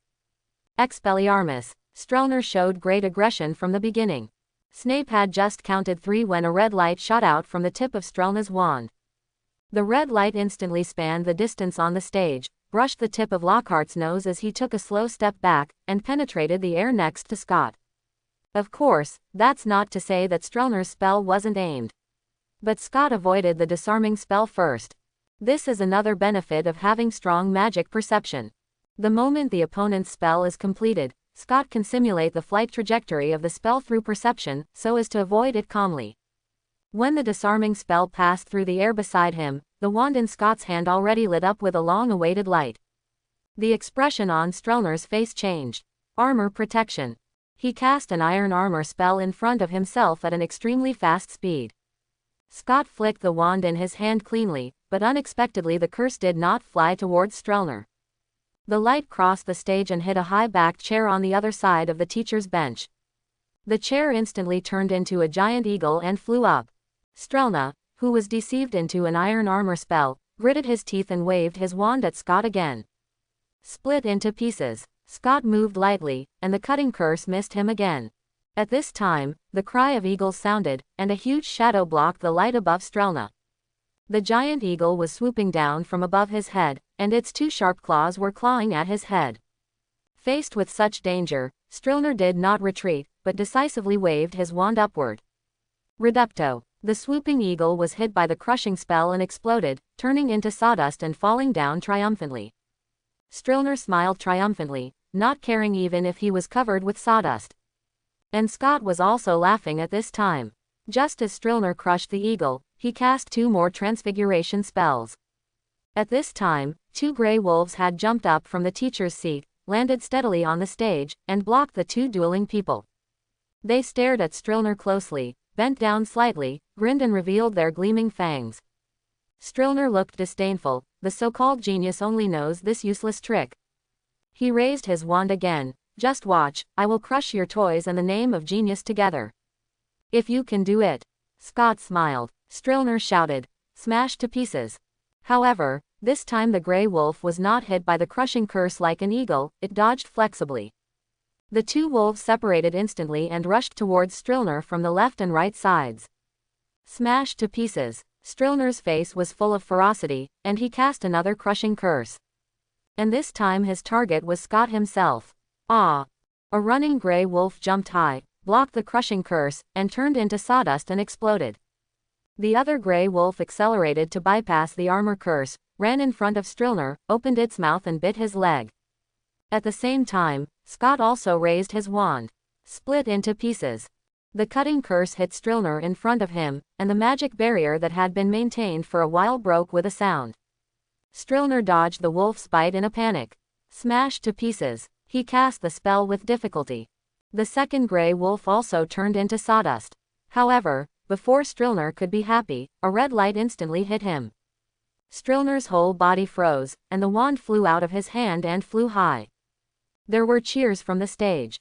"You are careless, Mr. Strer." Scott reached out to catch the wand and smiled at Strer.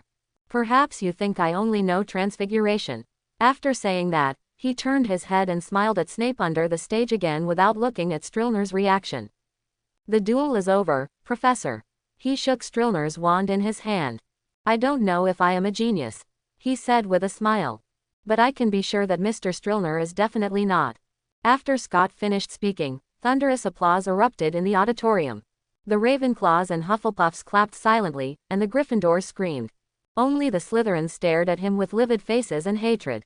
"Give me." At this moment, Strer suddenly rushed to Scott, reached out and grabbed his wand. Of course his actions could not escape Scott's perception. But Scott just frowned and let him take the wand back. The duel was over and he decided to be the victor in style.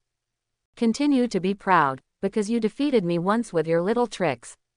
Strer leaned in front of him again and whispered. He stared at Scott, his eyes full of violent emotions. "This is the highlight of your miserable life, Mudblood." Strer seemed to be dominated by violent emotions, and he yelled the last word. At this moment, the auditorium became extremely quiet, and everyone looked at Strer in shock. Scott narrowed his eyes, and his cloak suddenly lifted up as if blown by a strong wind. Before Strer could react, the cloak once again turned into a mass of flowing black, and he rushed out with claws and teeth, tying up Strer tightly. Strer struggled hard, but lost his balance and fell to the ground. His mouth was also tightly bound, leaving only his nose and eyes exposed. The wand in Scott's hand moved, and the cloak binding Strer turned into metal again. Well, Strer's eyes stared at Scott, as if they could spit out fire. But he could only curl up on the ground like a dead insect, unable to move. At the same time, Scott noticed the undercurrent in the auditorium. The Slytherin students looked like they wanted to rush in and save Strer. But at this moment, the students from the other 3 colleges moved at the same time in perfect agreement. They stopped in front of the Slytherins. Scott turned to look at Snape. "Did you hear that, Professor?" he said. "Strer said something remarkable." Snape's expression at this moment was very scary, and his originally empty eyes looked more like ice. "I heard it," he said calmly. "Then what do you think should be done?" Scott lowered his head and looked at Strer indifferently. "I think I know better than you how to be a professor and how to deal with students' problems." Snape stepped onto the stage, flicked his wand, and cast a restoration spell. The metal binding Strer turned into cloth again. Strer immediately struggled to sit up and roughly threw Scott's cloak to the ground. He stood up and wanted to rush towards Scott, but Snape stopped him with his hand. "Professor." Strer looked at Snape with red eyes. "Shut up, Strer," Snape said coldly. But Strer was furious. "I want to fight this kid again," he said through gritted teeth. "I was careless just now." As soon as he finished speaking, uniform boos erupted in the auditorium. "What do you think, Mr. Trollop?" Snape put the question to Scott. Scott waved his wand, causing his cloak to fly up and shake, and then reached out to pick it up and put it on his shoulders. He understood what Snape was playing. Snape had almost figured out his basics and knew that he had an advantage over 7th-year Strer in a duel. He wanted to give Scott a chance to teach Strer a lesson himself. In other words, he would rather Strer be severely punished by Scott than deduct points from Slytherin. This man's ambition to protect Slytherin's honor was extremely strong. Of course he doesn't like Strer very much. If Strer is defeated by Scott again, his dignity will be completely lost. Snape just couldn't tolerate Slytherin being deducted points. Since Mr. Strer is not convinced, Scott, who understood Snape's intention, narrowed his eyes. "I am happy to accept his challenge again. He is very vindictive. He even remembers the time when his elementary school classmate accidentally poured half a bottle of ink on his clothes in his previous life. It seems that Mr. Trollop is very confident in himself." Snape stared at him for a few seconds. Scott met his gaze without hesitation, I just want everyone to remember not to say that word to me. This is school, Mr. Trollop, Snape said as if to remind him. I know, Professor. Scott laughed. Don't worry, I won't do anything extraordinary. He looked at Strelner again. It's just that some people should understand that he has no right to insult people. Very well, boy. Strelner looked like he was trying to hold back his anger that was about to explode. The hand holding the wand was trembling slightly, and the sound seemed to be squeezed out from between his teeth. I hope you can still laugh later. After saying that, he turned around and walked to the other side of the stage. Scott bowed to the crowd cheering him off the stage before turning around and taking his place. Get ready. Snape spoke again. Scott could see that the mad Strelner would probably do nothing next. So he had to be serious. Snape did not let them bow to each other this time, but started counting directly. 1, 2, 3. Protect from armor. Protect from armor. The two duelists used the shield charm at the same time. Then, Scott raised his hand and a transfiguration flew out. Confringo. Strelner cast a explosion charm. A violent explosion sounded, and Scott's magic barrier was blown to pieces. Danger. Such a spell should not be. Scott heard Lockhart screaming. Petrificus totalis. But Strelner's voice came again, and the light of the petrification charm passed through the smoke of the explosion. Scott moved casually and passed by the petrification charm. A red light flew over from the side. Obviously, Strelner cast a silent disarming charm. But at this moment, Scott's cloak suddenly moved. The cloak transformed into a monster, again, and rolled up his body into the air. An eagle's cry sounded, and the giant eagle flew over, and Scott just landed on the eagle's back. Scott turned around and made a gesture of thanks to his roommates. It was they who specially moved a bench just now, which gave Scott the foundation to transform into large animals. At this time, he saw the students under the stage suddenly widened their eyes and exclaimed. Strelner took advantage of him turning back and decisively cast a blasting spell on the giant eagle. Scott was not worried about this. He did not see any movement, and the giant eagle dodged the spell by itself at an extremely fast flying speed. Seeing that the spell was about to hit the ceiling of the auditorium, Snape made a move in time to silence it. Scott smiled and looked at Strelner below. His transformation has entered a new stage. Although the creation of the self-disciplined puppet, Rimod failed, if he cooperated with his perception ability, it would not be too difficult for him to make the transfiguration product, semi-automatically, dodge the spell of Strelner's level. At this time, he was in a superior position and was already invincible. Next, it was time to make this guy who dared to call him Mudblood in public pay the price. This is also a good opportunity to kill the chicken to scare the monkey. Moreover, this was tacitly approved by Snape. Strelner looked up at Scott in midair, his face becoming very ugly. But he didn't give up. Instead, he started walking around the stage while waving his wand. Shattered to pieces. Split into pieces. Collapse. Thunderbolt explosion. He finally showed the qualities that a 7th grade top student should have. Magic spells of different colors flew out of his wand in a steady stream, and lights of different colors intertwined and flashed densely in the air.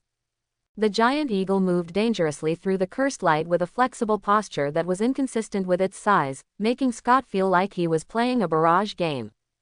But his counterattack is about to begin. He was not prepared to use the spell. Since he was ridiculed by the other party and Snape because of his reputation as a transfiguration genius, he certainly had to prove himself in this regard. It also proved that Professor McGonagall was right in praising him. He sat on the back of the giant eagle and waved his wand. The target is still the teacher's chair on the other side of the stage.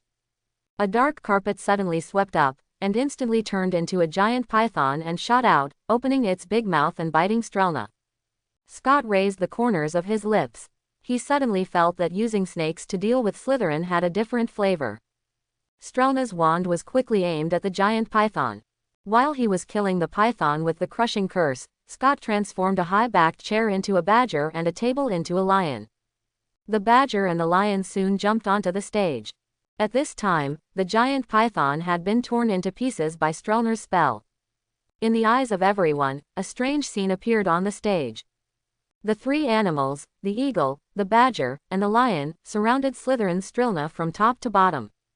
And he had just Killed a snake. Scott heard cheers from all three houses. He put away his wand and began to concentrate all his energy on controlling the remaining three animals. Lions and badgers advance from the ground, eagles pounce from the sky. Strelner had 3 targets to deal with at the same time, and he began to feel overwhelmed. Guided by Scott's magic perception, the 3 animals with special meanings dodged Strelner's spell with greater ease, constantly approaching him. At this time, Scott could see that Strelner was panicking. In addition, he had used magic spells many times in a short period of time, which had consumed a lot of physical energy, and he had entered a situation where he was bound to lose. But Strelner didn't give up. Serpensortia, he summoned a huge black snake. Then, he gritted his teeth and no longer cared about the lions and badgers in front of him, but chose to concentrate on attacking the eagle carrying Scott flying. The magical light flying into the air became dense again. 4 representative animals of the Academy suddenly appeared on the stage at the same time. Scott even heard the clicking sound of taking pictures coming from below the stage. While letting the eagle raise the dodge spell again, he decisively let the badger pounce on the black snake, and at the same time let the lion jump past the black snake and accelerate towards Strelner. Bite him. The Gryffindors were cheering for the lion, and even the Hufflepuffs couldn't help but voice their support for the representative animal of their house. Bite that snake to death. Scott heard someone yelling. Facing the lion's huge mouth and thick claws, Strelner finally turned the direction of the wand. Armor protection. He used an iron armor spell to temporarily block the lion's bite, but the lion quickly bypassed the magic barrier and pounced again. Strelner had no choice but to use a magic spell to force it back. Arrogant Mr. Strelner, it seems that this duel will not have a new outcome. Scott was sarcastic and took the opportunity to let the giant eagle swoop down. You don't have much energy anymore. I wonder if you can still smash my work, like you just did. The giant eagle flew over Strelner's head like a gust of wind, grabbing his shoulders with its sharp claws. But Strelner didn't hide. He raised his head and showed a cruel smile.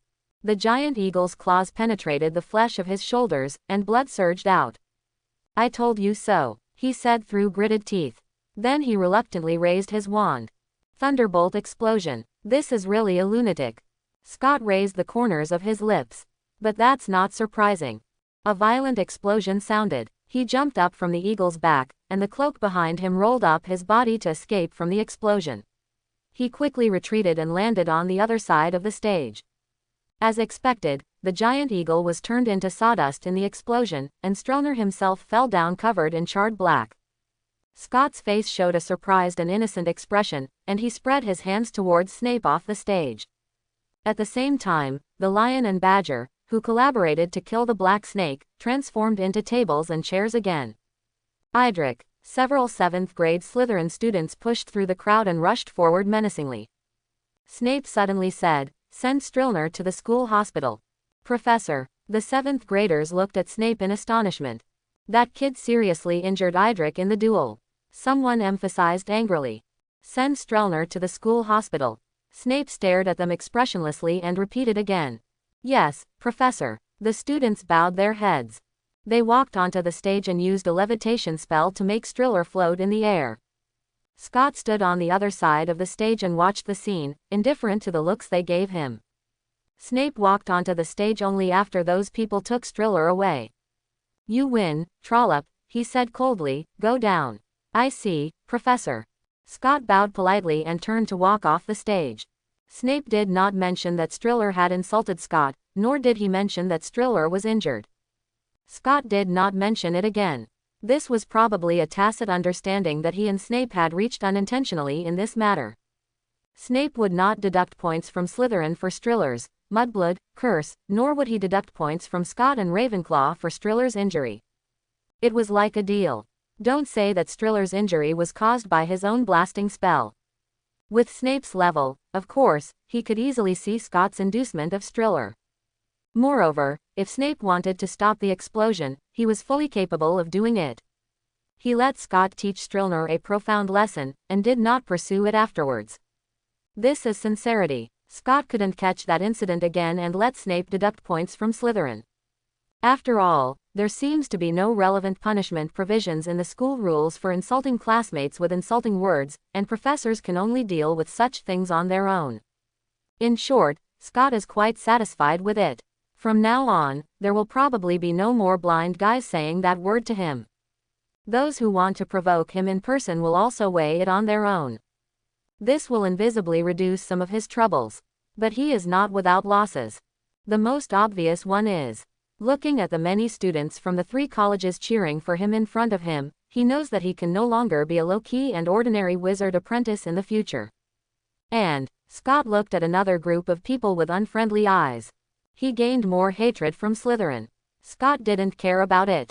As a Muggle-born wizard, if he wants to live well, or even achieve something, he must confront the extreme pure bloods. It is a matter of time. It is impossible to live in peace. The extreme pure bloods are not happy to see the rise of Muggle-born wizards.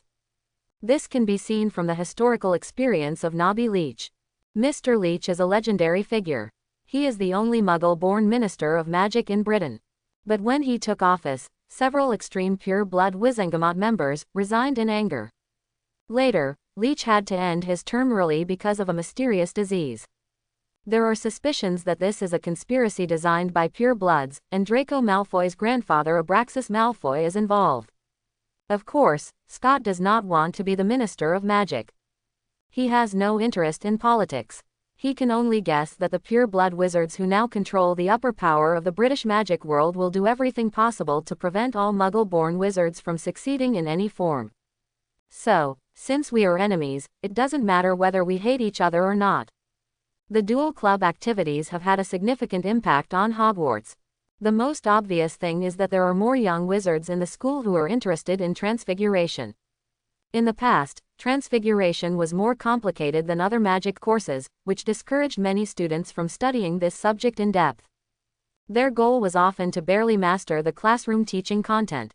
But Scott's demonstration in the Duel Club seemed to inspire everyone's enthusiasm for Transfiguration. More than one person has expressed to Scott that using Transfiguration to fight is really cool. In short, many people have started to try. They want to imitate what Scott did in the Duel Club. But it's not easy. As more and more people actively ask Scott for advice, he finds that many students in Hogwarts only master Transfiguration to the extent of knowing how to use it. Apply Transfiguration flexibly in battle. This is difficult for them. The point of turning inanimate objects into living things has stopped many lower-grade students. However, those senior students who have mastered this transfiguration also have their own problems. The animals that most people transform into are always rather dull, not to mention the flexibility to manipulate one or more transfiguration products to participate in the battle. Scott himself has a deep understanding that the more transfiguration products he manipulates at the same time, the more difficult it is. In the past, even he could only manipulate 3 transfiguration products at most for relatively simple activities. For example, on the night of searching for the heir of Slytherin, he used Transfiguration to transform 3 giant eagles to fly with him and the Weasley twins. That was the best he could do at the time. Want them to participate in the battle flexibly, or even cooperate with each other? That's impossible. He can only manipulate 1 at most. Now Scott seems to be able to manipulate 3 or 4, because his transfiguration has entered a new stage. Although the transfiguration products cannot be fully automatic, they have also achieved semi-automatic. Although he needs to use magic perception to guide in battle, it is much easier than before. In short, Scott felt that although some students were very enthusiastic about learning Transfiguration at present, this enthusiasm would soon fade away when they fully realized the difficulty. The second impact of the Duel Club on Hogwarts was that the conflict between Slytherin College and the other 3 colleges became more and more serious. This conflict did not seem obvious on the surface, and no one even openly confronted each other. But in fact, many people could feel that the atmosphere in Hogwarts Castle had quietly changed. Especially between those extreme pure blood students and Muggle-born students, the undercurrent was turbulent, and the hostility between them had become more and more obvious. The professors of the school had to take action. Dumbledore made a special speech to all the teachers and students in the school one morning. But Scott felt that his remarks of, "Love can conquer everything, Hogwarts as a whole," and, calling on everyone to unite, did not seem to achieve any effective results. Fortunately, he seemed to have taken two measures. First, the deans of the four colleges obviously tightened their management of their students. The number of times they appeared in front of students during their spare time increased significantly. Secondly, the presidents of the male and female student unions, and the male and female prefects of each grade in each college were also ordered to take action. They played the role of extinguishing fires at all times, and never let any conflicts between students have the opportunity to brew and escalate. In short, under such a close watch mode, even if some students want to do something, they basically can't find an opportunity. As time passed, the hot atmosphere on the verge of breaking out in the school finally cooled down slowly. A Duel Club activity had a significant impact on Hogwarts, and Scott, as the party involved in the incident, was of course also greatly affected. He seemed to become very popular. Of course, in the other three colleges besides Slytherin. In particular, many young wizards who wanted to try to fight with Transfiguration began to ask him questions tirelessly. This annoyed Scott. The measure he took was to never directly tell others the correct answer to the question, but to give them a list of reference books for them to study on their own. In the face of Scott's response, only the students of Ravenclaw generally accepted it well. As for Gryffindor and Hufflepuff, except for studious students like Hermione Granger and Cedric, everyone else was persuaded to quit. This successfully gave Scott a lot of peace of mind. Being too popular is a trouble, being too hostile is another trouble. After the duel, some pure-blood students in Slytherin began to openly show hostility towards Scott. Especially Strer and his friends. The physical injuries Strer suffered in the duel healed quickly, but his injured self-esteem could not be repaired. After he recovered from his injuries, he was given a confinement punishment package by Snape, the dean of Slytherin. The reason given by Snape was that Strer's poor response in the duel was to discredit Slytherin, and losing to a fourth-year student was a tarnishment of the honor of the college. This made Strer's status in Slytherin plummet. Some lower-grade Slytherin students no longer respected him. Of course, this information was provided to Scott by Eddie. Scott could see that Strer was obviously very annoyed about this. He obviously hated him. Scott certainly had no emotion about this, but he was still secretly alert. It was the second week of December, and Professor Flitwick asked the prefects to help count the list of students who would stay on campus during the Christmas holidays this year. Scott and his roommates all chose to go home. As time passed, this semester was about to end. There were some festive decorations in Hogwarts Castle. Although it was still a while before Christmas, many people couldn't wait. For example, Professor Flitwick hung some colorful lights on the walls of the Charms classroom.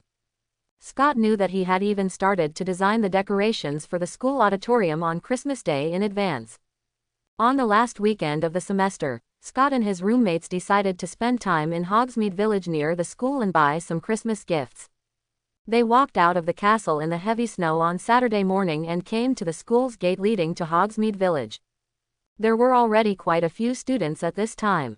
Roger's girlfriend Caccini was also waiting for him here. But Filch, who was in charge of the door, seemed to have not arrived yet. While waiting, Scott, Milton and Eddie chose to stand farther away from the couple. Eddie was complaining that Roger was flirting with his girlfriend in front of them. Scott began to observe Milton carefully. "What's wrong?" Milton raised his head and looked at him inquiringly. "Have you changed recently?" Scott said uncertainly. "Your magic power is growing very fast." Faced with Scott's question, Milton smiled and said, "I really can't hide it from you." Scott felt that his smile looked a little complicated and not purely happy. "What happened?" he asked. Milton shook his head and looked around. "Mr. Filch is here," he said softly.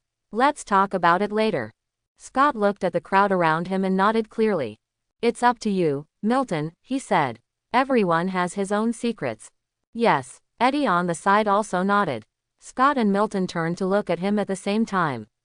"What's wrong?" Eddie shrugged innocently. "I've been here listening." Milton took a deep breath, seemed to have made a decision, and then genuinely smiled. "I do have something to tell you, but not now." Scott said, "Then wait until we get back to the dormitory at night." Milton nodded. At this time, Filch came over with the key. "You guys only get active when you hang out and break discipline," he complained with a straight face. No one paid any attention to him.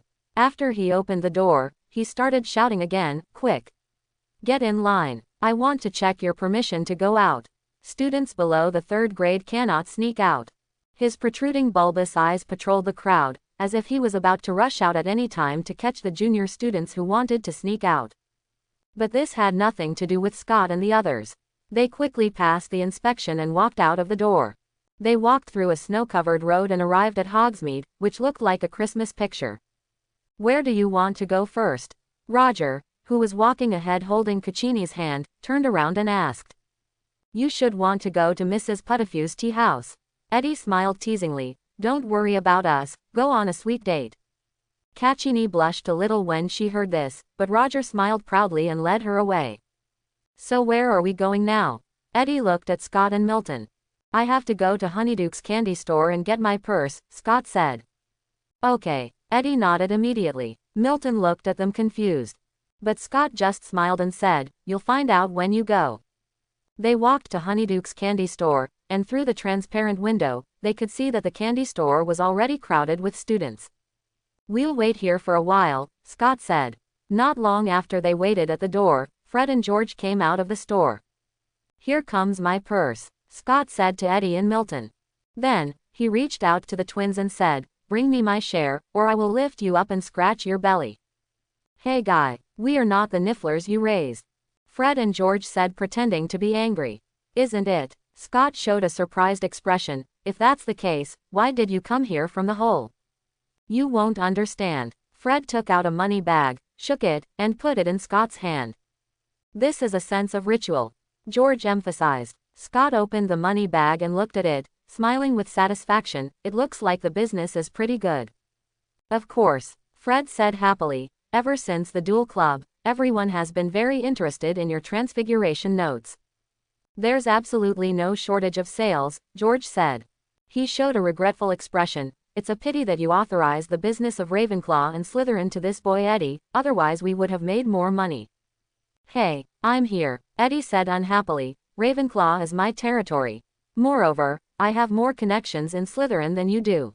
"That was before," Fred retorted with a smile. "Scott isn't exactly popular in Slytherin right now, and you're his roommate." "That's because you don't know me well." Eddie raised his head and said proudly. "Seriously, Eddie." Fred hugged Eddie's neck closely again. "How is your business over there?" "Absolutely." Eddie grinned, his words seriously inconsistent with his expression. Seeing this, Fred quickly took him aside, and George followed him, and the three of them got together to talk about business. Scott shook the money bag in his hand, said hello, and walked into the candy store with Milton. He had no interest in wandering around the crowded store, so he went directly to the counter and simply signed several orders. "As long as you pay a few more silver coins, the clerk will wrap the candies on the order into gifts in Scott's name on Christmas and send them out according to the list he left." Scott likes the hassle-free service. Of course, these perfunctory gifts were all aimed at gift-giving recipients who had a normal relationship with him. After quickly solving most of the gift problems, Scott walked out of the candy store refreshed. By this time, Eddie and the Weasley twins had gone somewhere. After Milton came out of the store, they went to the Devis and Bands stores, and the literary quill store, where Scott signed several more orders. "This takes care of most of the Christmas gifts I need to prepare this year," he said to Milton. "You should ask me to learn from you, Milton." Unlike Scott, who was looking relaxed, Milton was carrying large and small bags in his hands. He insisted, "I think gifts sent by hand are more meaningful." Scott shrugged. "Of course, I will personally send the gifts to you." "I'm looking forward to it," Milton said with a smile. "Well, Eddie should be at the Three Broomsticks, and we should go over and have a butterbeer to warm up," Scott suggested. He helped Milton sort out the things he bought, and the two of them used the shrinking spell to successfully merge many bags into one. Then they headed towards the Three Broomsticks pub. When they passed Mrs. Puttifew's tea house on the corner of the street, Scott stopped. "That person over there is Roger's ex-girlfriend," he whispered, motioning Milton to look ahead. A girl was standing motionless outside the glass window of the tea house. Milton nodded. "It's Miss Mill of Hufflepuff." At this time, the girl was standing there quietly looking into the tea house. "Come over and take a look," Scott said. As they got closer, they could see couples sitting at small tables in the tea house making love to each other. Roger and Caccini are one of them. At this moment, the two of them were holding hands and looking at each other. Roger seemed to be talking about some interesting topics, which made Caccini laugh non-stop. Maybe it was an angle problem, or maybe they were too involved in the date. They didn't realize that Mir was standing outside the window and staring straight at them. And Mill didn't notice the approach of Scott and Milton. It wasn't until Scott and Milton got closer that she was suddenly awakened by the sound of their footsteps on the snow. She looked back at the two of them with an expression as if she had seen a ghost, then turned around and ran away in a hurry. Scott looked at her back and said helplessly, "I always feel that the Dupin incident last time is not a big deal. Roger may learn a bigger lesson in the future because of his overly rich love history." Because he didn't want to disturb Roger's date, Scott didn't have the chance to tell him about Mill until Roger returned to the dormitory that night. "I thought it was the limit for her to stare at you during school classes and meals." Eddie was even more surprised than Roger, and he had just heard about it. "You didn't make it clear when you broke up with her." Scott thought this was a bit strange. Roger has always handled this aspect very well, and even though they broke up frequently, he didn't cause any trouble. "I don't know why this semester started to overturn." Roger was also confused about this matter. He said hesitantly, "Maybe I should have a good talk with her." Maybe. The topic of how to appease an ex-girlfriend is too profound for Scott to give any good advice. Anyway, this topic ends here. Because Milton stood up and he wanted to tell them something. Quote, "Scott has noticed something abnormal about me, right?" he said. Scott leaned on the head of the bed and said, "If you say so, it is true." So Roger and Eddie both looked at him curiously. "I only want to say one thing," Scott said softly. "How long has it been since you composed music, and how long has it been since you played the cello, Milton?" Milton lowered his eyelids. "I haven't composed music for almost 2 months. As for the cello, I haven't played it for half a month." "What?" Roger and Eddie looked at Milton in shock again. "I think you're running out of ideas or feeling tired, and I sometimes don't want to pick up a paintbrush for a long time," Scott said. "No, I lost her." Milton showed that complicated smile again. "Lose?" Scott was shocked too. He sat up from the bed and asked, "What do you mean?" Milton still smiled and said, "Literally, I lost my inspiration and talent related to music." "How could that happen?" Scott felt puzzled. "It has something to do with that music," Milton said faintly. He turned around and walked to the window, looking out at the falling snow. "Isn't that thing over?" Eddie couldn't help but ask. "It's over for most people." Milton turned around. "Because after that, I'm the only one who can hear that music." Roger also said in disbelief, but Professor Flitwick said, "I was indeed not harmed." Milton affirmed, "Just like the professor said, it was a trade-off and a choice for me." Choice. So you gave up music?" Scott thought this was incredible. "Yes, I traded her for magic," Milton said. At this time, he seemed very calm. "What are you saying?" Eddie looked at Milton as if he were a stranger. Of course, the same goes for Scott and Roger. They all knew how much Milton loved music. Definitely more passionate than magic. And, trading musical talent for magic. How could such a thing be done? In short, now their minds are full of doubts. "I don't know how," Milton said, "but it just happened." He looked at Scott. "You sensed it, didn't you, Scott?" "My magic power began to grow rapidly. I thought it was puberty growing up." Scott looked at him worriedly. "What happened, Milton?" he asked. "Why did you make the choice you did?" "I just don't want to go on like this anymore." Milton's face was very pale, but his eyes were firm.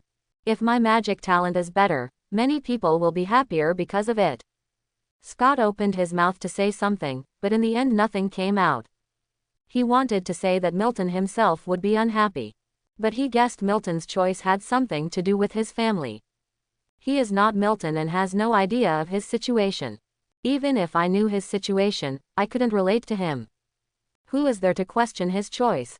Roger and Eddie were also very conflicted, but like Scott, they didn't say much after all. The atmosphere in the dormitory finally became a little depressed. But Milton, who is usually the most sentimental, took the lead in getting out of his emotions. "This is my choice, friends," he said. "You just need your blessing." In the next few days, Scott became more and more aware of the changes in Milton's magic power. Such growth is almost no less than experiencing a magic riot. The vast majority of wizards will never have such an experience again after enrolling. This also made Scott more and more curious about the vow of the deal with Milton. Such a thing directly exceeded his original imagination. Talent, inspiration, such ethereal, insubstantial, conceptual things can also be operated. Moreover, Milton did not tell the specific process of the transaction. It seemed that he was restricted by the oath and could not speak out. This gave Scott a new understanding of magic, but he still didn't make up his mind to explore this matter. No time to explore. The first semester of his 4th year is finally over. On the day of the holiday, Scott put all his luggage into the deformed lizard skin bag and left the dormitory relaxedly. Rumple, as a pet, still stood on his shoulder. He met Jacob, who was sitting on the sofa reading a book in the common room. "Jacob, you're not going back?" he asked casually. "I can't bring some messy things home anymore." Jacob looked up at him. "You have to be careful, Scott." Quote. Scott's joy of returning home was suddenly overshadowed. He understood that Jacob was talking about Jasmine Travers once sending a house elf to follow him to find his home. He was reminding Scott to be careful to bring messy things home. This made Scott alert immediately, because Jacob's reminder was not without reason. "I hope you are not a crow's mouth," he said to Jacob unhappily. He was a little annoyed that he was immersed in the joy of going back and didn't think of this level. He didn't sign the list of students staying at school, and he had already written back to tell his parents the date of returning home. Now he couldn't regret it anymore. He could only leave Hogwarts as planned.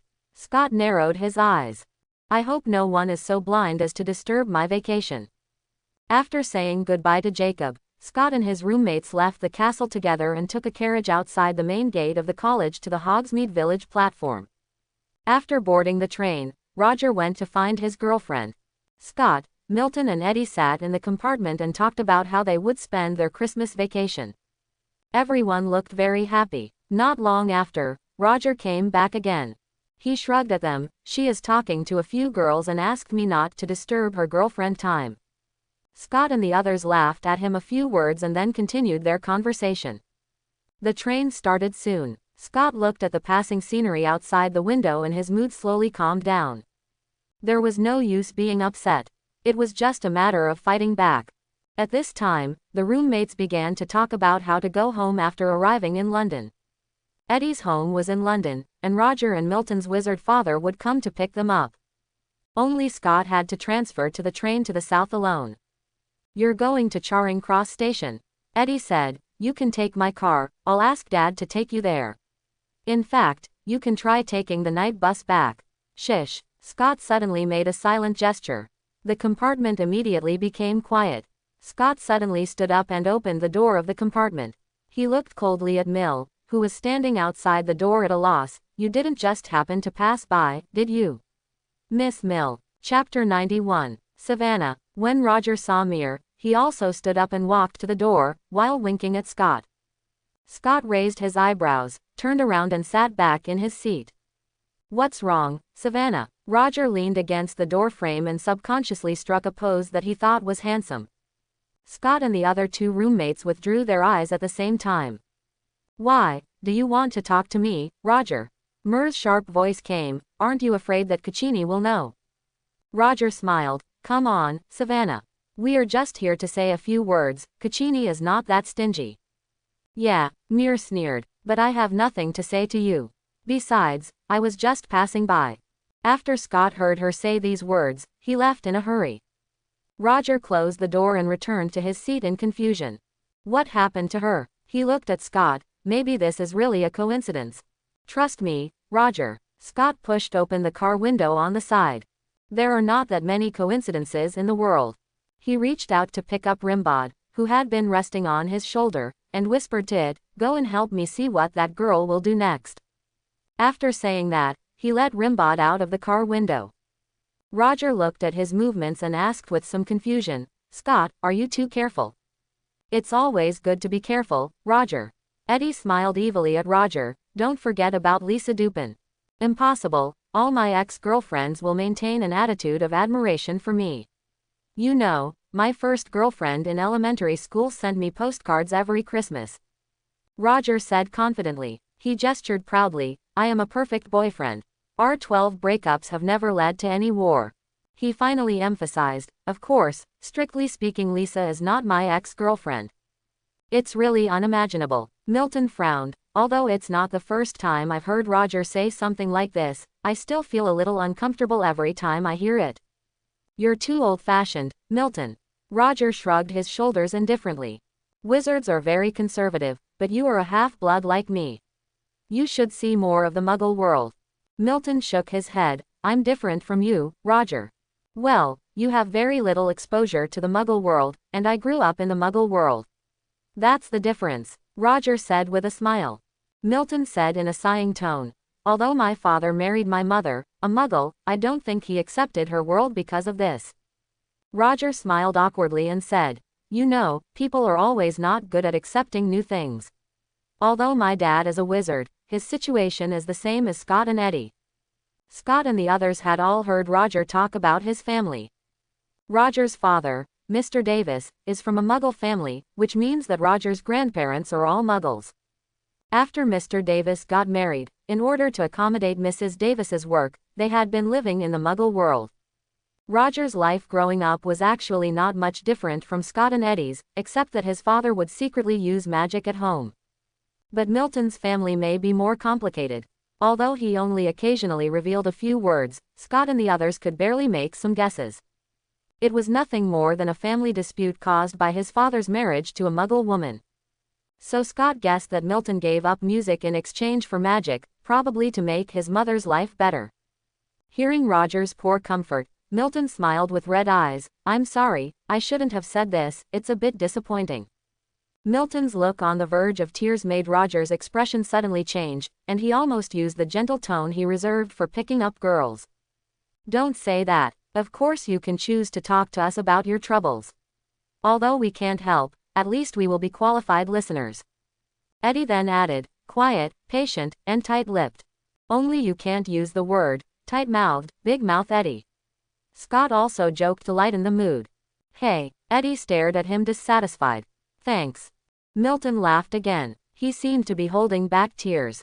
I've decided that I need to make some changes, he said, as if he had made up his mind. But Scott felt awkward looking at the, I'm strong, expression he forced on. If he had to describe it, he felt it was like watching Lin Dayu forcefully play Lu Zishan.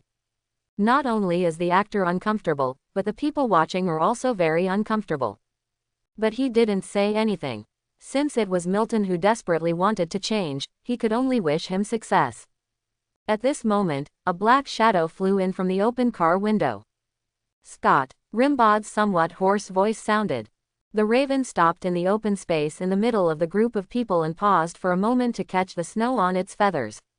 What do you see? Scott closed the window and held out his hand for Rimod to jump onto his palm. Tell us softly, Rimod. The raven jumped in his palm and said in a low voice, I saw it. The girl asked the owl to deliver the message. Okay, I see. Scott touched Rimbod's feathers with his other hand, lowered his eyelids and thought. What's wrong, Scott? What did you think of? Roger couldn't help asking him. Maybe she sent a letter to her family asking them to pick her up at the station. That's better. Scott raised his head. Roger frowned. He was not stupid, and soon thought of something. Are you worried that Strilner's gang wants to retaliate against you? But he didn't think that Mir and Strilner had any intersection. And Stryerner is on the train now. If Mir wants to say something to him, there is no need to write a letter. I'm afraid it's not Striller. Eddie interrupted. Have you forgotten Jasmine Travers? Roger, she is good at training your ex-girlfriend. Is she trying to repeat the same trick? Threaten Scott with the same method as threatening Jacob. Roger finally changed his face. But he was still a little puzzled. But how did you think of her? You know, maybe she is lying in bed and can't do anything. I met Jacob when I left the common room. Scott said. He reminded me of this possibility. This possibility cannot be ignored. Eddie said again. But I still don't think it's credible. Roger shook his head. Why did she deliberately deal with you? Just because of a look. If so, I was there that day. Scott spread his hands. Don't worry, it's just a possibility. Of course, I hope you'll be careful too. I think you're too careful. Roger laughed. My dad will come to the station to pick me up, maybe you can ask him to escort you back. No, Roger. Scott refused. That's just the worst guess, you know, I'm just habitually cautious. Although he said this, his inner vigilance has actually reached the highest level. At noon, the Hogwarts Express arrived at platform 9 3/4 of King's Cross Station in London. Scott and his friends took off their wizard robes, changed into muggle clothes, and got off the train together. Milton. A low call came. Scott and his friends looked in the direction of the voice and saw a wizard wearing dark wizard robes and a gloomy face striding over. Oh, it's my dad. Milton whispered. Mr. Graves came closer, glanced at Scott and his friends coldly, and said to Milton directly, "Let's go." His cold attitude made Scott and his friends a little embarrassed. They were still hesitating whether to be polite and take the initiative to greet him, but he had already turned around and left. Sorry. Milton looked at the three of them apologetically. My dad. Hurry up and catch up. Mr. Graves turned around and urged Milton. Go, see you after the holiday. Scott smiled and waved at Milton. Goodbye. Milton forced a smile and quickly followed Mr. Graves. The father and son quickly disappeared in the crowd. That's Mr. Graves. Eddie whispered in an incredible tone. What happened? He was not like this during the summer vacation. Scott and Roger certainly didn't know the answer to this question. Remember, he was very kind and friendly to us during the summer vacation, and thanked us for making friends with Milton. Eddie's mouth didn't stop yet. Look at him now, I think he looks at least 10 years older, and there are permanent wrinkles on his eyebrows.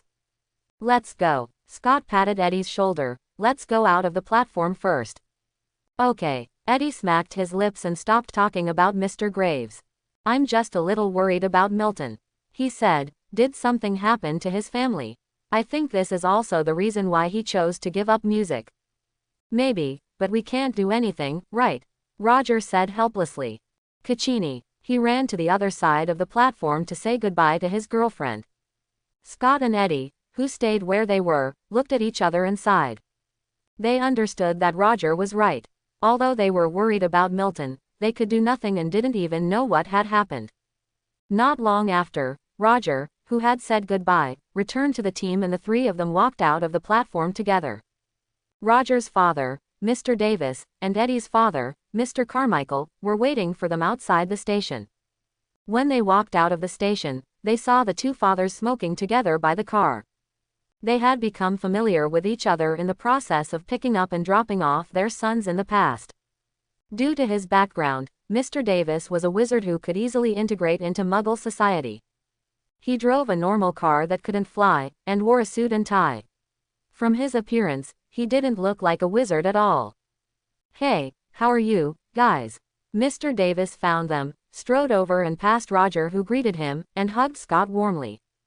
Oh, Scott, Roger wrote to tell us that you saved his life.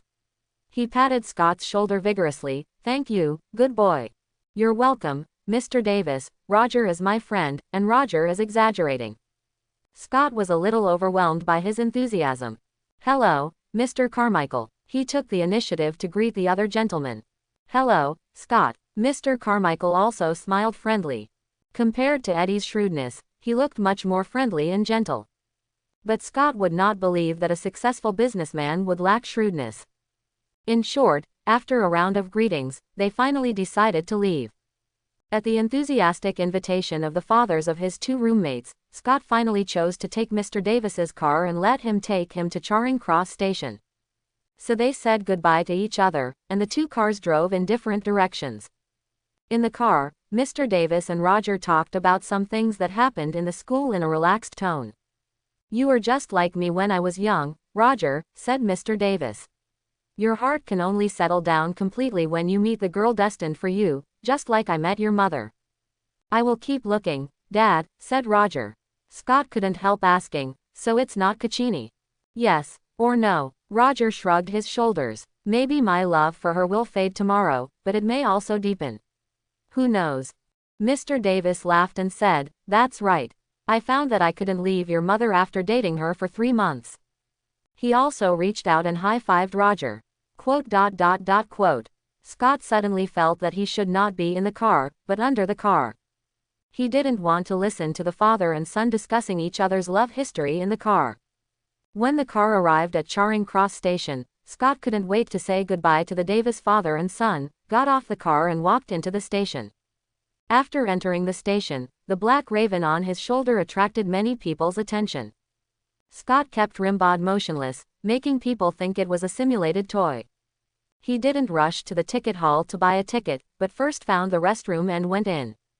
In the compartment, Scott took out a wand from the deformed lizard skin bag tied to the lining of his down jacket. Although this wand and his own look black, they are much older. This is obviously a second-hand wand and Scott's spare wand. The existence of the spare wand is of course to facilitate him to do some small actions that he doesn't want to be discovered. As for the origin of this wand, there are always some students from poor wizard families in Hogwarts who don't mind stealing a relic of their deceased elders in exchange for gold galleons. This wand made of ebony and dragon heartstrings is not much different from Scott's wand, ebony and dragon nerves. Last school year, he asked Eddie to be the middleman and bought it from a Slytherin student. Of course, the transaction changed hands several times during the transaction, and the seller didn't know who the wand was sold to. Scott hid the wand in his sleeve, and after leaving the bathroom, he casually walked around the station. There was a lot of traffic in the station. Scott easily detected the presence of other wizards with his magical perception. He deliberately passed by a wizard leaning against a pillar and held his wand behind the pillar. Super perception, he whispered softly, hiding behind his large down jacket, and the wand in his hand drew an arc and touched himself. With the blessing of the super sense spell, his already spread magical perception became more acute. Then, he put the wand back into his sleeve and left. Scott couldn't help but hate the rule that minors are not allowed to use magic outside of school, again. His actions just now were of course to use the presence of adult wizards to escape the surveillance of the Ministry of Magic. When there are more than one wizard nearby, that kind of spell cannot accurately determine who used magic. So in Scott's opinion, this rule is basically only aimed at young wizards of Muggle origin. Scott continued to walk in the station. But after using the super sense spell, he still didn't sense anything unusual. In the station, the only wizards he could sense among the Muggles were the two he sensed at the beginning. He turned around casually again, and basically determined that they were not coming for him. But he did not jump to conclusions. Then, he walked to the ticket hall and started queuing up to buy tickets. Although he queued up to buy tickets normally, he actually did not relax his perception at all. Not long after, he stood at the ticket window. "Hello, where do you need a ticket to go?" asked the ticket seller. "Hello, I need a ticket to the fastest." Scott suddenly stopped talking. When he was about to say the destination, he finally sensed a slight fluctuation of magic that suddenly appeared not far from him. It was a house elf. "Hello," the ticket seller urged. Scott pretended to look for something in his pocket.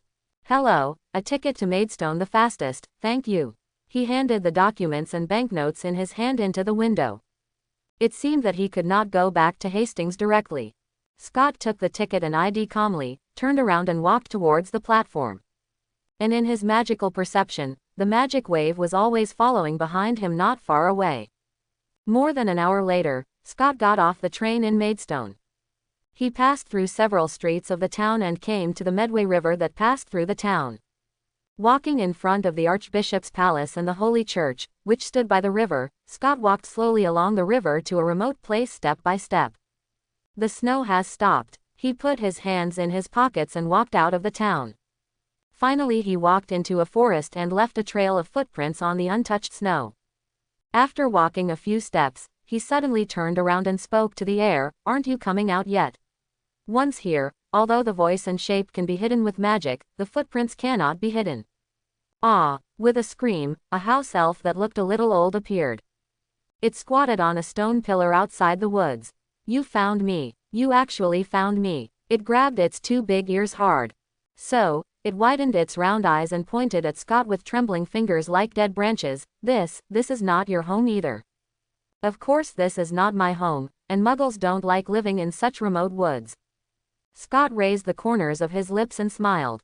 "Besides, I won't bring anything with bad intentions back to my home." Ah! The house elf grabbed his ears again and screamed loudly. Failed. The mission given to Parker by the master failed. He knelt down on the stone pier and pulled hard on his ears with both hands. I'm sorry, master. Parker didn't find that little mudblood's home. It screamed hysterically, and the white hair on its ears was pulled out by itself. Owner. It gave Scott a vicious look, snapped its fingers, and disappeared in front of Scott's eyes with a loud cracking sound. Scott stood there without moving. 2 seconds later, another explosion sounded. The house elf who called himself Polk appeared on the spot pulling a girl. Scott squinted at the girl. She was wrapped in a black robe, with a wide hood covering most of her face, revealing only her bloodless lips, sharp chin, and a few strands of golden hair. Although the girl has lost a lot of weight, Scott recognizes her magic. Jasmine Travers. Who are you? Scott asked, pretending to be confused. Is this your house elf? Why did it keep following me just now? Snort. The girl snorted coldly and pulled her hand out of Parker's hand. Then, she took off the black cashmere glove on that hand and threw it to the ground. Parker immediately lowered his head, his big ears twitched, and he shrank in fear. Stop pretending, Trollop. The girl raised her hand and grabbed her hood. Scott noticed that she was actually wearing a layer of gloves on that hand. I know you, she said. You must know who I am. After saying that, she lifted her hood. Scott couldn't help but widen his eyes in surprise. This time he didn't pretend, he was really surprised. The girl's appearance is indeed completely different from before. No matter what Travers' personality was in the past, at least his appearance was extremely delicate. But now, although her facial features have not changed, but her sunken cheeks, dry and frizzy hair, and the anger that could no longer be hidden in the corners of her eyes and eyebrows, had destroyed her beauty to the greatest extent. This lady. Scott shook his head. Sorry, I really don't know you. As he said that, he looked at her a few more times and asked, Are you also a student of Hogwarts? Very good. Travers burst into a high-pitched laugh. You're fine, Trollop. Mudblood. It seems you are a Slytherin. Scott's face turned cold and he stared at her unkindly. Are you here to trouble me? Could it be that you are Strelna's sister? He asked again. When Travers heard this, the expression on his face was almost distorted. She seemed to be greatly insulted. You clearly know who I am, Mudblood. Scott did not answer her words, but continued to ask, You want to seek revenge from me for your brother? Just because of a wizard duel at a school event.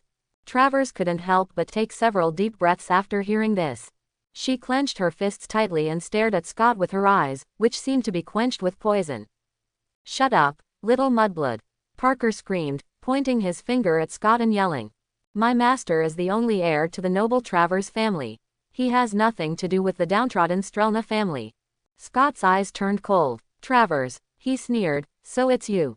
Before the girl could speak, he continued, Jacob said you would take revenge on me.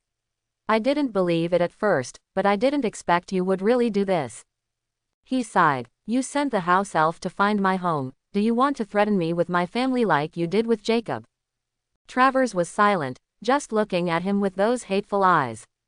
Scott didn't take it seriously and continued. I remember you left school because you were sick.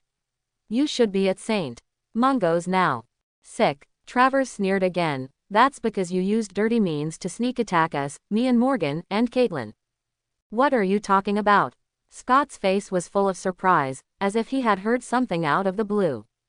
You want to make trouble for me, Travers. He shook his head, but you don't have to find such an excuse. It's not as good as your last statement, saying that you can't stand my eyes. Travers said impatiently. Trollop, there is no one else here, you don't have to pretend to be disgustingly innocent in front of me. Scott shook his head. I don't know what you are talking about, Travers. He is not stupid, so he will not admit what he did secretly in any way. What if the other party has some means to record it? At this time, Travers seemed to have run out of patience. It doesn't matter if you don't admit it. Her pale face has turned red because of anger. But she tried to calm down again, pretending to be high and mighty and everything was under control. I'll just assume it was you who did it. She smiled sarcastically. You don't have to pretend, just think about what will happen to you. But Scott didn't panic. He asked calmly. We are all underage wizards. If we use magic here, we will be monitored by the Ministry of Magic. Of course, don't worry, Trollop, Travers said with a smile. We have a long history of pure-blood wizard families, and we have many things that you mudbloods can't imagine. She ordered the house elf, Park. Yes, master. Park jumped off the stone pier, took out a white bone with carved patterns from his arms, and inserted it into the ground with force. In an instant, Scott sensed a wave of obscure magic power spreading out from the white bone. This is a magic item, and its name is called Severed Arm Bone. Travers said to Scott in a boastful tone. Guess, Trollop, what it does. It can cut off the traces on us in the Ministry of Magic Surveillance. Scott asked with a twinkle in his eyes. You're right, Travers said proudly, it can cut off some contract magic within a limited range, including traces. Scott felt his heartbeat speeding up. That was the feeling of heartbeat. Although it can only cut off for 10 minutes, it's enough. Travers continued. Although you beat the 7th year Strilner, you are stronger than I thought. But under the siege of me and Parker, you can't survive. She raised her wand at Scott, and suddenly a very sick smile appeared on her face. Look carefully, you are quite handsome, Trollop. She looked at him with the eyes of looking at a toy. It's a pity that the muggle blood in your body is too smelly. She said word by word. But it doesn't matter, I will drain your blood and make you a perfect decoration and put it in my manor. Scott sighed. Little girls nowadays are so scary. He reached out and took out the spare wand, and asked as if to confirm, are you sure you are really only 11 years old, and not an adult half-blood fairy? You deserve to die. Travers's small face was grim. Kill him, Parker, she ordered the house elf. A purple-black light shot out from her wand. Severe punishment. At the same time, a blue light shot out from Parker's dry branch-like fingers. Armor protection. Scott waved his wand, and the armor spell formed an invisible barrier. Travers's deformation torture spell and Parker's unknown spell were immediately rebounded. Scott moved quickly, turned around and hid behind a big tree and waved his wand. Fumos. White smoke spewed out from his wand continuously. Since discovering his own magical perception, the smokescreen spell has become a spell that Scott will focus on practicing. It has both obstruction of vision and weak protection effects, and is a spell that is very suitable for Scott to use. Shattered to pieces. Travers' spell hit the big tree, and wood chips flew. But Scott had already left. At this time, Travers and Parker outside the woods could no longer see Scott under the white smoke. Master, don't go in there. Scott heard Parker screaming. That little mudblood has a strong sense of perception.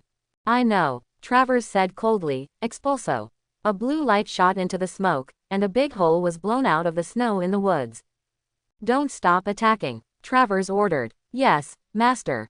A series of spells of different colors intertwined through the smoke, and the sound of destruction continued. At this time, Scott was standing behind an oak tree.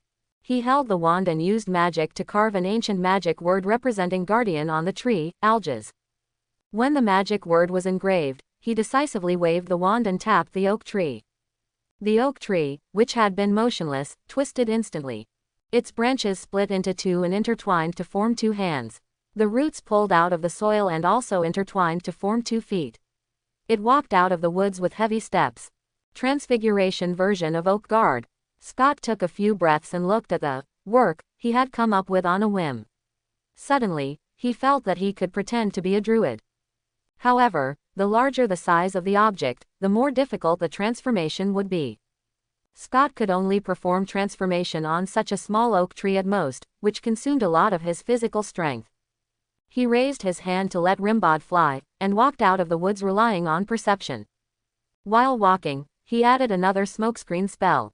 At this time, there was a bang, bang, bang collision sound in front. That was the sound of the spell hitting the oak guard. Due to the existence of the ancient magic rune, the tree that could be easily destroyed became much stronger.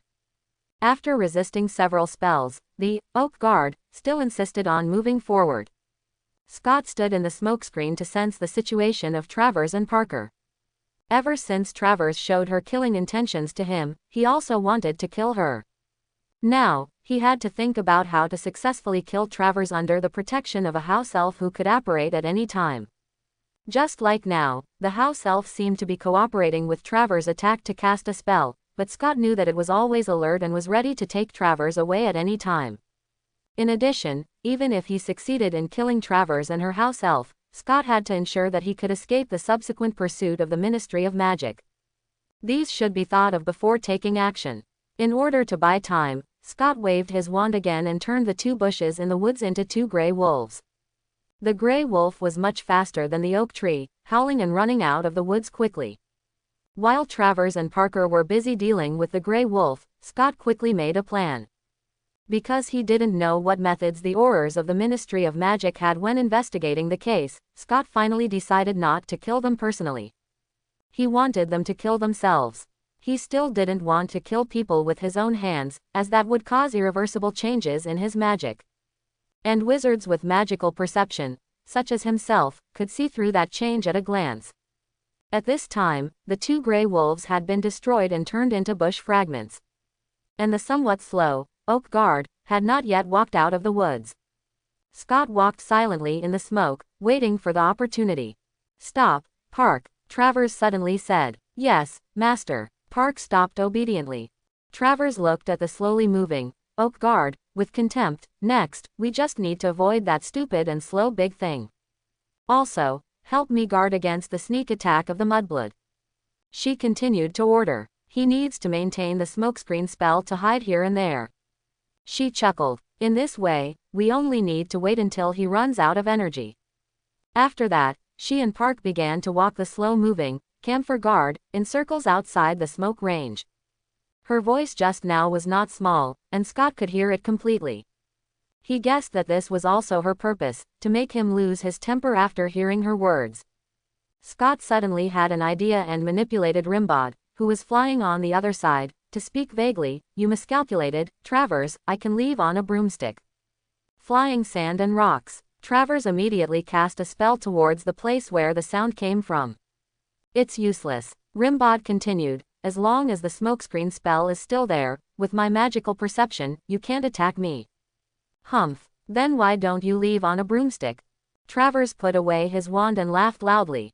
"I know you don't have a broomstick," she said. "I've investigated you." Without waiting for Scott to answer, she continued. "By the way, you also demonstrated another way of flying in school, using transfiguration to create an eagle to carry you flying, right?" She couldn't help laughing out loud. "Why don't you try?" She smiled sarcastically. "You can try. How long can your magic last for such a large-scale transfiguration?" Her voice gradually became vicious. "We will always follow you. You'd better run back to your home." At this time, Scott let Rimod fly to the top of Travers' head, and spoke himself. "I can fly back to Hogwarts." He was standing at the edge of the smoke, not far from Travers. Sure enough, she and Parker attacked at the same time. "You can't do it," Travers taunted, and quickly turned to chant, "Severe punishment." Scott's already prepared armor spell bounced back the opponent's spell again. Travers and Parker hurriedly dodged. At this time, Scott controlled the oak guard to run hard. Impedimenta. Travers turned around and cast an obstacle spell on the oak guard. Faint. Scott took the opportunity to cast a coma spell on her. Parker hurried forward to block with a spell. At this moment, Rimod, who was flying in the sky, suddenly turned into a black shadow and fell straight from the sky at the fastest speed. Its target was one of Travers' eyes. Before she could react, Parker pulled her back a step and stretched out his finger to cast a spell on Rimod. Rimod quacked and dodged flexibly. At the same time, the oak guard suddenly stretched out its 2 arms and smashed them down with its arms closed. Flying sand and rocks. Travers' spell hit the arm of the oak guard. Due to the existence of ancient magic runes, the damage caused was very limited. "Master." Seeing that the huge arm was about to fall on them, Parker held Travers tightly. Now, with full perception, Scott seized the subtle opportunity when Parker was using the apparition.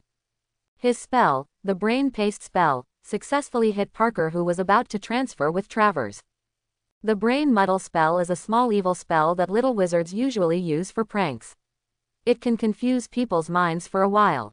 Goal, determination, and calmness. These are the 3 elements for the success of apparition. For Park and Travers, who are apparitioning, a targeted small evil spell is fatal. Park originally wanted to take Travers out of the attack range of the camphor tree guards, but they failed. Part of them successfully reached the destination, the other side of the woods, while the other part stayed where they were. Obviously, they encountered a typical accident of apparition separation. After the split accident, the parts below the waist of Travers and Parker were left in place. Under Scott's control, the oak guard stopped its hands from smashing down. At the same time, the hysterical scream of the house elf came from the other side of the woods. Scott turned and walked towards the part above their waist. At this time, Parker's scream suddenly stopped. Scott walked closer and saw that the house elf seemed unable to accept that his mistake had hurt his master, and had fainted with horror on his face. He didn't walk too close, and looked down at the one-half Travers lying in the snow from a distance of several steps. Trollop. Travers raised his head hard and stared at him. Scott didn't say a word. The pain of the split made her face paler and sweat kept rolling down her face. But she didn't cry or scream. This made Scott look at her with some respect. In any case, Travers was just an 11-year-old girl, and such endurance was beyond Scott's expectations. "Help me connect my body," she said in a threatening tone. "Morgan knows the purpose of my coming out. If I die here, you will become the biggest suspect." At this moment, Scott admired the calmness and will of this little girl. But he still didn't say anything, just looked at her calmly. And Travers saw that he didn't respond, and immediately changed the direction of persuasion. "What do you want?" "Trollop. Whether it's gold galleons or magic knowledge. I can promise you." Scott remained silent. "I will transfer to another school." Travers began to breathe a little. "I will leave England, never appear in front of you again." However, Scott remained unmoved. There was no emotion on his face, just watching her struggle calmly. Travers finally began to collapse. "Such a look again," she cursed with all her might. "A mudblood like you, how dare you look at me, a noble pureblood, with such eyes?" She opened her mouth and breathed in the cold air, like a fish starved of oxygen. "You should be very proud. You won. You beat me, the heir of the Travers family. If it weren't for carelessness. House elves are really untrustworthy." She kept muttering to herself, her voice getting lower and lower. "Why don't you speak, Trollop? Why don't you show off? Why don't you mock me? As long as you say it. You killed me. You won again." She suddenly laughed miserably. Blood flowed from her mouth, dyeing her teeth red. Watching the dying struggle of an 11-year-old girl with only half of her body left, it gave Scott a great shock. In his past and present lives, he had never faced such a scene. But he forced himself to watch intently. He wanted to watch Jasmine Travers walk into death. He wanted to make himself remember that this world is not a fairy tale. Becoming a wizard in this world, he will experience more cruel aspects that he has never experienced in his original life. At this time, the smiling Travers seemed to have given up struggling. "You are so cautious, Trollop." Her voice was almost whispering at this time. "Let me tell you." But Scott still did not choose to step forward. He asked Rimod to fly to Travers' side as a transit station, and pass her whispers to his ears. "The Travers family has a magic item used to curse the enemy. It will give a vicious curse to anyone who kills Travers. I was killed by Park's apparition. But, if you say something like you killed me, I can make the curse come true on you. It's a pity. You are too cautious." Hearing this, Scott couldn't help but raise his eyebrows slightly. Sure enough, whether it is a righteous or a villain, or a passerby, there is a possibility of dying from talking too much. "Are you curious? Why I told you all this? This is the secret hidden by the pure blood families. No one knows what kind of trump card the other party will have. Remember, pure bloods are not so easy to defeat. You are different from wizards like Dumbledore. You are more selfish, no bottom line. You can let me die without any worries. You are a proud guy. You are a mudblood. One day you will fight with other pure blood families." She raised her voice again and laughed twice. "Since the Travers family has no future, others should not think about it." She lowered her head and was completely motionless. Scott waved his hand, let Rimod fly back to his shoulder, and turned to walk to the other side. Avada Kedavra. A dazzling green light came from behind him. Scott rolled in the snow and dodged the killing curse in time. He stood up and patted the snow on his body, while looking at Travers, who was staring with eyes wide open and unwilling to close his eyes. Want to sneak attack me? He couldn't help but whispered, want to kill me with a little health? I'm just preparing for this. His magical perception has never left the girl and the house elf. Scott stood there quietly until the house elf died completely, and then he really started to act. He wanted to rearrange the scene and remove all traces of the battle. He wanted to make people who saw the bodies of Travers and Parker preconceived that they died from unsuccessful apparition. This kind of thing is not uncommon in the magic world. Scott walked to Travers' body and looked down at the wand in her hand. After thinking about it, he bent down, pinched her arm holding the wand with his gloved hand, and turned it in a direction so that the tip of her wand was aimed at Parker. In this way, the last killing curse could be justified. After doing this, Scott stood up. He first let the Oak Guardian return to where it originally grew, and then used the restoration spell to undo the transformation and turn it back into an oak tree. Then, he began to use the repair spell to restore the damaged land and stones in the woods, and the growth spell to restore the damaged plants to lushness. During this period, he deliberately came to the edge of the woods and dug out the magic item that Parker had inserted into the ground, broken arm bone. But he didn't have time to look at it more, and put it into the deformed lizard skin bag first. Then, he took out a brand new flying broom from the leather bag. Of course he had a flying broom. How could he not carry such a useful escape artifact with him? It's just that no one knows that he has it so far. Scott flew low after getting on the flying broom, sweeping away all his footprints on the snow with branches. Finally, he used magic to transport snow from other places. He still rode on the flying broom and sprinkled a layer of snow evenly on the woods and the surroundings. Then he flew a little higher. Looking at the scene he had cleaned up, he nodded with satisfaction. Finally, Scott hovered in the air and took out a piece of ebony from his pocket. He took out his wand and used his magic to carve an ancient magic rune on the ebony. That was Pertho, which represents magic. He injected his magic into the magic rune, and the wood block trembled slightly. Scott held the trembling wood block in one hand, and under the guidance of magic perception, he slowly flew a few circles in the forest. The remaining magic power belonging to him at the scene was absorbed by the magic rune and completely disappeared.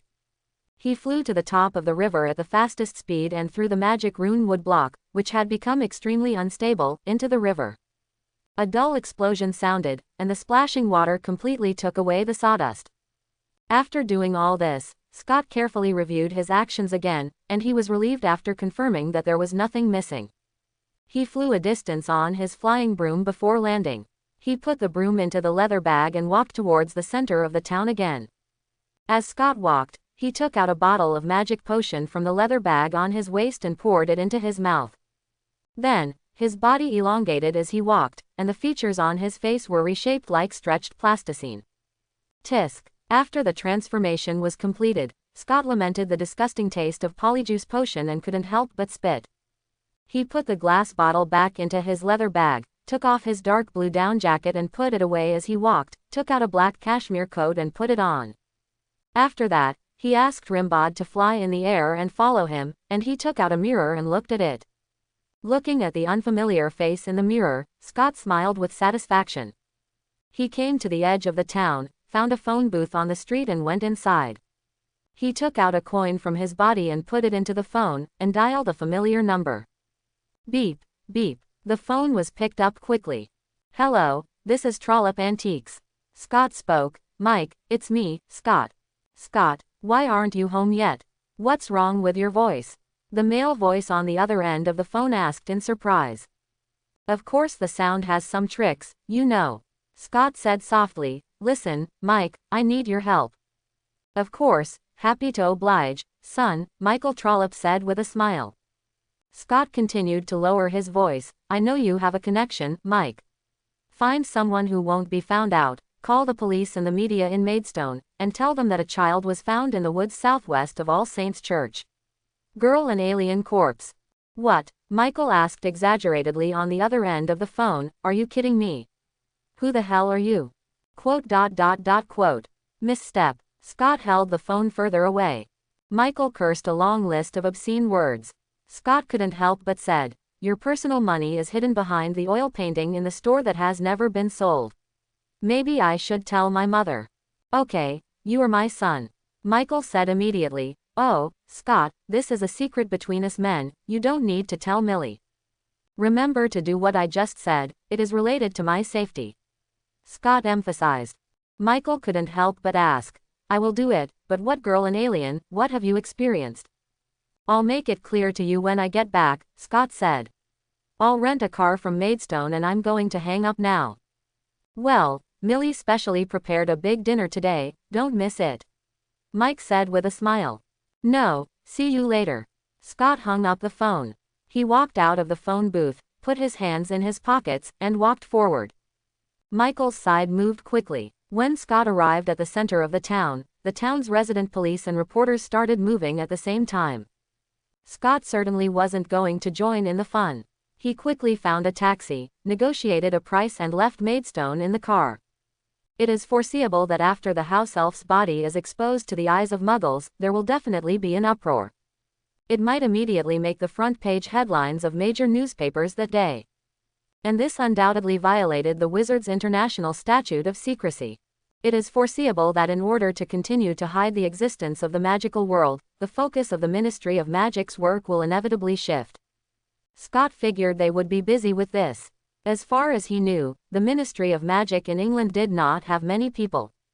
The Memory Cancellation Command of the Department of Magical Accidents and Disasters and the Muggle Concern Committee are too busy to handle alone. Faced with such a major incident, the Minister of Magic will inevitably dispatch other departments to help, especially the Auror Command of the Department of Magical Law Enforcement. In this way, they may not have so much energy to carefully investigate the deaths of Jasmine Travers and the House Elf. Although Scott handled the scene and did what he could, he didn't feel safe. After all, he was just a wizard apprentice who had only been exposed to magic for more than 3 years, and he did not fully understand the methods used by Aurors to investigate cases. So he resorted to the strategy of, lest the world be in chaos. He didn't know if it was useful or not, but at least it could involve most of the Ministry of Magic's energy, adding a layer of insurance for him to hide himself. Scott sat in the back seat of the car, leaning on the cushions and watching the scenery passing by outside the window. It wasn't until this moment that he had time to think about one thing. He caused a man's death. Even though he had thought about this issue before enrolling in Hogwarts, even though he had been mentally building himself up. In the magical world, which is not peaceful now and will start war in the future, there is a high possibility that he will experience murder. But after actually experiencing it, he realized that those assumptions were useless. He could watch the girl die for the sake of his own survival, but he still couldn't accept it calmly. Scott closed his eyes. He knew he had to let this thing go, he couldn't leave a gap in his heart. That would most likely also cause his magic to change. 30 minutes later, the taxi drove into its destination, Hastings. Scott, who had been keeping his eyes closed, opened his eyes. His eyes were as transparent blue as before. After handing the banknotes to the driver who had no communication during the entire journey, he got out of the car and ran directly to the restroom of the fast food restaurant nearby. It's almost time for the polyjuice potion. When he came out of the bathroom, he had returned to his true self. Hastings is a grey seaside town famous for the Battle of Hastings in 1066. Scott walked all the way to the old town on the cliff by the sea. He walked to the antique shop with the trollop signboard in a familiar manner, stretched out his hand and pushed open the door. Jingle bell. The brass bell hanging on the door rang. Rimod, who had been flying all the way through the air, fell down and still rested on his shoulder. Scott walked into the store. A very familiar scent of incense hit my nostrils. In the crowded space, a man sitting behind the counter smoking a cigarette raised his head when he heard the bell. He looks to be in his 30s or 40s, has the same black hair and blue eyes as Scott, wears a pair of gold-rimmed glasses, and has 2 very old-school-looking beards above his lips. Mike. Scott walked over to him. Scott. Michael stood up, put out his cigarette, stepped out of the counter and hugged his son. Are you okay? He patted Scott on the shoulder. To be honest, I was shocked by you today. Etc. He turned around and picked up the coffee pot from the wooden stand next to the counter and poured 2 cups of coffee. He walked to the small display window with the cup in hand and placed the cup in his hand on the mottled small table. Come on, since you're underage, you should share your experience with me, son. He turned to look at Scott, the two mustaches on his lips trembling. Then I will judge whether your experience is suitable to tell Millie. All right. Scott shrugged his shoulders and walked over to sit down. After drinking a cup of coffee, Scott tried to explain all his experiences this semester as briefly but clearly as possible. After listening, Michael's expression looked a little complicated. He couldn't help but light up another cigarette and take a puff, then looked up at Scott. Through the rising smoke and reflective glasses, Scott couldn't see clearly what he was looking at. Michael said softly, "You know, until today, I thought you only looked like me in hair color and eyes, and your personality was more like your mother." Scott knew what he meant. Michael looks like an old-fashioned gentleman on the outside, but is actually a gangster on the inside. His education is a high school dropout.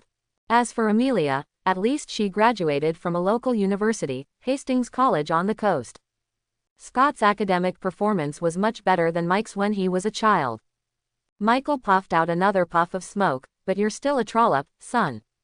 He couldn't help laughing. Scott looked at him with half-lidded eyes. "Is this funny?" Michael grinned and said, "We are descendants of the Normans who followed William I to conquer England in the Middle Ages." He pointed to the ground. "The battle happened right here, beneath our feet." Scott continued in a deadpan, recitative tone, "The Normans are descendants of Vikings, descendants of pirates." He looked up at the choked Michael and asked with a smile, "You always go back to the source. Why don't you start from a closer place?" Michael turned his head and pretended to look at the unchanging scenery outside the window. But Scott didn't stop. "My great-great-grandfather was a smuggler. My great-grandfather was a smuggler and intelligence dealer. My grandfather was a smuggler, intelligence dealer and antique shop owner. As for my father," he shrugged. "It's a pity that he couldn't carve out a new career based on his grandfather's foundation, except for being a school dropout when he was young. Oh no," he pretended to react again, "now he has even lost the two professions of smuggler and intelligence dealer." "Hey," Michael raised his hand to take off his glasses, turned his head and looked at him dissatisfied. Scott still kept talking. "My father, Michael Trollope, was just an ordinary antique shop owner." He spread his hands again and tilted his head. "It's a pity, isn't it? He is also a descendant of the Vikings. Maybe he can pick up the career of his youth to prove it." "Hiss," Michael gasped. He put his glasses on the table, put the cigarette between his fingers into the ashtray, and lit the ashes. "It seems that in terms of eloquence, you are still more like Millie," he said funny. Scott curled his lips. "I will tell my dear mother this comment." "Let's get back to business," Michael said seriously. "I didn't expect the racial discrimination in your college to be so serious, and now your kid is still carrying a human life." "As expected of the wizarding world, huh?" Scott said. "To be honest, I thought your reaction would be more intense after hearing what I experienced today." "What do you think I would do?" Michael said in an exaggerated tone. "Panic like a fool, or accuse you of being overly defensive. Don't make trouble, I'm your father." He acted like, "I've seen big winds and waves," as if this matter was not worth mentioning to him. Scott almost believed it, if he hadn't seen that Michael's face was paler than usual, and that the thumb and index finger of his right hand were rubbing together. But Scott didn't expose him. "I don't know." Scott shook his head. "Maybe you accepted it too easily, so I feel a little awkward." "Ha ha ha ha." Michael laughed and stood up, spreading his arms. "Perhaps my young man is still a little scared and needs another comforting hug." Quote. Scott refused with his eyes. "Well, it seems you don't need to." Michael took his hands back and sat down. "What do you think?" he asked in a low voice. "Why not just destroy the body and eliminate all traces?" "No, I can't touch her body. Who knows what clues may be left behind." Scott shook his head. "And if it disappears? The more secretive it is, the more attractive it is to explore, isn't it?" Michael said. "According to you, the girl revealed her purpose of leaving. Whether she is dead or missing, you are suspected." "No, there is a difference," Scott explained. "In the current state, in the eyes of wizards, the most likely cause of the girl's death was the failure of her servant to disapparate. He emphasized, of course, this is also a fact. I think this fact must be put on the record. He continued his analysis. If the body is destroyed and no traces are left, I, as the target of her outing this time, will most likely become the #1 suspect in her disappearance, and will be the focus of the Auror's investigation. After talking to Michael and watching his father try to comfort himself in alternative ways, Scott's mood has improved a lot. It's better to make a fuss like this and cause some trouble to the Ministry of Magic during the Christmas season, he said softly, so that they won't focus on me. Michael threw away the cigarette butt, took a handkerchief from his pocket, wiped his glasses, and put them on again. He muttered, maybe you're a genius at crime too, Scott. After looking his son up and down, he leaned closer and asked quietly, are you sure this is your first time doing this kind of thing? What? Scott looked at him confused. I mean, David, Michael said quietly, David Ward, who disappeared 8 years ago. I remember that boy had a fight with you before he disappeared. Quote. Scott stared at Michael again with half-lidded eyes. Did you throw him off the cliff into the sea? Michael asked again. Scott said angrily, 8 years ago, I was only 6 years old, Mike. It's nothing, Michael said nonchalantly. When I was 7 years old, I also planned to throw the old boy Thomas across from me into the sea. Scott rolled his eyes, but you are 37 years old, and Thomas is still alive and kicking. Before Michael could speak again, he added, if your memory is correct, you should know that 8 years ago, David sneaked onto a neighbor's fishing boat and disappeared. He came back with the fishing boat 3 days later. Quote. I know, I thought you used magic to create a fake David. Michael quibbled. He looked at Rimod, who was resting on Scott's shoulder, just like you made this bird. Quote. Scott was simply shocked by his imagination. Magic can't create humans, he said with emphasis, and I didn't know magic at that time. Even now, I can't do it. I'm not Merlin. Okay, joke over. Michael put on a serious expression. I want to say, Scott, are you sure you want to stay in the wizarding world? He asked, looking into Scott's eyes. It doesn't seem friendly or even peaceful right now. His inquiry at this moment was undoubtedly very serious.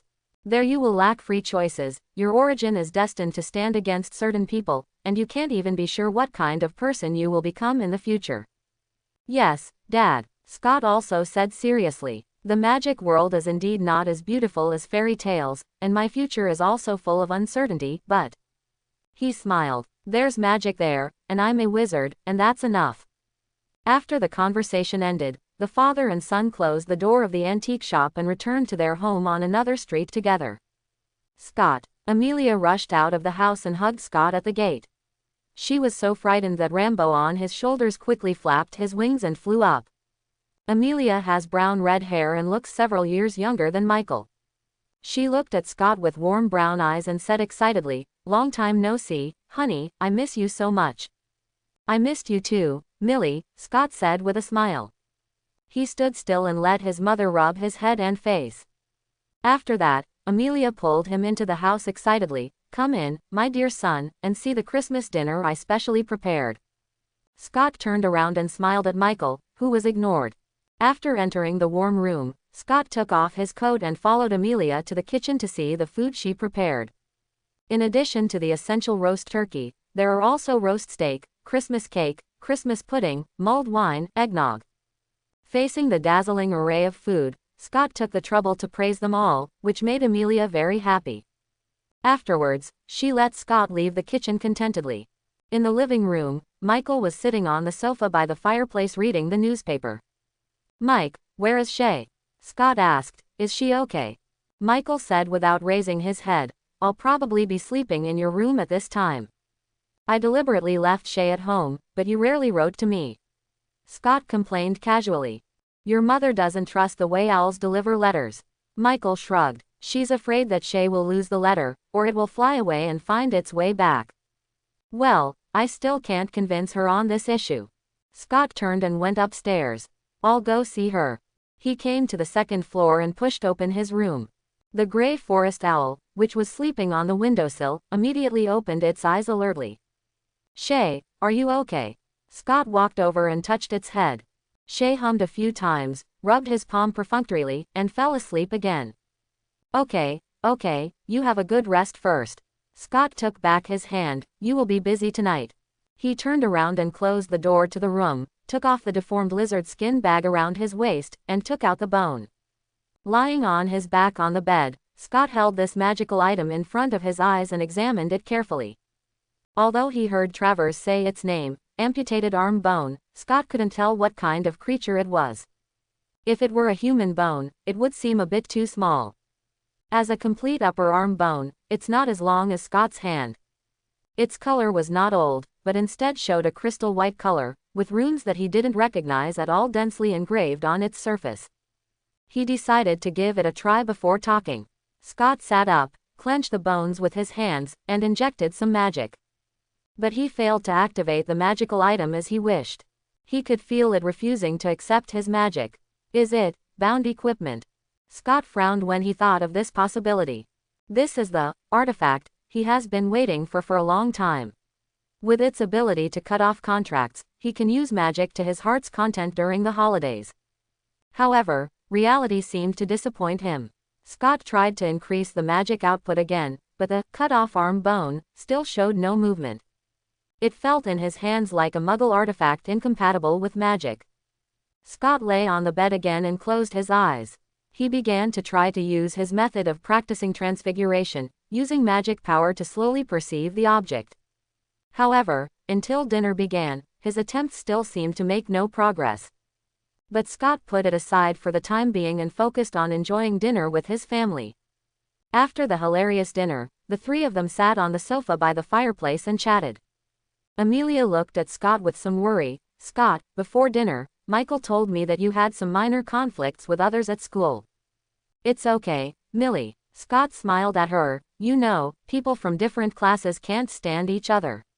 This is an English characteristic, and wizards are certainly no exception.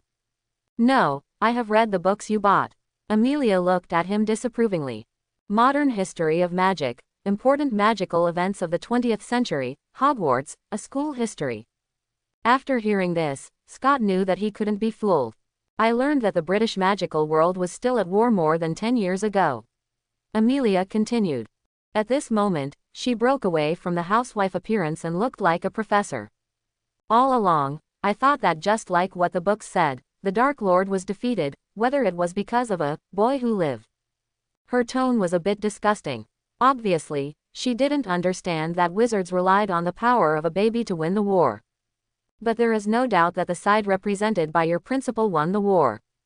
Next, her tone began to sound questioning again.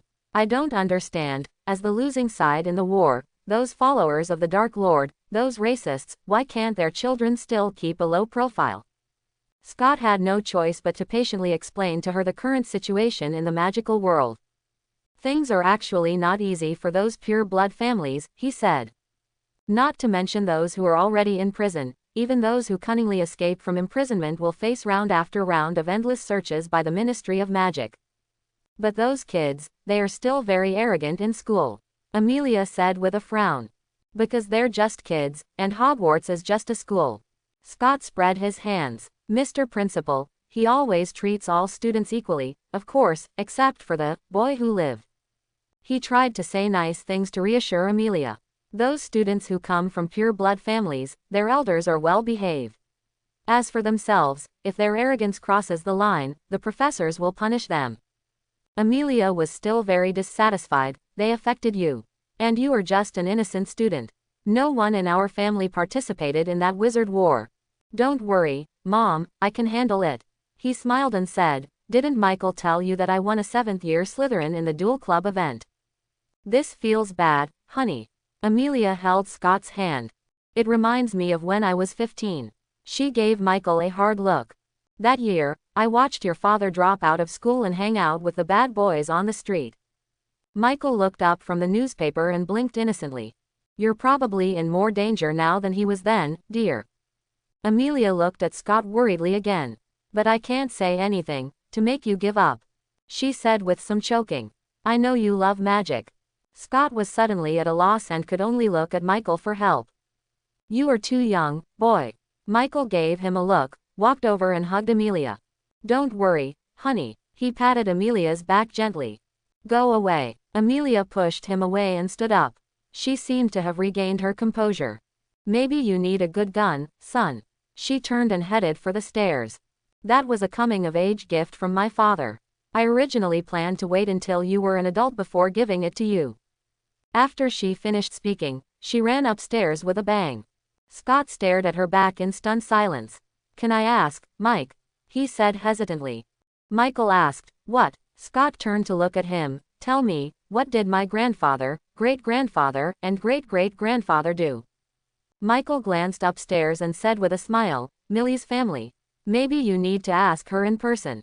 He avoided answering Scott's question, sat back on the sofa, picked up the newspaper and continued reading. Quote, I asked her when I was a child, but she said that all her family members died. Scott said helplessly, I can see that she is lying. In response, Michael just shrugged his shoulders and said that he could not help. Scott looked at his reaction and gave up the idea of seeking answers from him. At the same time, he began to think. First of all, he still knew Amelia's last name before Marriage Hill. Also, Michael actually mentioned family just now. But the last name Hill is actually quite common in England, and Scott couldn't think of any answer. At this time, Amelia ran down from upstairs again. She handed a silver and black pistol to Scott. HK-P7 pistol, the most representative product of the pistols produced by the German HK company in the 1970s. She introduced it like a treasure. It uses 9mm parabellum bullets, with an initial velocity of 350 meters per second, a 13-round magazine, and an effective range of 50 meters. It has low recoil, and is safe and accurate. Scott held the pistol in his hand and looked at it skillfully. So, you asked me to join the shooting club a few years ago just for this day. Sorry, dear. Amelia smiled guiltily. Although your father is now only focusing on the antique shop business, your background, may still bring you some trouble. Scott looked at her. As far as I know, the trouble left by my grandfather is not a trouble. It seems that the real trouble comes from the Hill family. Just maybe, Amelia emphasized. Well, maybe. Scott took the pistol apart and looked at it, and found that Amelia had taken good care of it, and there was still a full box of bullets in the magazine. He raised his eyes again and asked, Then can you tell me about your family, dear mother? Amelia felt even more guilty, and she said awkwardly, Maybe you have heard of the name Billy Hill. Scott recalled and found that he seemed to have some impression of this name, but he couldn't remember it for a while. He turned his head to look at Michael. Michael glanced at Amelia first, and then spoke after seeing her nod. Billy Hill, the biggest gang boss in the London underground world from the 1950s to the 1960s, once competed with Jacksport for territory and won. He glanced at Amelia again and added, It is said that he was born in a family of thieves, and more than 20 family members are all gang members. Quote, I remember it. Scott felt a little incredible. I have read about his deeds. That's my grandfather, Amelia said a little embarrassedly. Later he retired and lived in seclusion in Spain. I returned to the UK after my grandfather died when I was 10 years old. In other words, your grandfather has long since quit. After so many years, where did the trouble come from? Scott asked, puzzled. Amelia smiled awkwardly. My grandfather took something with him when he left London. Scott raised his eyebrows. What is it? A map, Amelia said. Map, treasure map? Scott asked curiously. No, Amelia said, it's the Rees map. Rees map? Scott asked. The map that showed the Antarctic continent in 1513. In the 1920s, when the Turks were cleaning out the artifacts from the Byzantine period, they accidentally discovered an ancient map drawn on parchment, which was drawn in 1513. This map has caused a long-term controversy in the world. People found that the Antarctic land drawn in light colors below the map showed Queen Maud Land, which was not covered by glaciers and the crisscrossing inland rivers. However, Antarctica was not officially discovered by humans until 1820, and Queen Maud Land was covered by glaciers for at least 10,000 years. Scott has read this anecdote and believes that the map is likely to be drawn by a wizard. Amelia nodded. My grandfather took the original parchment by chance. But copies of this map can be found everywhere, Scott said. Amelia lowered her voice. Only a few people know that the pattern on the map has ever moved. Scott's eyebrows raised higher. That should be the work of an ancient wizard. At this time, his curiosity has exploded. You should have told me earlier, Millie. He said excitedly, there may indeed be a secret in that map. At this moment, Scott's mind has been flooded with game terms such as large copy, ancient ruins, and wizard's secret realm. That's it, I don't want to tell you. Amelia reached out and pinched Scott's face. I'm afraid that one day you will go on an adventure without telling us. Scott raised his hands in surrender. No, I won't take risks easily, so where is the map? My grandfather was studying that map before he died, and he even wanted to go to Antarctica. Amelia said unhappily. It's a pity that his body didn't allow him to do that, and he didn't gain anything until he died. Did he take the map to his grave? Scott asked. No, he gave it to me, his favorite granddaughter. Amelia said with a smile, but I won't give it to you until you come of age, dear. Okay. Scott's mood also calmed down. It just so happens that I won't consider traveling before I come of age. Anyway, Amelia said seriously, Grandfather said that there may be some people who know the map and even covet it. Scott nodded to show that he understood. But so many years have passed, and nothing has happened. Amelia laughed again. Maybe Grandfather's words are a bit exaggerated, or those people have given up. Still be careful, Scott reminded. Of course, I only told you and your father about this. Amelia said. The conversation about his mother's family came to an end for the time being. Scott felt that what he had experienced this day was a bit overloaded. He decided to send out the Christmas gifts he prepared for his friends first. He went to the kitchen to cut some beef and came to his room on the second floor. At this time, Shay had already woken up, staring at Rimod in the tree outside the window with his big golden eyes. Scott carried the plate of beef to the windowsill, and Shay chirped twice in gratitude, lowered his head and began to eat. Scott took out the gift he had prepared from the deformed lizard skin bag on the table, a stack of small photo frames the size of a palm. He used the splashing color method to draw a small portrait of each of his friends, just the right size to fit into the photo frame. Among them, Roger, Fred, and George were all in the Quidditch game, and Milton was playing the cello. As for Eddie, in order to take care of his face, Scott also specially drew him reading a book. In addition to these friends, he also drew a picture for Luna, which showed the back of a little girl in a nightgown sitting on the windowsill. The morning mist he saw when talking to Luna that morning gave him the inspiration for splashing color. In addition to the gifts prepared for Michael and Amelia, these were the only gifts he made by hand, and the others were orders in exchange for money. Since he couldn't use magic after leaving school, he took time to secretly draw and make these before the holiday. Scott took out some colored paper and began to wrap these paintings. He would ask Shay to deliver them all tonight. Shay, who had become lazy by habit, was still feasting, and he didn't know what work he would face tonight. On Christmas Day, Michael knocked on Scott's door early in the morning and woke him up. Today's newspaper. After getting Scott's response, Michael walked into the room with a stack of newspapers. I got the Kent newspaper on purpose. He handed a local Kent newspaper to Scott, who was sitting on the bed. Scott reached out to take it and unfolded it, flipping through it again and again, but found that the front page headline did not contain what he wanted to see. It seems that the Ministry of Magic is very fast, he said. It should be intercepted before the newspaper is published. Scott. At this time, Amelia's call came from downstairs. Your professor is here. Scott looked up at Michael. I'll go downstairs to greet the guests for you. Michael winked at him. Come down after you change your clothes. Watching Michael turn around and leave the room and close the door, Scott rubbed his face and got up to wash. While brushing his teeth, he looked at his face in the mirror and slowly adjusted his mentality. When he changed his clothes, the expression on his face had completely calmed down. Walking out of the room, he looked at the living room at the stairs. Michael and Amelia were talking to Professor Flitwick and two strange wizards. The moment he saw Professor Flitwick, Scott couldn't help but breathe a sigh of relief. Although he felt a little sorry for Professor Flitwick, Scott really felt that he was much easier to deal with than Dumbledore. Professor Flitwick, he ran downstairs quickly. Why are you here? Professor Flitwick smiled and waved at him. Merry Christmas, Scott. I'm sorry to bother you so early in the morning. You're too polite, Professor. Amelia said quickly. Scott told us that you gave him a lot of help and care, and you are the most respected professor in the school. Oh, don't say that, this is what I should do as a professor. Professor Flitwick looked very happy. Professor. Scott walked up to him and looked at the two wizards sitting next to him. What happened? He showed a questioning expression. Who are these two gentlemen? Oh, let me introduce them. Professor Flitwick jumped off the sofa. These two are Aurors from the Ministry of Magic, Mr. Shacklebolt and Mr. Williamson. Aurors. Scott was very surprised, but he greeted the two Aurors politely. Hello, gentlemen. He was even more surprised when he looked at them. Oh, you don't look well.